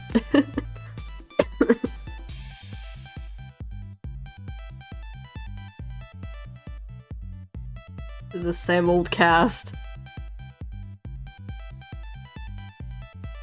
We're easy to manage. True, we are easy to manage, but like, I guess servers that do get big just kind of... Well, chat rooms that get big just kind of stop caring. They also just get more people to manage. But like... I still can't make you a moderator yet due to issues.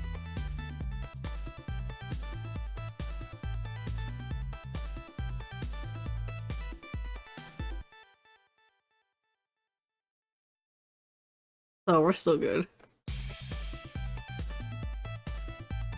I'd like to inform you that these issues are not my fault.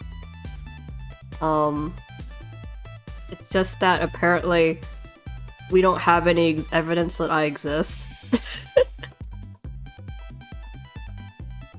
Because, you know, if I become a Twitch moderator, or like, you know, I become a Twitch affiliate rather, not the moderator, that's you. If I become a Twitch affiliate, that means I can start earning money, right? So I need some way to, like, where does the money go? How do I receive that money? So the documentation required, like, documents I need and information I need to like, get money, be able to get an account that earns money. We apparently don't have anything here, like, at my home. Like, there's no proof that I exist in this house, apparently. Like, on documents. They can't really prove I exist. So they can't get me an account so I could get money. It's apparently the issue. Like, somehow I've lived completely off the radar somehow. Accidentally.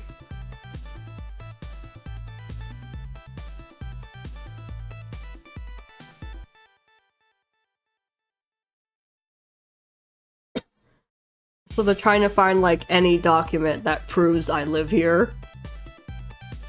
And that I exist. And that I can get money.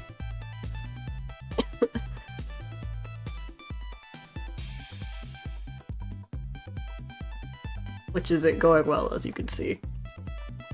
So yeah, I don't exist, so that's why I can't earn money.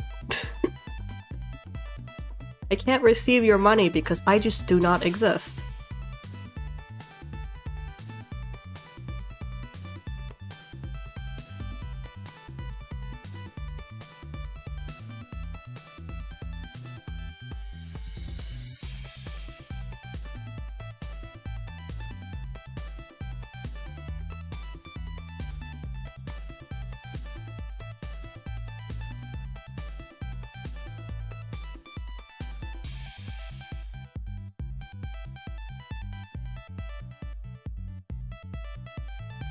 I don't know who the heck would give me money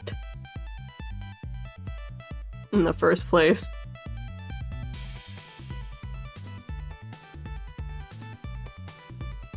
Talking discussion about money. Well, you're more exactly, you walked into discussion on mod doesn't exist.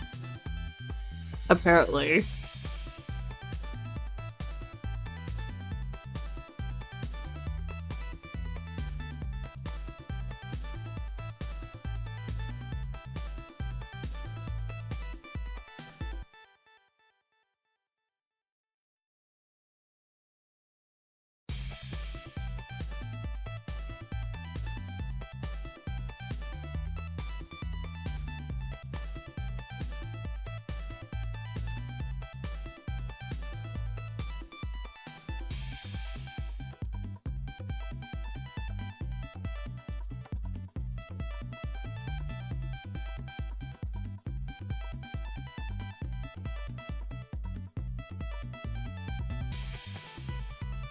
Still sick, so we're just doing an Aether Archive stream today.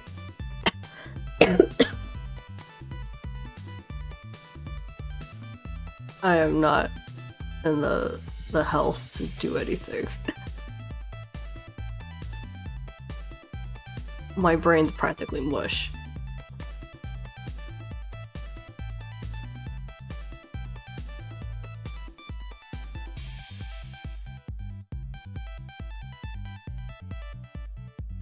I'm not able to do it Patreon and except, but the thing is, I don't have anything I can receive money with. Like, I don't have well, I don't have a bank account. I don't have anything. I don't have any proof that I exist in this place or anywhere that will let me get an account that I can get money for. I don't have any way to receive money or store it.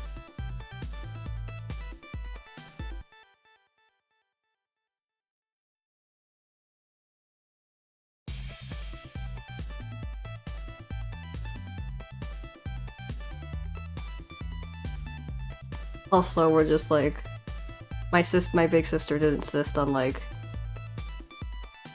trustworthy methods, or like I forgot what she wanted exactly, but the money receiving things that she recommended or like she insisted on require me to exist somehow, which I don't. That's troubling.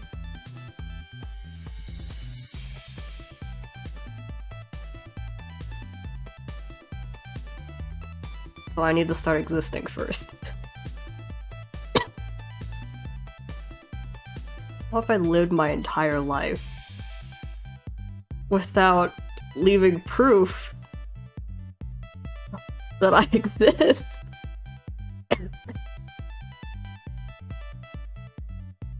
Like, unconsciously.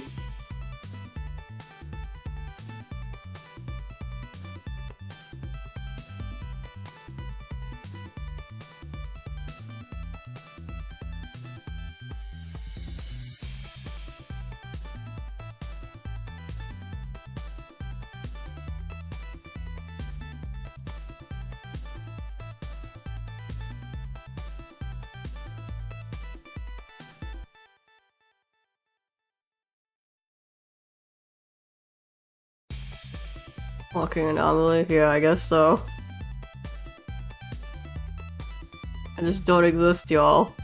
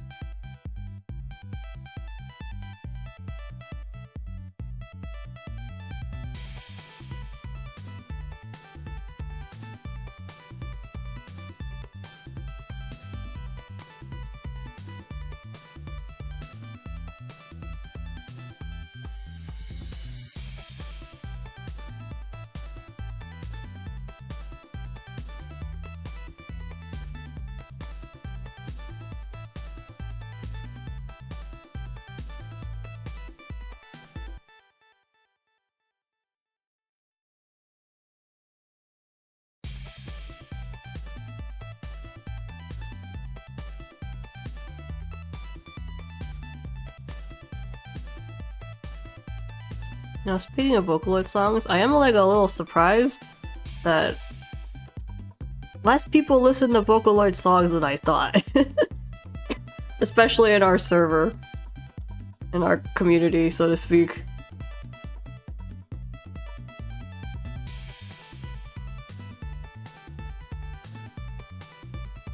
Like, I guess just growing up, I felt like it was just every, you know, person who's into anime had heard of Vocaloid. And maybe at the time that was true, but I guess this era has changed.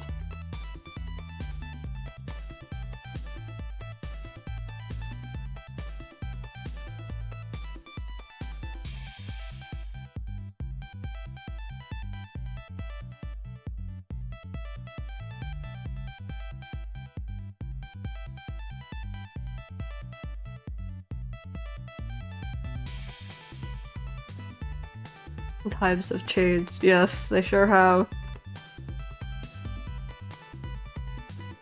I mean, Vocaloid songs have gotten like more normalized since then, though.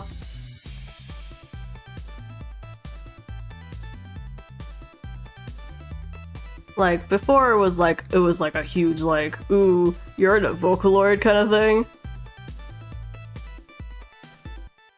But now it's just like yeah, you just see it all over the place. Like people just commission Vocaloid producers to make songs for them.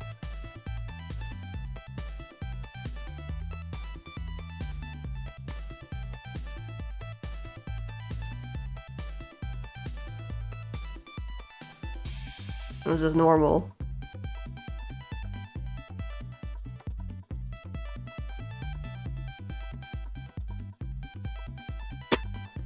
The entire thing itself is called like virtual, like not virtual, I think they're called like synthesized singers.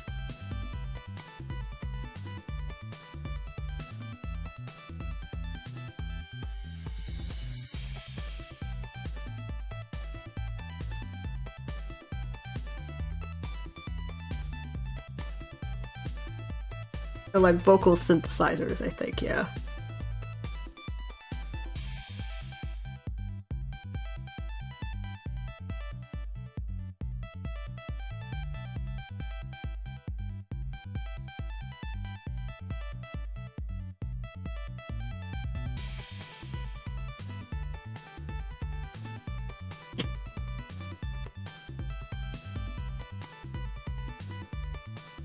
There are vocal synthesizer programs.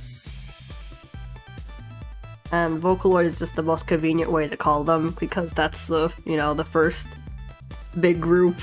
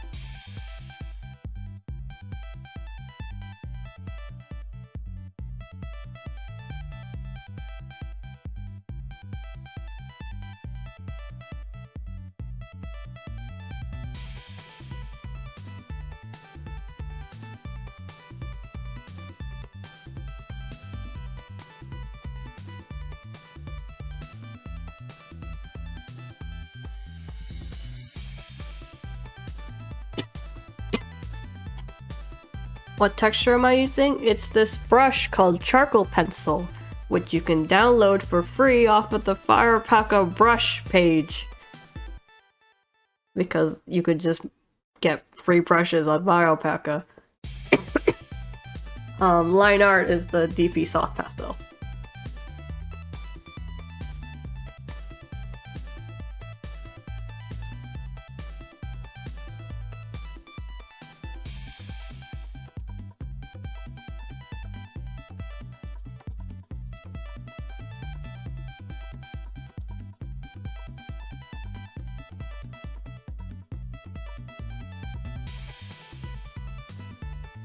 In the background for Vita, what should I do for her? I don't want to draw a bunch of staircases or a bunch of mannequins.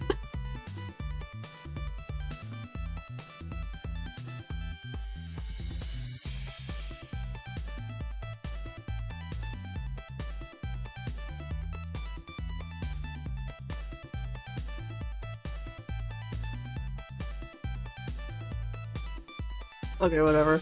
Do it.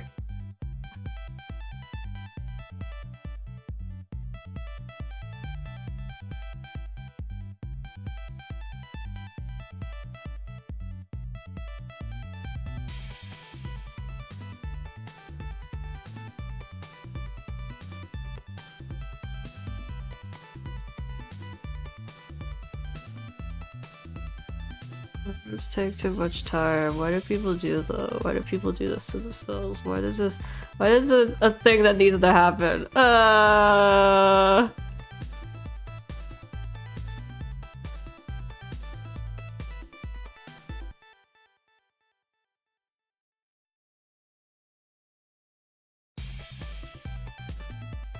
Why did one of the aesthetics of this music video have to be stairs, which no man can draw?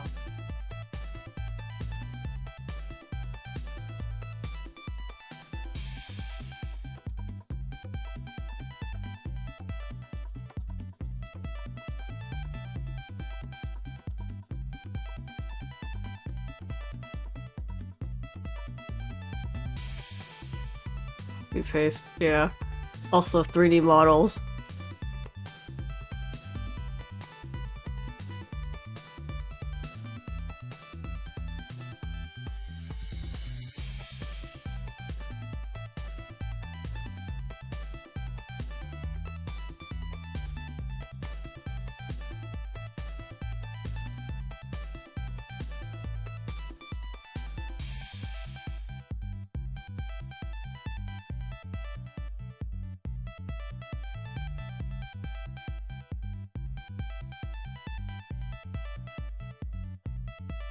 There is a straight line tool.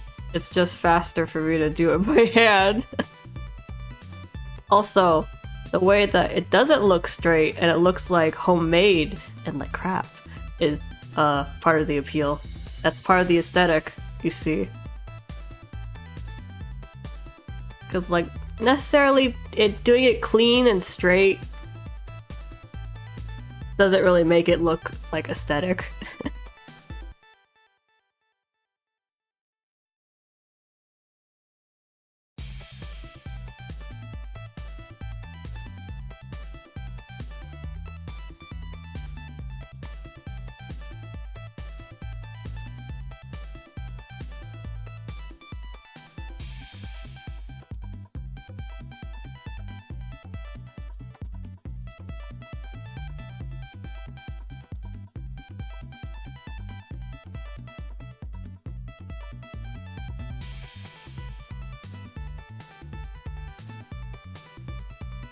Which is an important thing to remember for artists.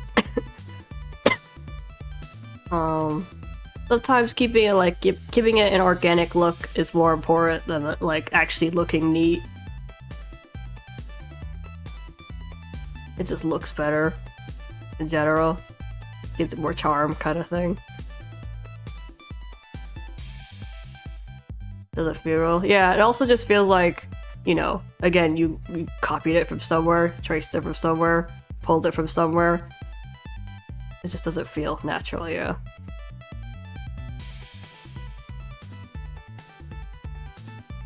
Cause like, if you draw all of it, then it'll all be in your art style.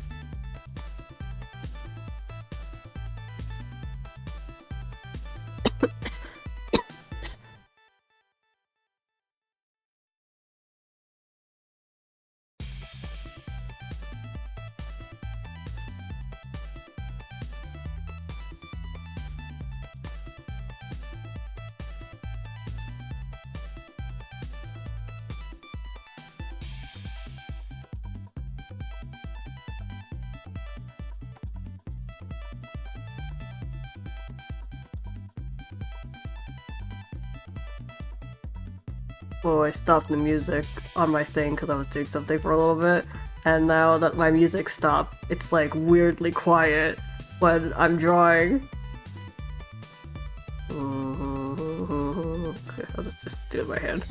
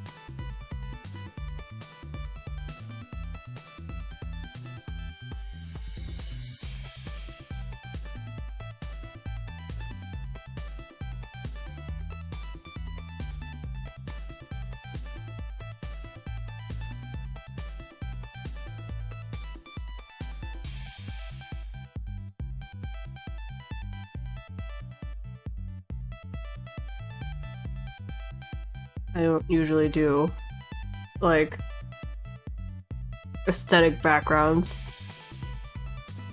Like, backgrounds purely for aesthetics. So I don't know what I'm doing. When I draw backgrounds, typically just like, well, because they're there, kind of like background, so. Like, here, it's a forest background because they are in a forest. And that's basically as far as my brain power goes.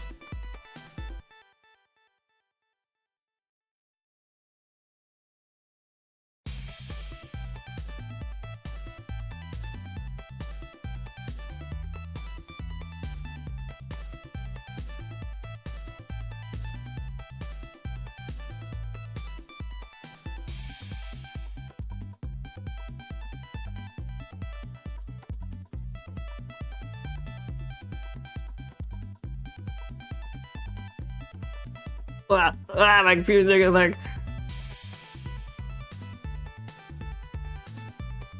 Stop that.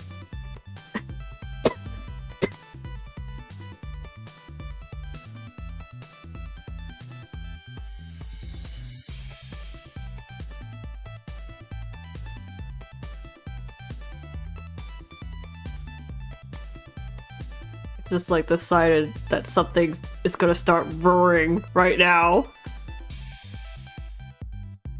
What are you doing? What are you doing? Are you doing like a virus scan? You're making me lag, so stop.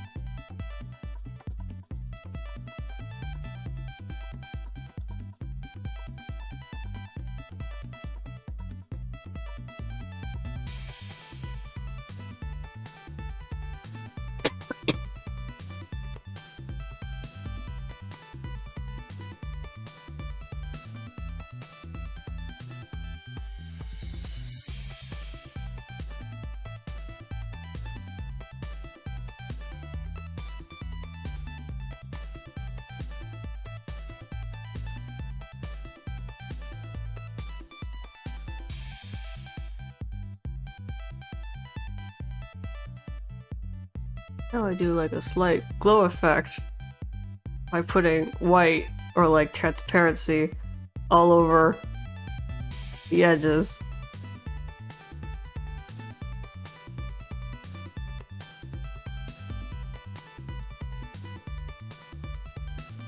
Wow, magic.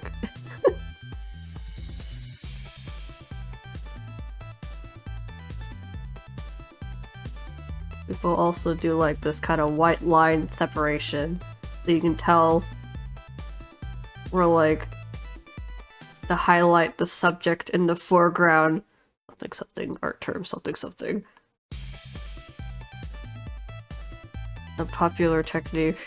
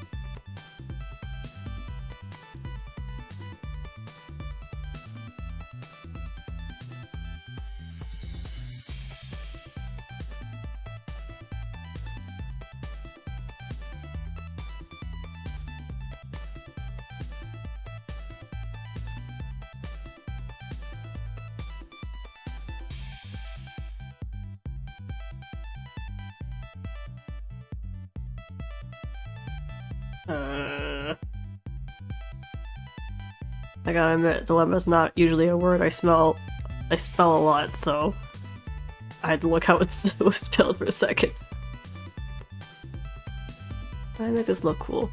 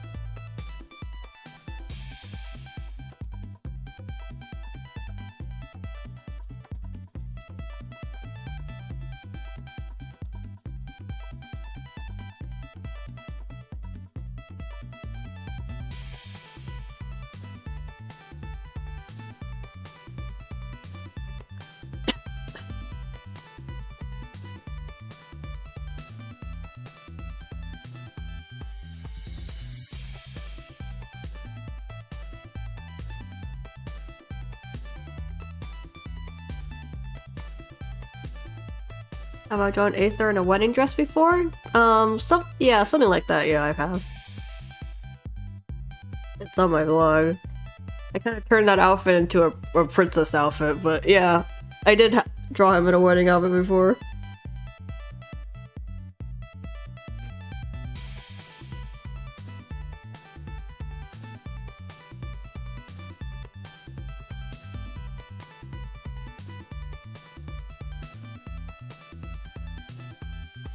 I was also trying to draw, like, there's a design I've been brewing in my head for a plot I cannot explain to you in the slightest. It kind of resembles a wedding dress, but, like, not really. Hold on, let's see if I can...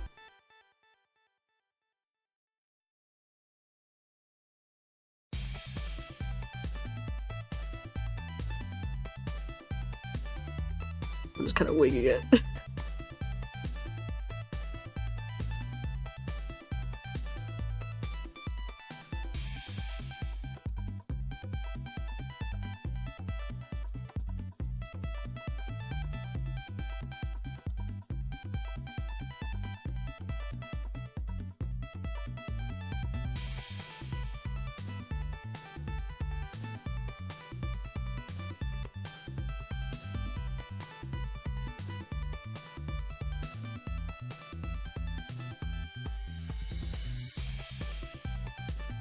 Like, here's the lace pattern.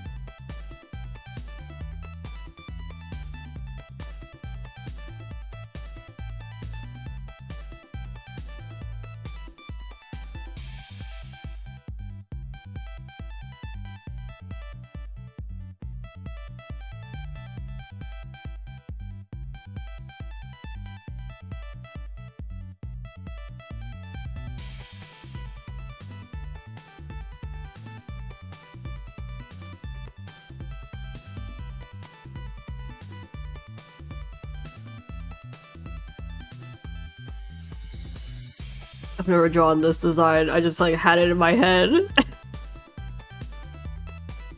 I have no idea what it looks like.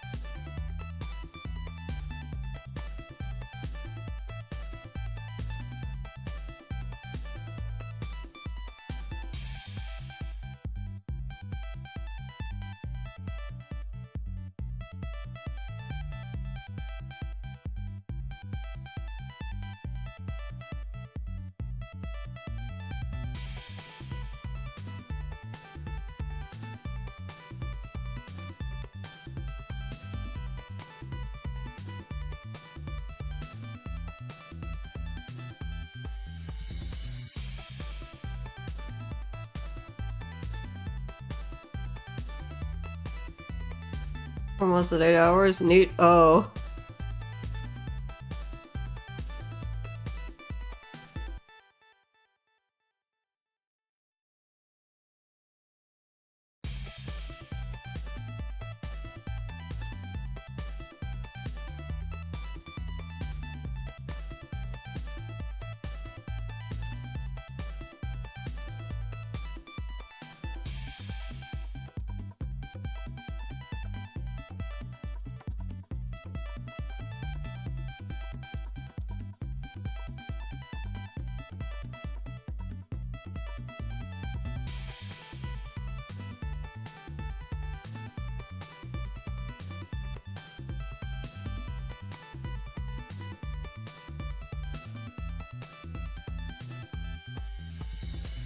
This outfit's for a plot I cannot even begin to explain to you.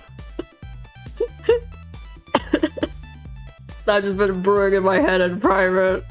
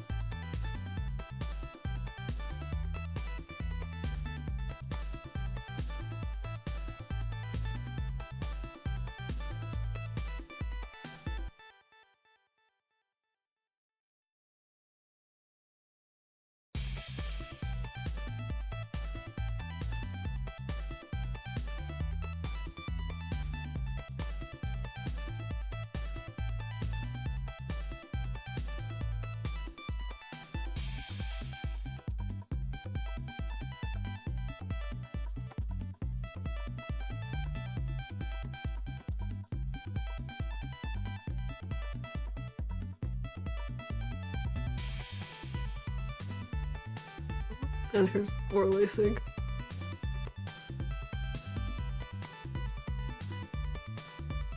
Something like that.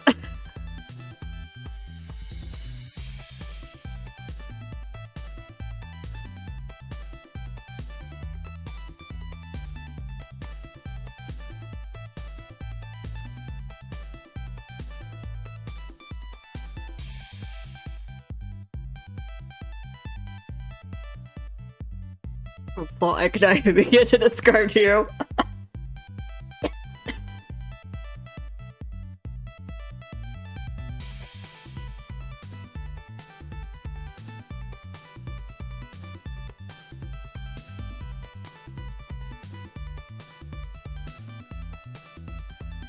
Something like that. This kind of look's been sitting in my brain for a while.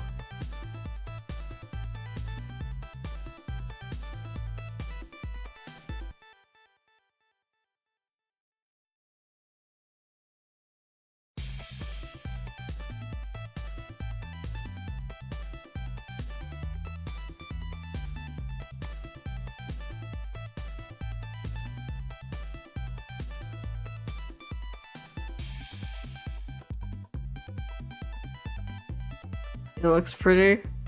Damn right. Damn right.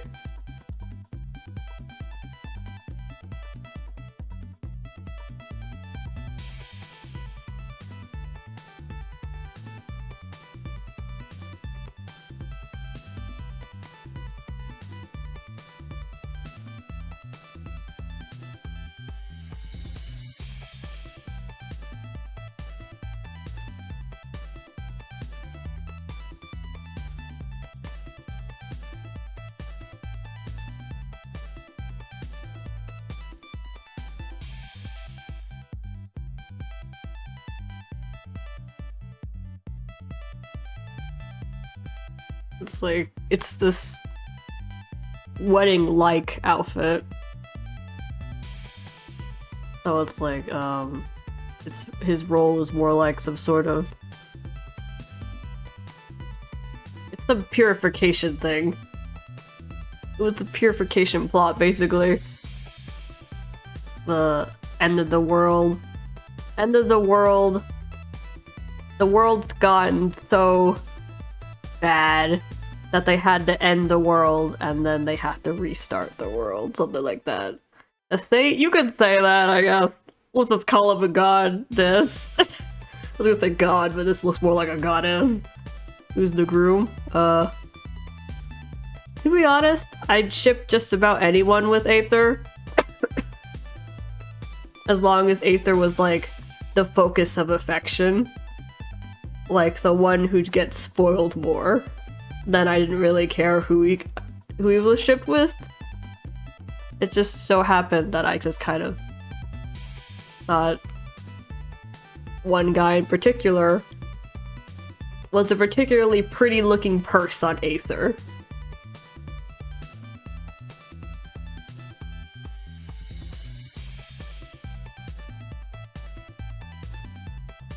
There's also something about this outfit for like a sacrificial bride kind of gimmick.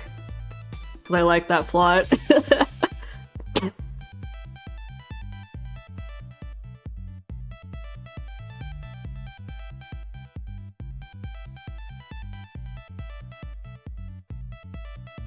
Okay. Next Vocaloid song's gonna be a song I've been into lately. It's only got 7,000 views, but whatever, I love this song! Okay, I'll keep this Aether, I like him. But here's two popular songs people know. Let's go get a song that no one knows. 7,000 people, 17,000 people, which is pretty low for a Vocaloid song.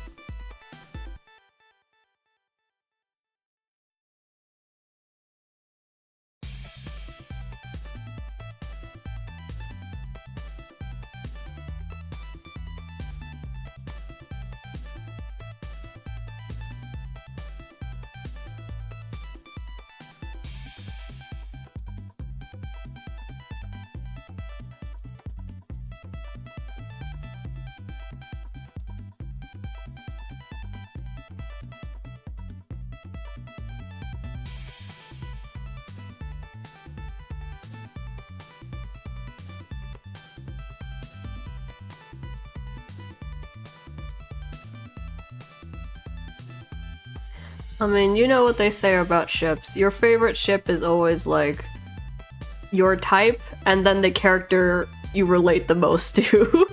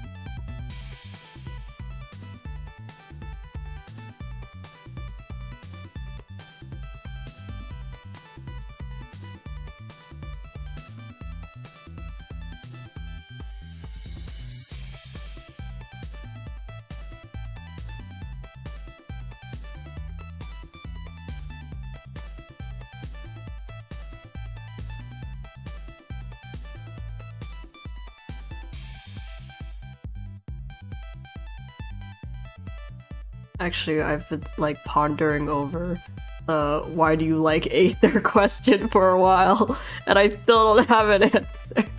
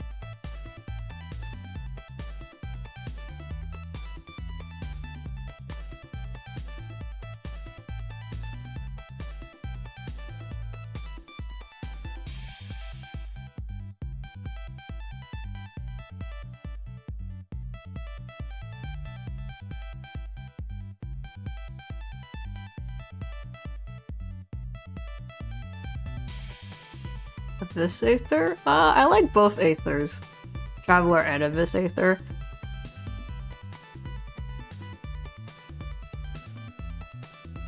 So typically when I talk about Aether, I talk about Traveler Aether. But I like both. I like both.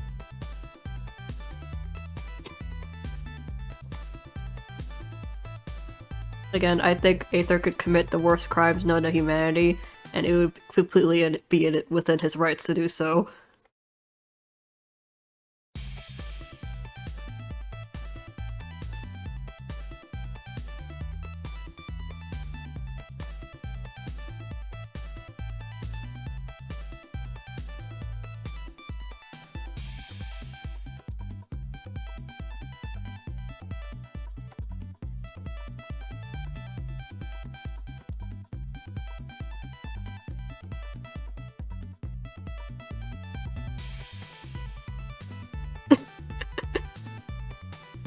Like the immediate response is just Aether.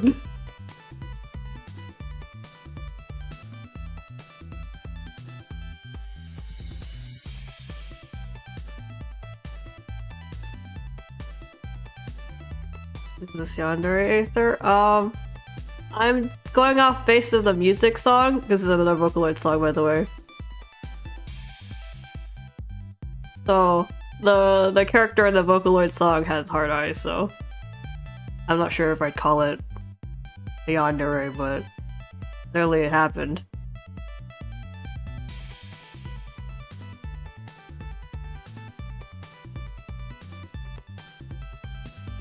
That's right, we do have Aether in the title.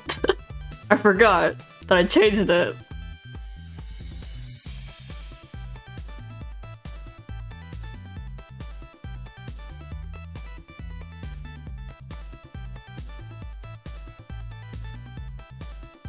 Other than Aether. The way I immediately froze up. Favorite character in Genshin besides Aether? What is Genshin Impact if not Aether?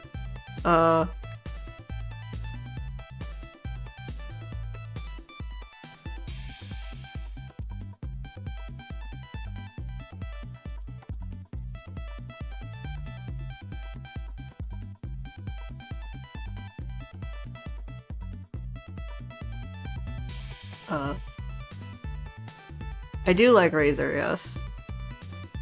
I like white-haired wolf boys a whole lot.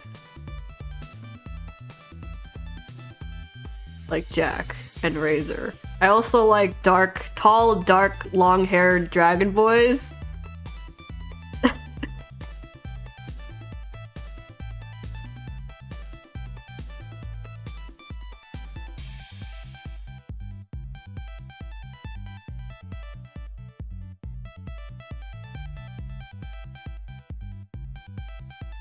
You got it. That's one dark-haired, long-haired dragon boy.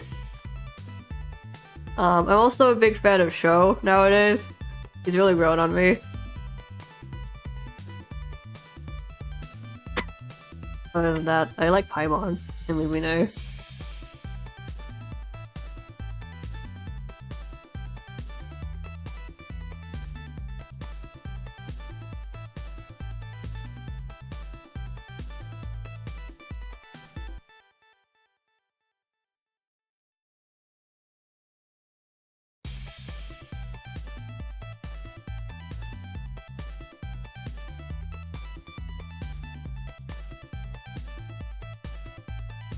That's just Aether impact, that's true.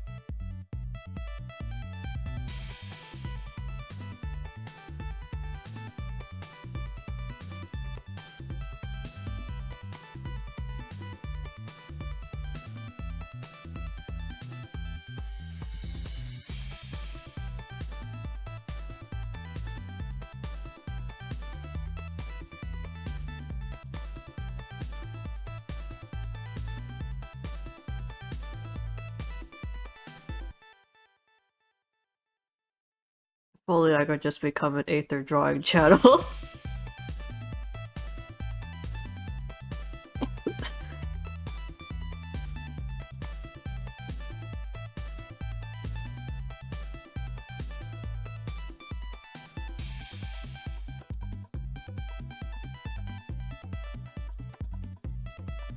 Yeah, so I like Razor, I like Bennett, I like all of them really, but like on like a big level, I like Zhao, I like Paimon, I like Lumine.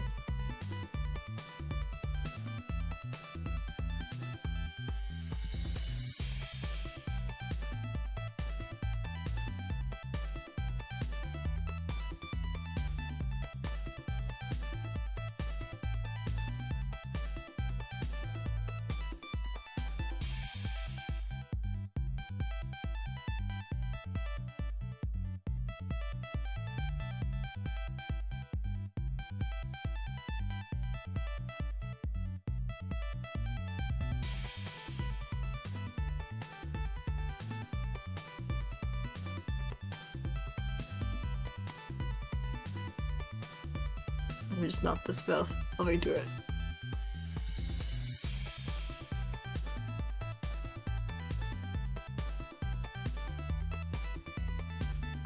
Yeah, this probably is more appropriate for the original song.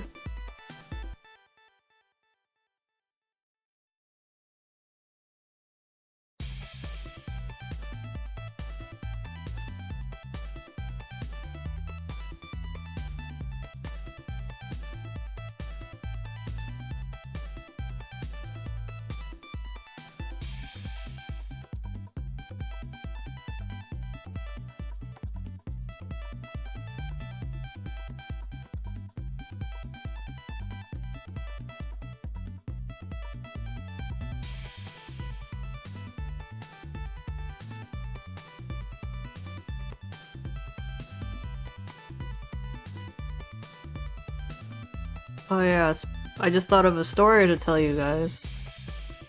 Well, I just thought two stories, but I'm gonna only remember one of them at the end of this, so,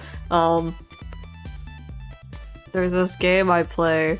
You've probably seen on ads before, like really crappy ads. for mobile games, but there's this mobile game I play called Time Princess, which is a dress-up game. just look it up. And you'll kind of immediately tell what kind of game it is.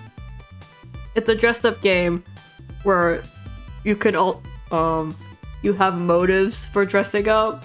Like, there's stories that you can play, like kind of choose your own adventure, sort of. And the dress up element is the, you know, oh man, we're gonna go see that guy, better put on some clothes that suit the situation.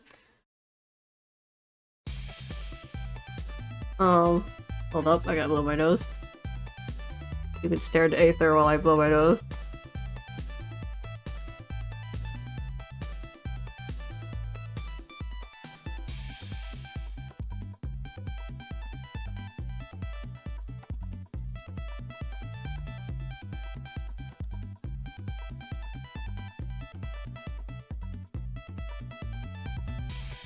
Okay, back. So anyways, Time Princess.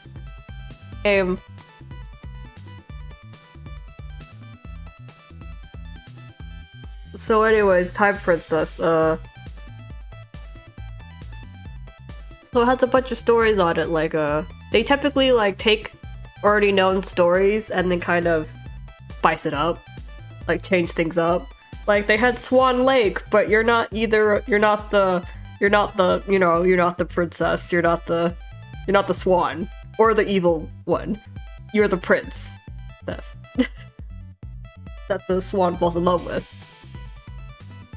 Or, you know, they had, like, Mary Antoinette, but you basically isekai as her and then have to redeem her. It's basically a villainous story.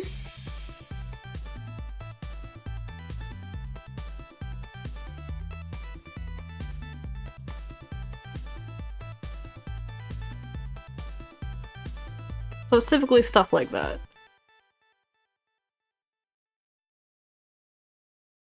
And sometimes I don't know if they're original plots, but they're plots I haven't really heard before.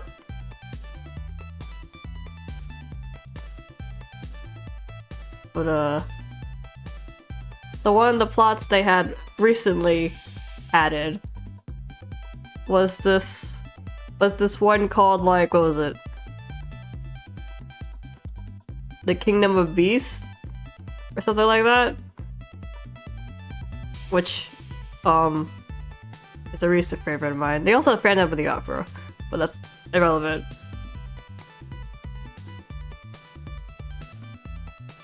Anyway, the Kingdom of Beasts. It's set in, like, like, not quite Victorian times. It's kind of like there's still, like, nobility and stuff,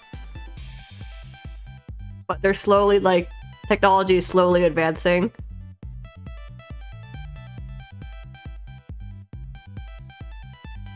It's that kind of time period, that kind of aesthetic.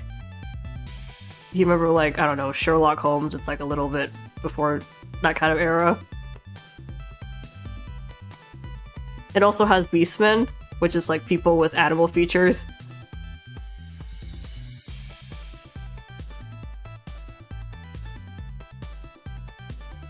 I saw that they had like a white-haired, tan-skinned beast boy, and I was like, uh-oh!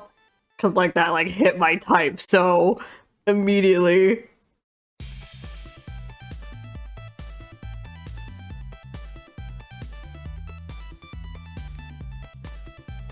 But anyways, I'm gonna basically recount the plot to you and then spoil stuff, so if you don't want spoilers for Time Princess Kingdom of Beasts, don't listen to me.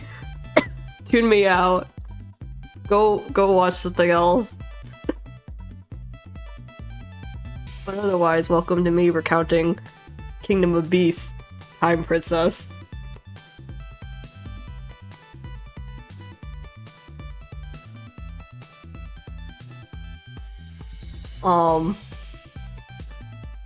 I don't know why I drew this kind of rim. It's not this kind of look. Whoops. I just like how this look.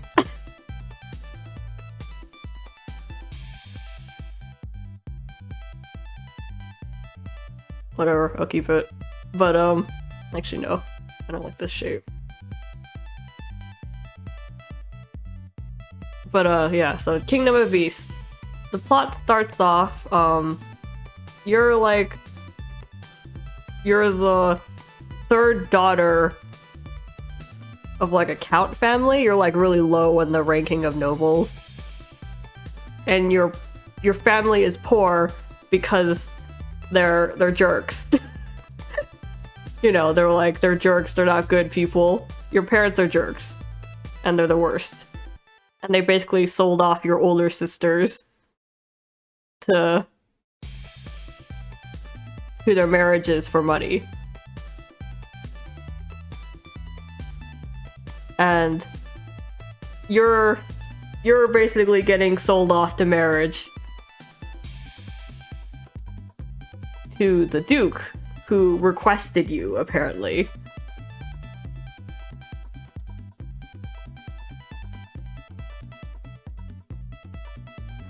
So you've been married off to the Duke. So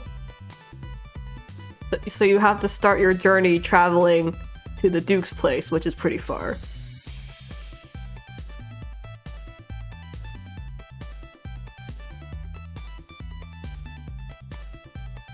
It also turns out you're like pretty cool for some reason. And you've started this kind of underground information network community. Like, they're kind of like people living, like there's literally like a town, there's like hideouts living in the shadows that you have like hidden bases in, of like information networks that you run with a friend. So you're pretty cool, apparently. You're pretty capable.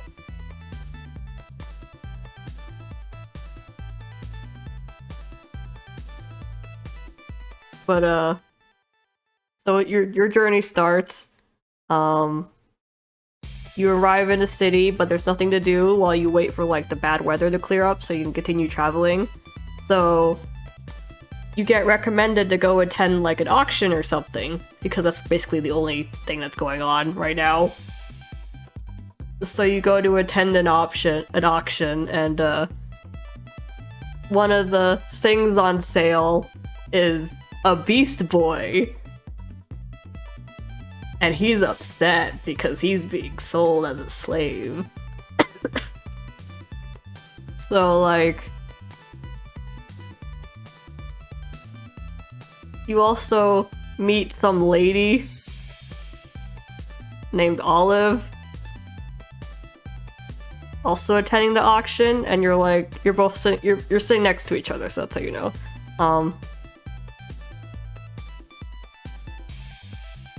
But the focus is Beast Boy. That you, through a bunch of mishaps, you acquire Beast Boy. And initially he's like, ugh, humans, I hate humans because they do stuff to us. You know, the standard stuff. Racism, etc. And you're basically just like, I'm not like that, basically. And you ask him to escort you, like, be your guard until you get to the Duke's place.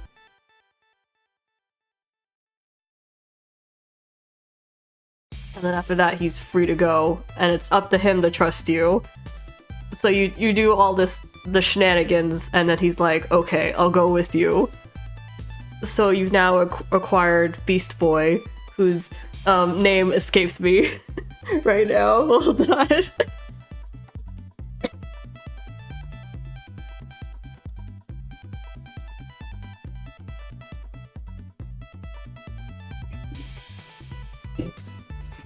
What was his name?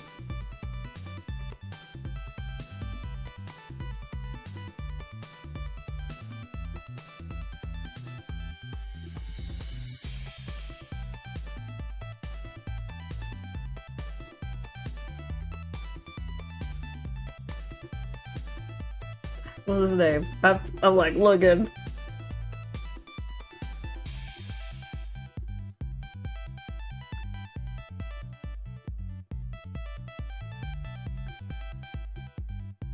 His name was Aaron. Okay.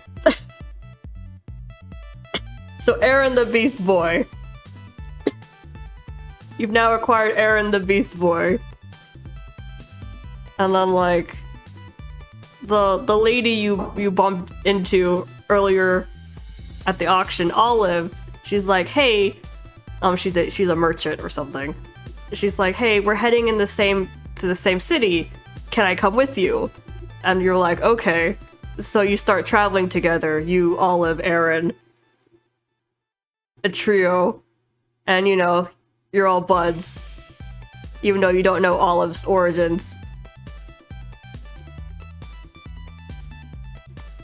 Aaron or Aaron? It is this Aaron. Have I seen a drawing of Night of... Yeah, I did. When I was popping it earlier. Very good. I always encourage drawings of Aether. Yes.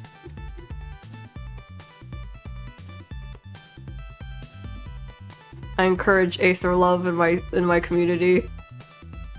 If I see you slandering Aether, I will have to challenge you to a one-on-one brawl to the death for his honor.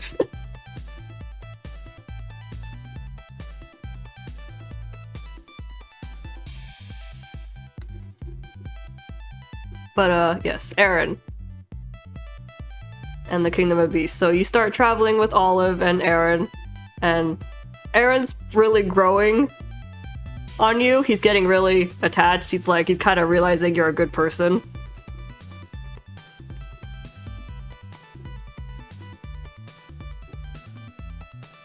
And he's pretty committed to keeping you safe, as promised. So, like, most of your problems are Olive, because you don't know who Olive is, and, you know, what if Olive works for the Duke or something? Because you don't want to get married to the Duke. He might be a jerk, and also you want to do things. And typically, wives don't get to do things in this era.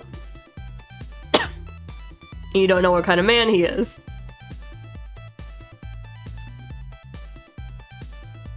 But, so you're talking to Olive, and I think you kind of have a fight with Olive. I don't remember exactly what happens. I do remember that before the fight, you met Olive in like a two-story or like a multiple floored building, like some sort of inn, tavern kind of place. And you two had reserved a room on like a higher floor, and then some guys came in and were like, hey,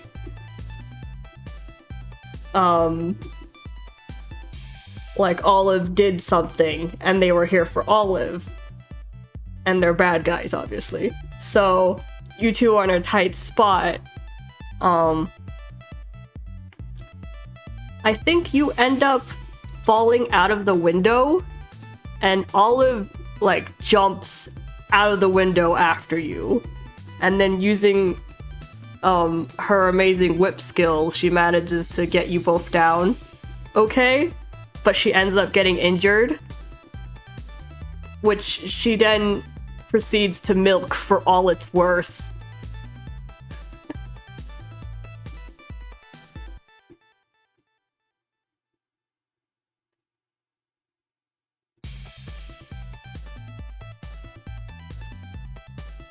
But, so that happened.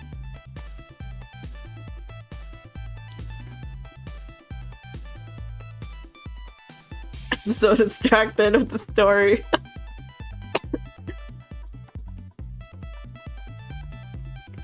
But like, you kind of like catch on that Olive's been lying to you. Like, she hasn't been entirely truthful on like who she is and like why you can trust her. So you guys end up like splitting paths like, you travel on without her. You just leave. And then I remember the scene where you're kind of sitting in the carriage with Aaron, and Aaron kind of, like, looks out the window and he's like, Olive's in the carriage behind us. And you're like, I know she is. Like, the upset girlfriend. I was like, wow, what is this?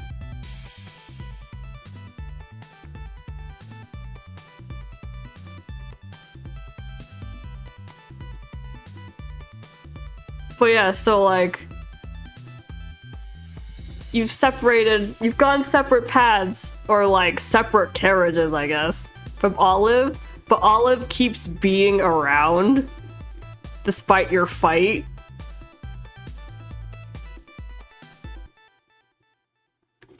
And you've just been kind of like giving her the cold shoulder as you keep traveling to your destination.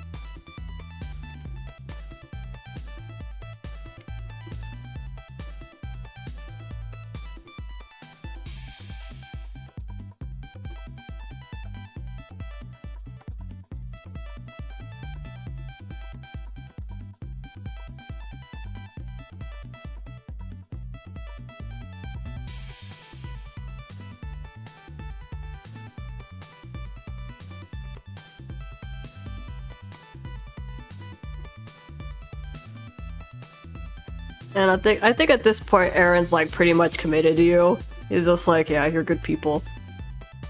I'll stick around with you.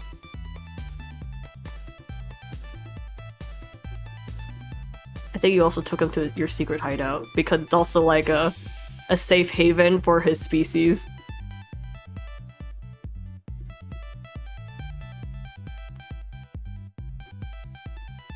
Theory, Olive is a duke in disguise. Yes, actually.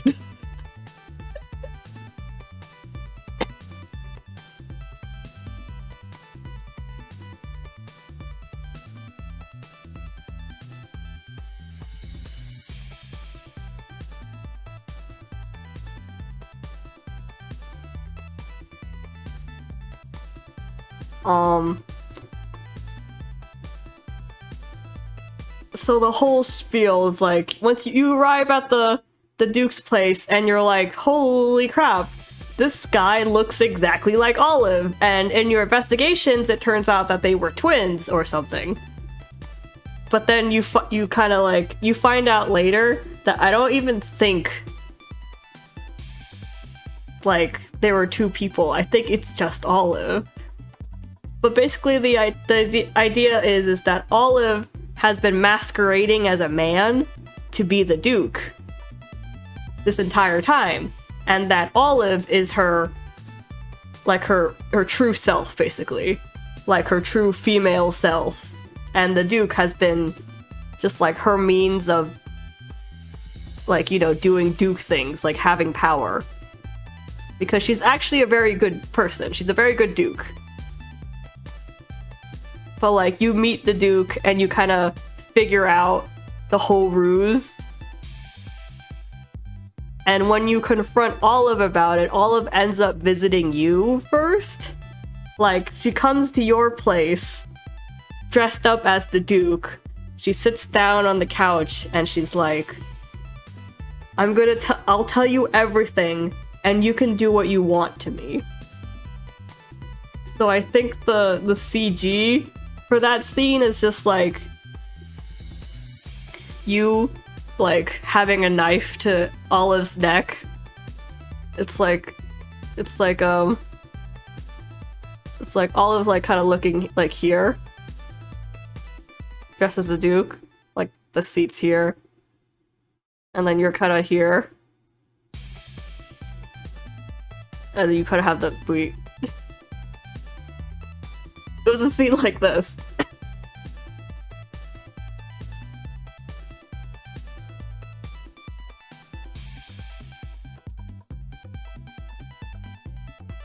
Paul was like, I'm sorry I tricked you.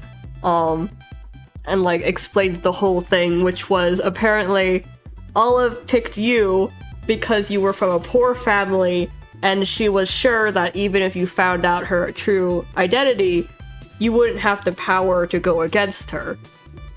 And then, when she was on the run from assassins, and she had to disguise as a woman, she met you at the auction, and she thought this would be a good chance to, you know, get more info about you. And then, apparently throughout the entire journey, found out that you were so much more.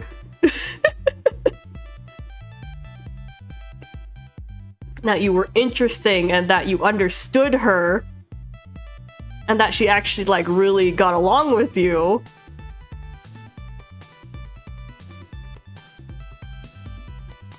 So like...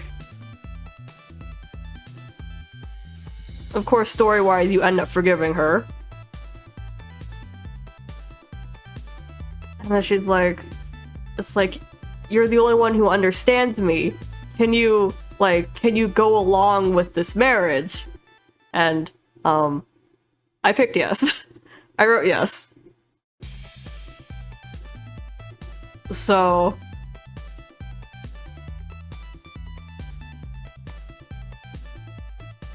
at this point, Aaron's in love with you, but he's not really important right now.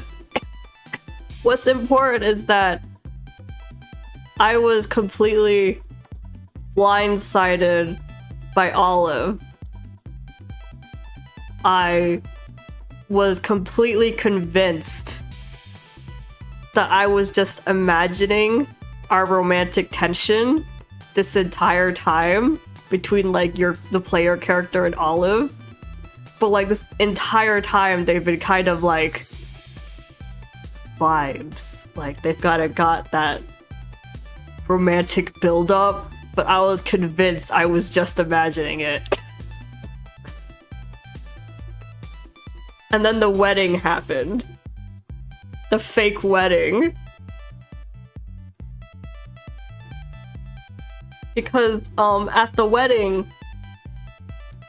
You're kind of being pressured into it because the king, who's suspecting Olive of, like, you know, because Olive's a powerful duke, so the king has been afraid that Olive's gonna try and overthrow him. So,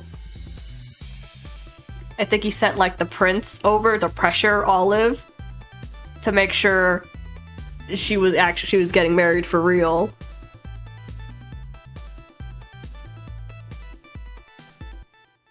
So like the prince is currently, like, pressuring you and Olive to get married faster.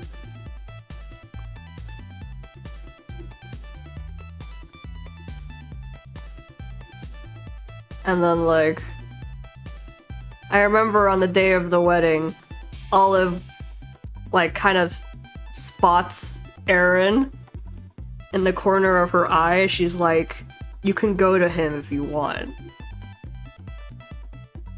So I went to Aaron because that's the only choice they gave me, and we talked. And Aaron, like, basically wants to elope with you. Aaron wants to run away because he's not aware of the circumstances. Or I think later on he does, but he's still upset about it because you're still getting married. And, you know, he likes you. But I remember just being really surprised that Olive was like, it's okay if you want to just leave, like, to not do this wedding. I'll manage somehow, despite all the pressure. And I'm like, Olive. And then I remember when Aaron came to, like, you know, ask me to run away with him, I was like, no, I promised Olive I'd be there at the wedding. That I'd marry him. That I marry her, rather, but I guess him for the disguise. So when I turned down Aaron, I went into the wedding hall.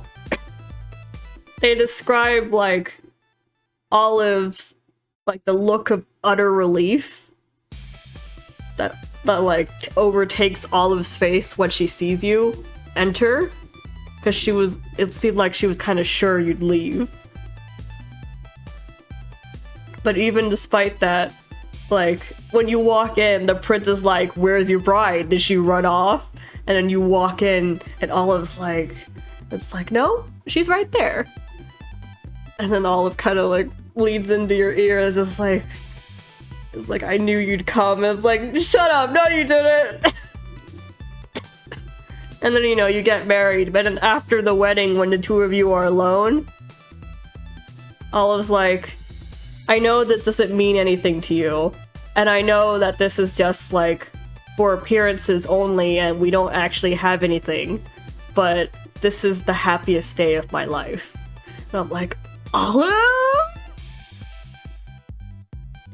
It took me until after the wedding to realize that we might have been lesbians. I got married to her, and that's when it hit me that we might have been lesbians this whole time. I was so sure. I was just imagining every bit of romantic tension between us. And I was, cause like every time a moment happened, I was like, that was romantic, and I was like, that was probably just my imagination though.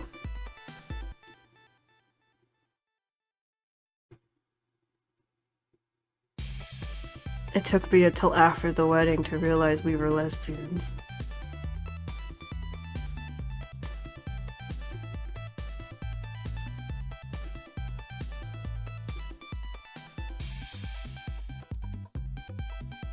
That was just the crux of my story. All the build-up was just for me to be shocked about the fact that we were lesbians. Why did no one tell me that we were actually lesbians?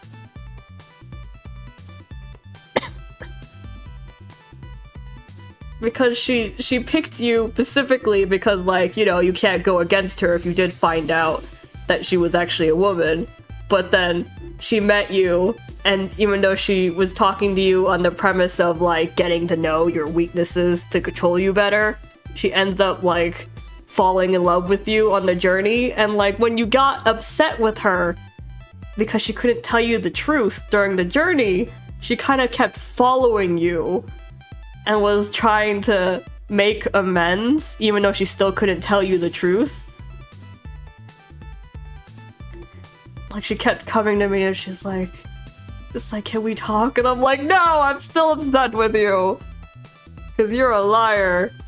Also, you're suspicious in general.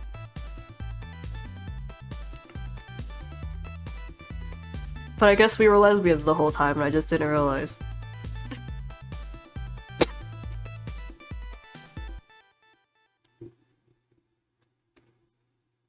Because, like, she ends up coming out to the king about being female, and you help her out so she doesn't get punished for it. So she can just be a woman now. And also a duke.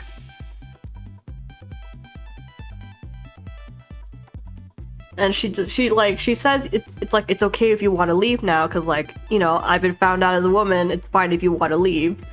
But you could just, you know, choose to stay with her. And she gets really happy at that. And I was like, oh my god, we were lesbians.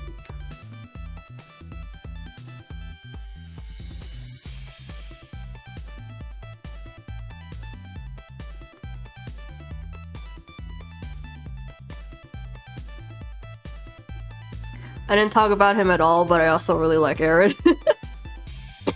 It was just a lot less memorable because, like, I expected him. I expected him to be a romantic love interest. I was not expecting Olive. Every time something romantic happened to me and Olive, I just completely was like, nah, they wouldn't. Nah, I'm just imagining this.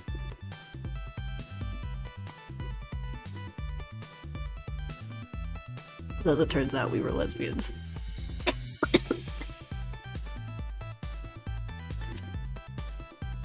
Anyway, Time Princess is fun. The stories are pretty ridiculous, but I like them. They're shorter ones, at least. The longer they get, the more I don't want to read anymore.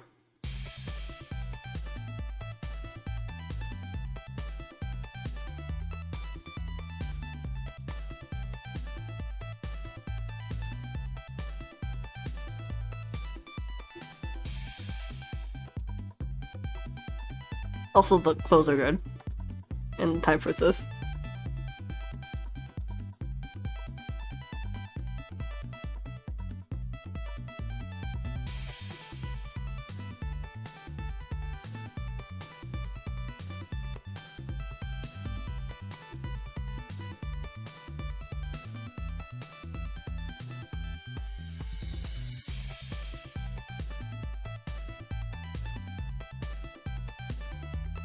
Whoops, did the rest of the chat die?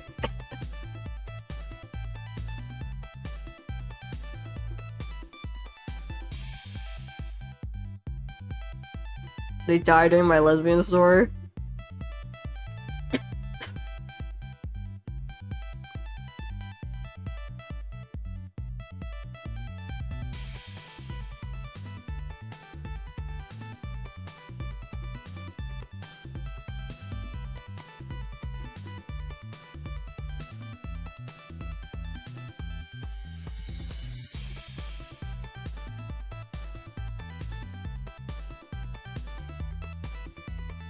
Had a hard time picking options. I do Time Princess really casually and really slowly.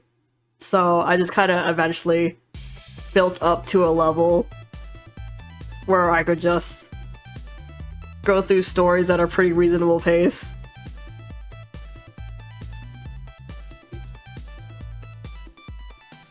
Also, I really like the outfits, and I also really like the stories sometimes.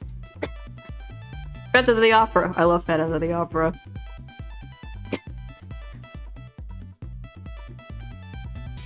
Because it gave me the option to, you know, stay with the Phantom despite him being the worst. I was like, heck yeah. Finally. My happy end Yandere's.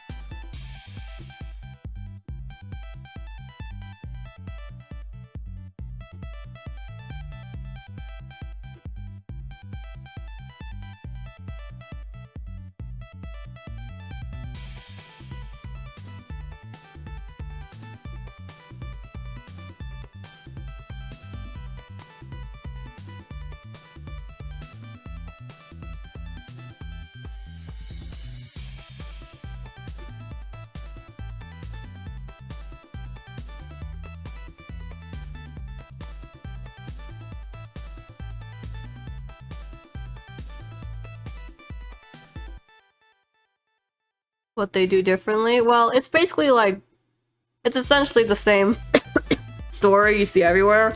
It's just that because Time Princess gives you the option of different endings, of course you could just leave with Childhood Friend Man like the original, but they also gave you like multiple options for staying with the Phantom.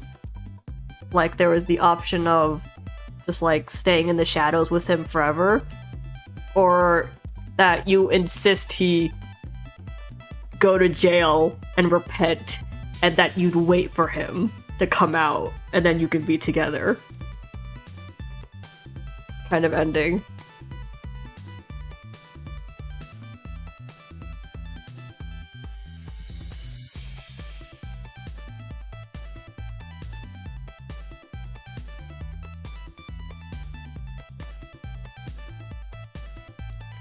And it was just like, it was pretty exciting to be able to like, you know, pick the Phantom and to stay with the Phantom. What did I pick? Of course I picked to stay with the Phantom. We stand in the darkness forever.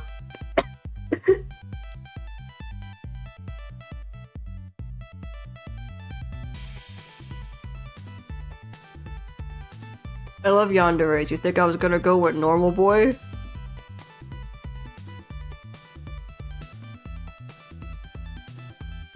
Love me a good psycho.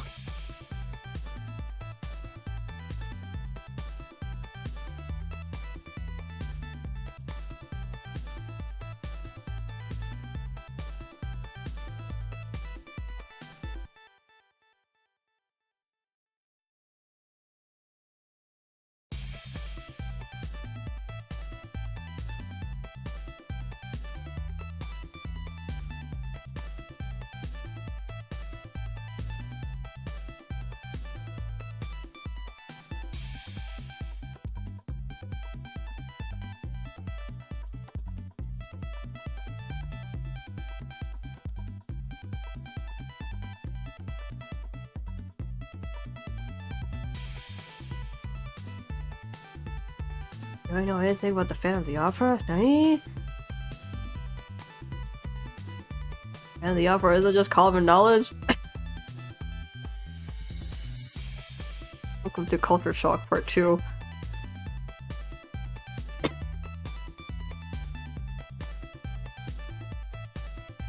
Okay, well, I guess I'll tell you the story of the Phantom of the Opera.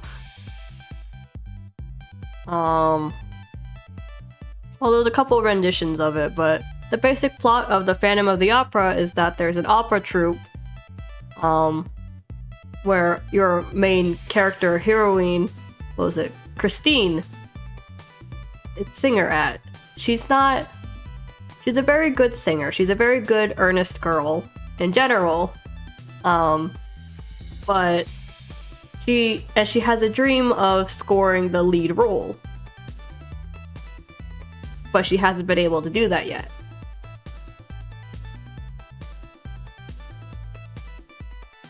In her dressing room, there is a voice that kind of comes out from somewhere in the room that speaks to her, and she refers to it as the Angel of Music because her father apparently said that like the Angel of Music will come and bless her, basically.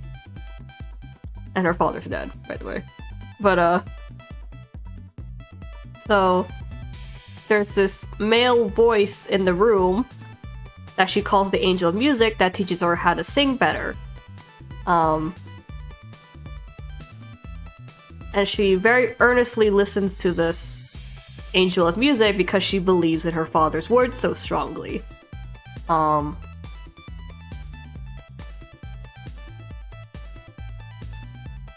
This angel is very confident in her. It believes in her very wholeheartedly and insists that she's the only one fitting of the lead role. And she's like, maybe one day I'll get it. And the voice. And then the next day,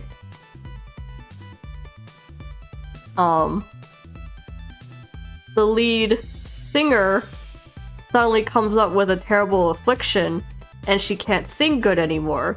So they have to get Christine to sing instead. And Christine's like, oh my god, I scored the role. How did that happen? So, as you could tell, the Angel of Music is the Phantom, because there's also this famous rumor, or like this famous legend about this opera house, and that the Phantom owns it. And there's a box seat in the audience that they always leave empty, because that's where the Phantom is. That's where he watches. And the entire place basically is haunted by the Phantom, who, if you do things he doesn't like, he'll get back at you, typically murder. Like, people die because of the Phantom.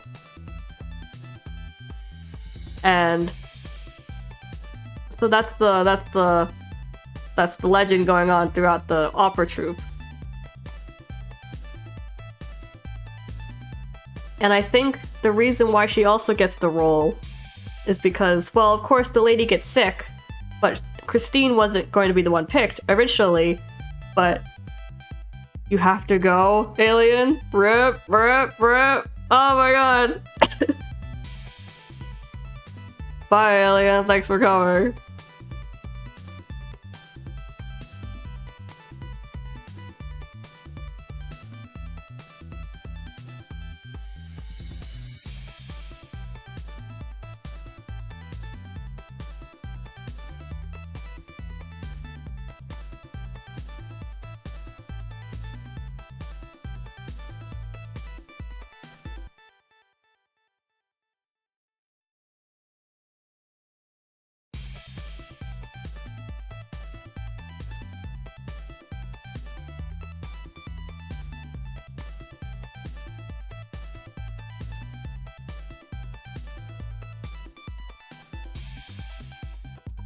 Oh, but about the Phantom of the Opera. Like, Christine wasn't going to be picked initially because she's kind of new. So they were like, you don't have enough, like, street cred to be the lead. And then the Phantom comes out of nowhere in his suspicious mask, suspicious cape, suspicious clothes, and a suspiciously tall area.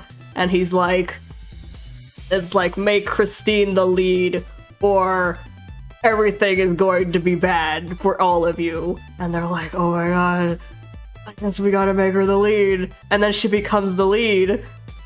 And then she kind of goes to her angel of music and she's like, I'm the lead, but the circumstances are a bit And then the angel of music is like, it's okay. You should just take advantage of this and bring your A game. Make the most of this opportunity. I know you can do it. She's like, oh, okay. So she becomes the lead, and she's very good. So with this, because she's played the lead, she's now gotten people's attention, so people are like, oh, she's good. And who happens to be in attendance in the audience but her childhood friend, some sailor boy. Well, he's a noble, but he also likes the sailor's life. So he's a free spirit is what I'm trying to say, basically.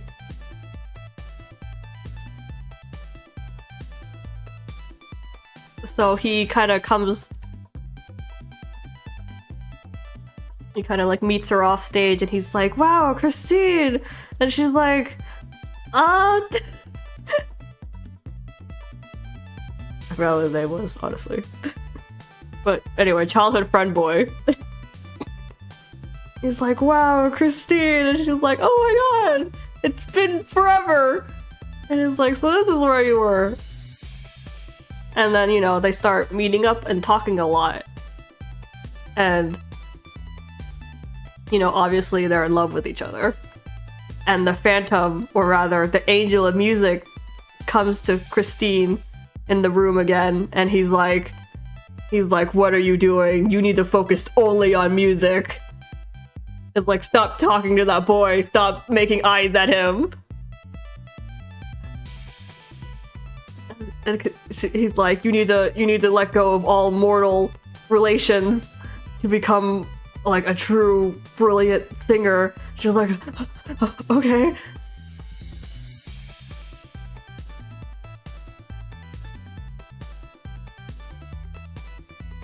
But like, because she keeps kind of meeting, or like that boy keeps insisting on meeting the childhood friend boy,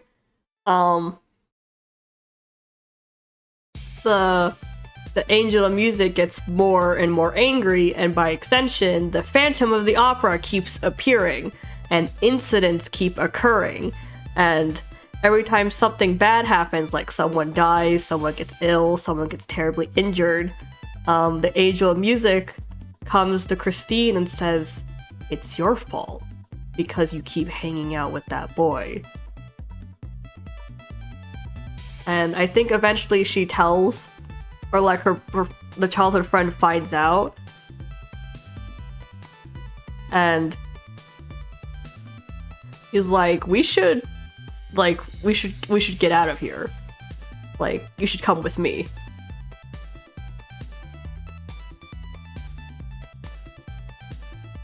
So of course, all of this is super freaky.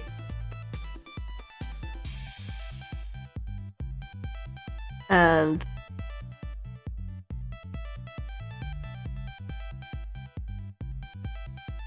she does end up leaving with the childhood friend boy, and then the Phantom of the Opera sets the entire opera house on fire. And presumably dies in the opera house in misery because she had abandoned him. Because to the Phantom of the Opera, Christine was his angel. She was pure and good, and he felt that she was his only chance to be loved because he had a terrible scar on his face that rendered him a monster. Because he's a very talented man, Like, if it weren't for the horrible scar on his face, he'd be a really good catch. But he has a horrible scar on his face, which makes him a monster and no one will ever love him ever. So basically, the entirety of the Phantom of the Opera, like all the incidents are all these like what the people are sure is like a ghost or like a monster, but in actuality it's the Phantom of the Opera is a damn genius, and he's just killing people in ways that can't be traced by the current science. It's like really complex mechanisms, like kind of like gas, chemical reactions. He's just killing them in ways that like the current era can't really catch up on. What kind of scar? Apparently it's a burn scar, I think. Like most things make it a burn scar. It's not really important. It's just the important part is that it's disfigured half of his face and that he's too ugly to be loved by anyone because of that half burned scar on his face.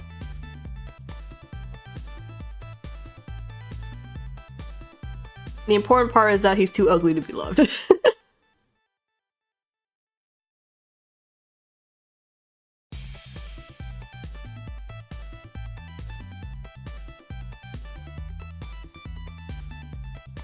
So, I really like the Phantom of the Opera because, you know, he sounds like Yandere.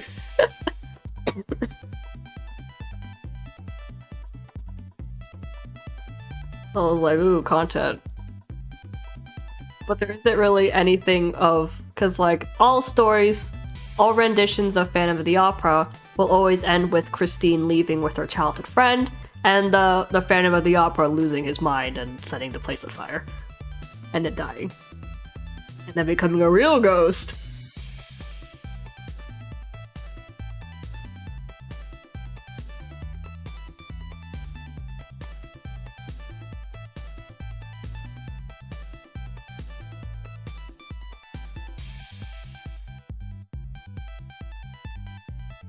So that's the story of the Phantom of the Opera.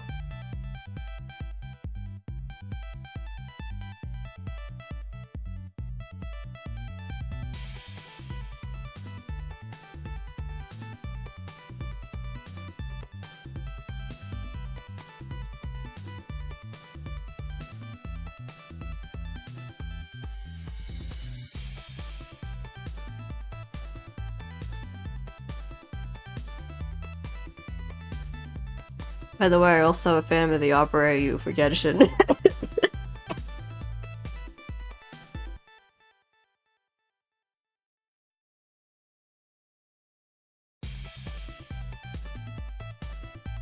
But yeah, the Phantom basically wanted Christine to be, like, only his. Like, she'd sing for him.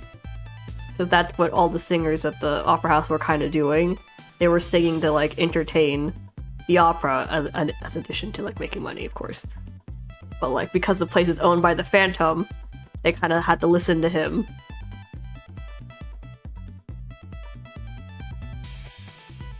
And then he fell in love with Christine. Just a bit about him not being loved, just because of Scarlet figured out. Well, it was it's an opera plot. That's the thing. It was a plot for the opera.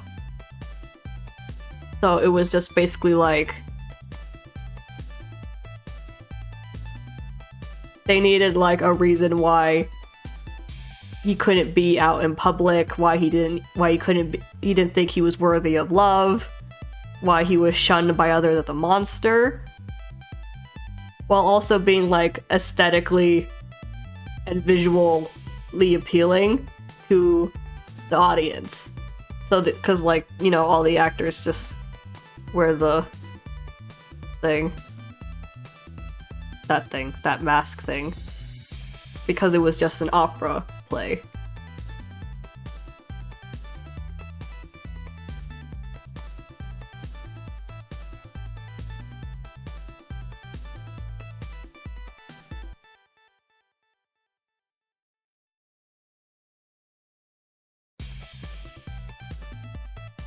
So basically, it was just like, it was the simplest way to like say that like you like give him a reason why he couldn't be loved and he couldn't come out in public in like an opera telling.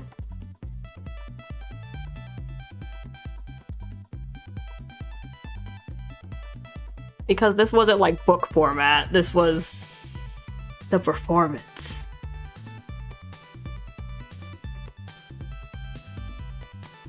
It was mostly just aesthetic, really.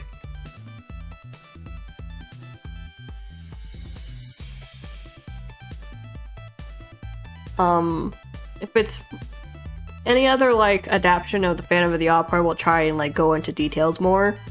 Like any game, any book, any story that's not just people singing on a stage.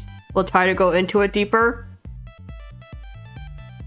and actually give reasons and stuff for everything. But you know, the general plot is just basic. And then you can just kind of go from do what you want from there.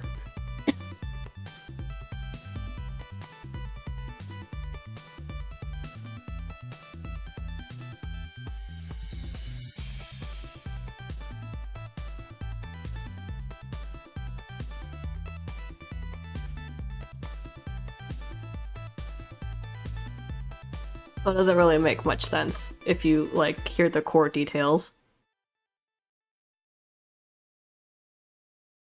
But every adaptation has its own reasons for, like, why this disfigurement is so much, like, so, like, it just destroyed him so much.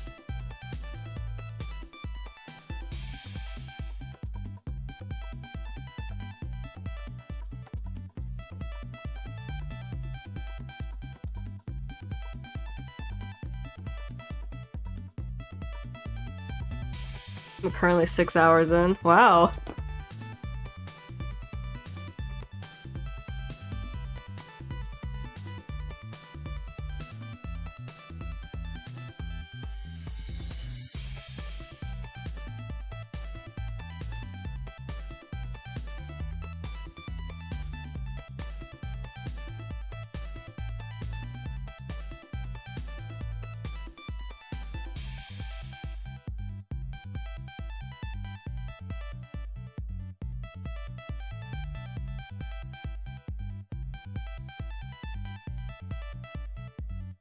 That's about our usual time, 6 hours.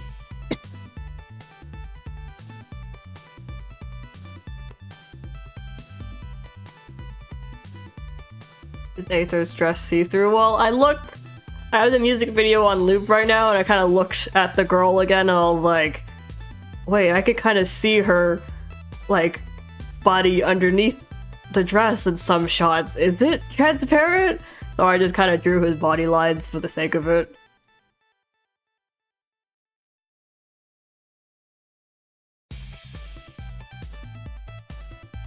Also, I'm not gonna pass up on this on the chance for a transparent dress. Or like a dress where you could see the figure inside. A little too spicy. I like it. But anyways, I really like the Phantom of the Opera, so I was pretty excited about getting an ending where you can, you know, smooch the Phantom and like just kind of commit to him, because I always wanted to see what would happen if like Christine was like, okay, and just stayed with the dude, because you know every ending she leaves, so he goes nuts and he's like, no one will ever love her. Ah!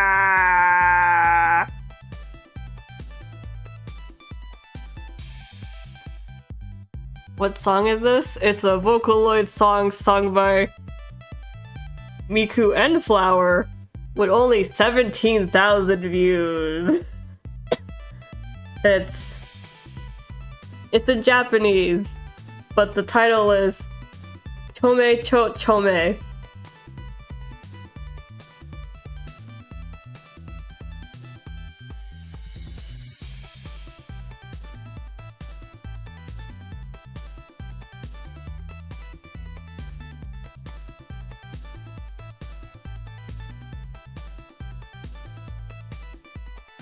by Neko Manma.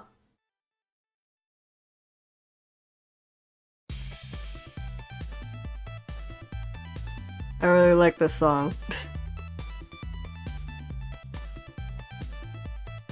Yeah, 17,000 views.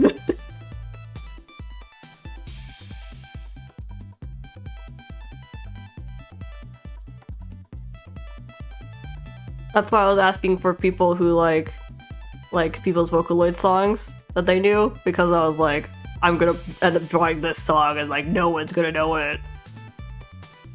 I was like, I thought I should stick to songs people knew, but then I was like, screw it. I'm gonna draw this song anyway because I want to, and you don't own me.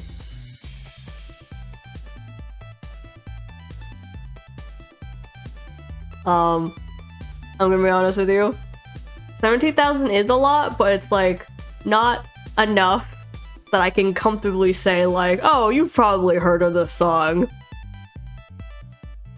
If it was like World Is Mine with its millions of views, I could comfortably say, yeah, you've probably seen it. But no, there's only like 17,000, which is pretty low. So like I was fairly sure most people haven't heard this song.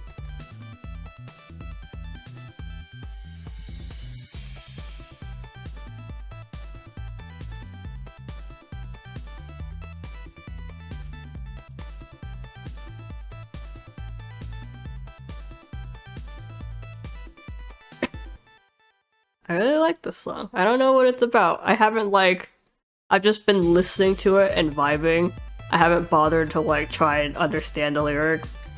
Music video wise, it seems to be a girl who, in this outfit, decides she's not really into her boyfriend anymore, and, well, she murders him.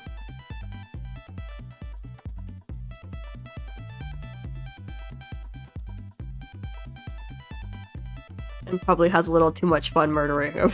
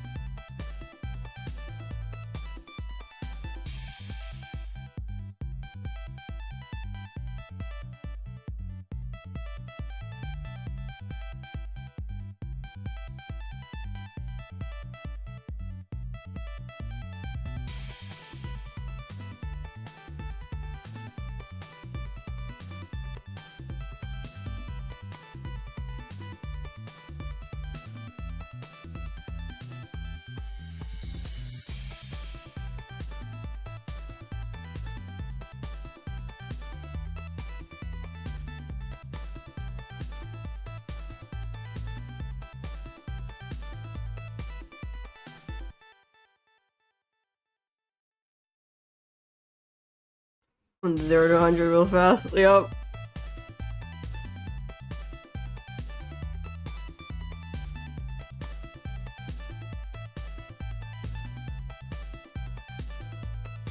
That's not how you draw a bat, damn it.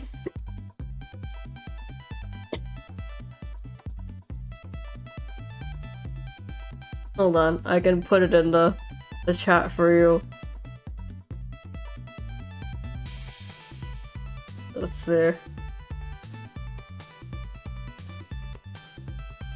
Sandrillion? Of course I do. Okay, I put it in the Twitch category on the Discord. Actually, I don't know if you're on the Discord. I guess you are.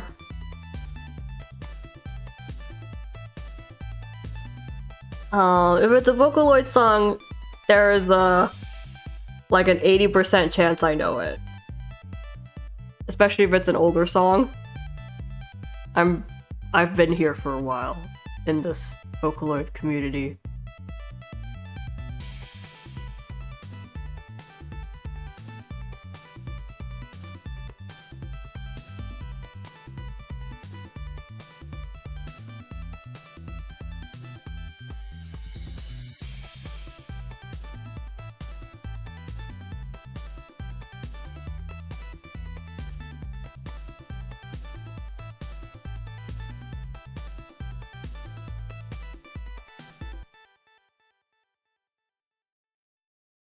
I'm a big Vocaloid fan, so...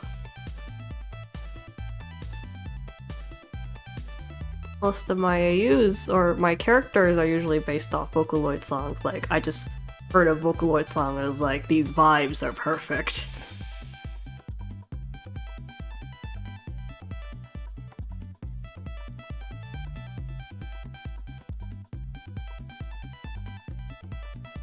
So I've heard a majority of Vocaloid songs.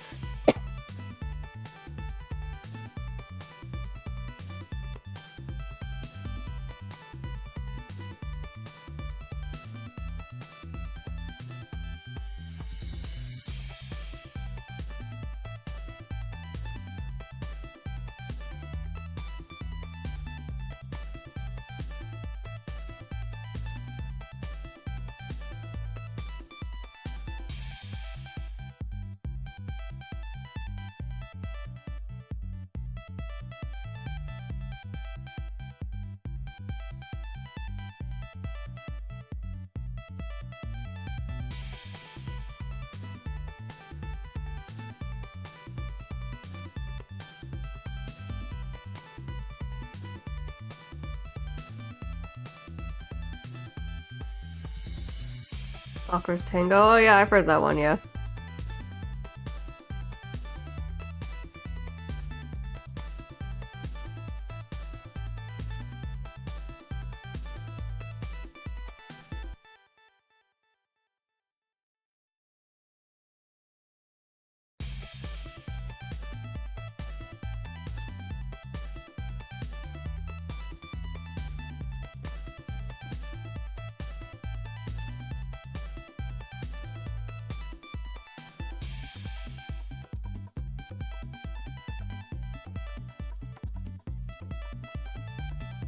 Is Hole Dwelling a Vocaloid? Yes, Hole Dwelling. If you talk about the one by Kikuo, then yes, that's Vocaloid. That's Hatsune Miku.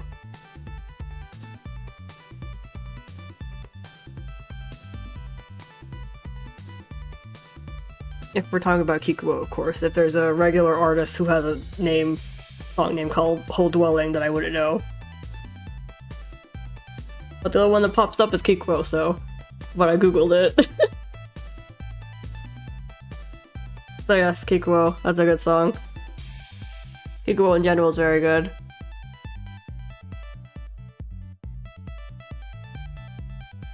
You can get your bad time vibes real fast.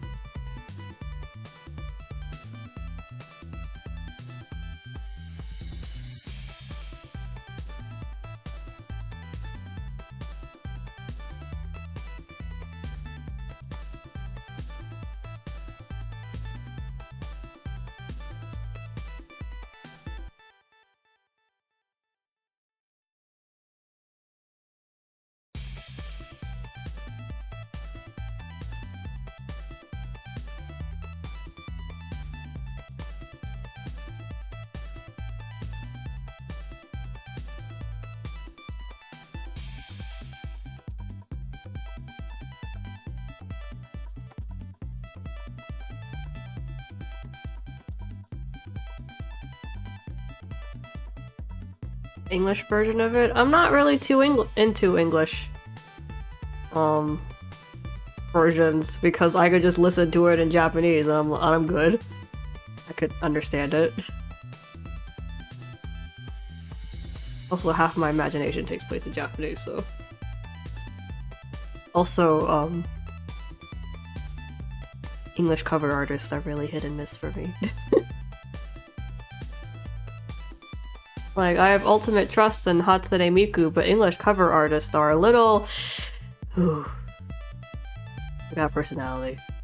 And that's not always a good thing.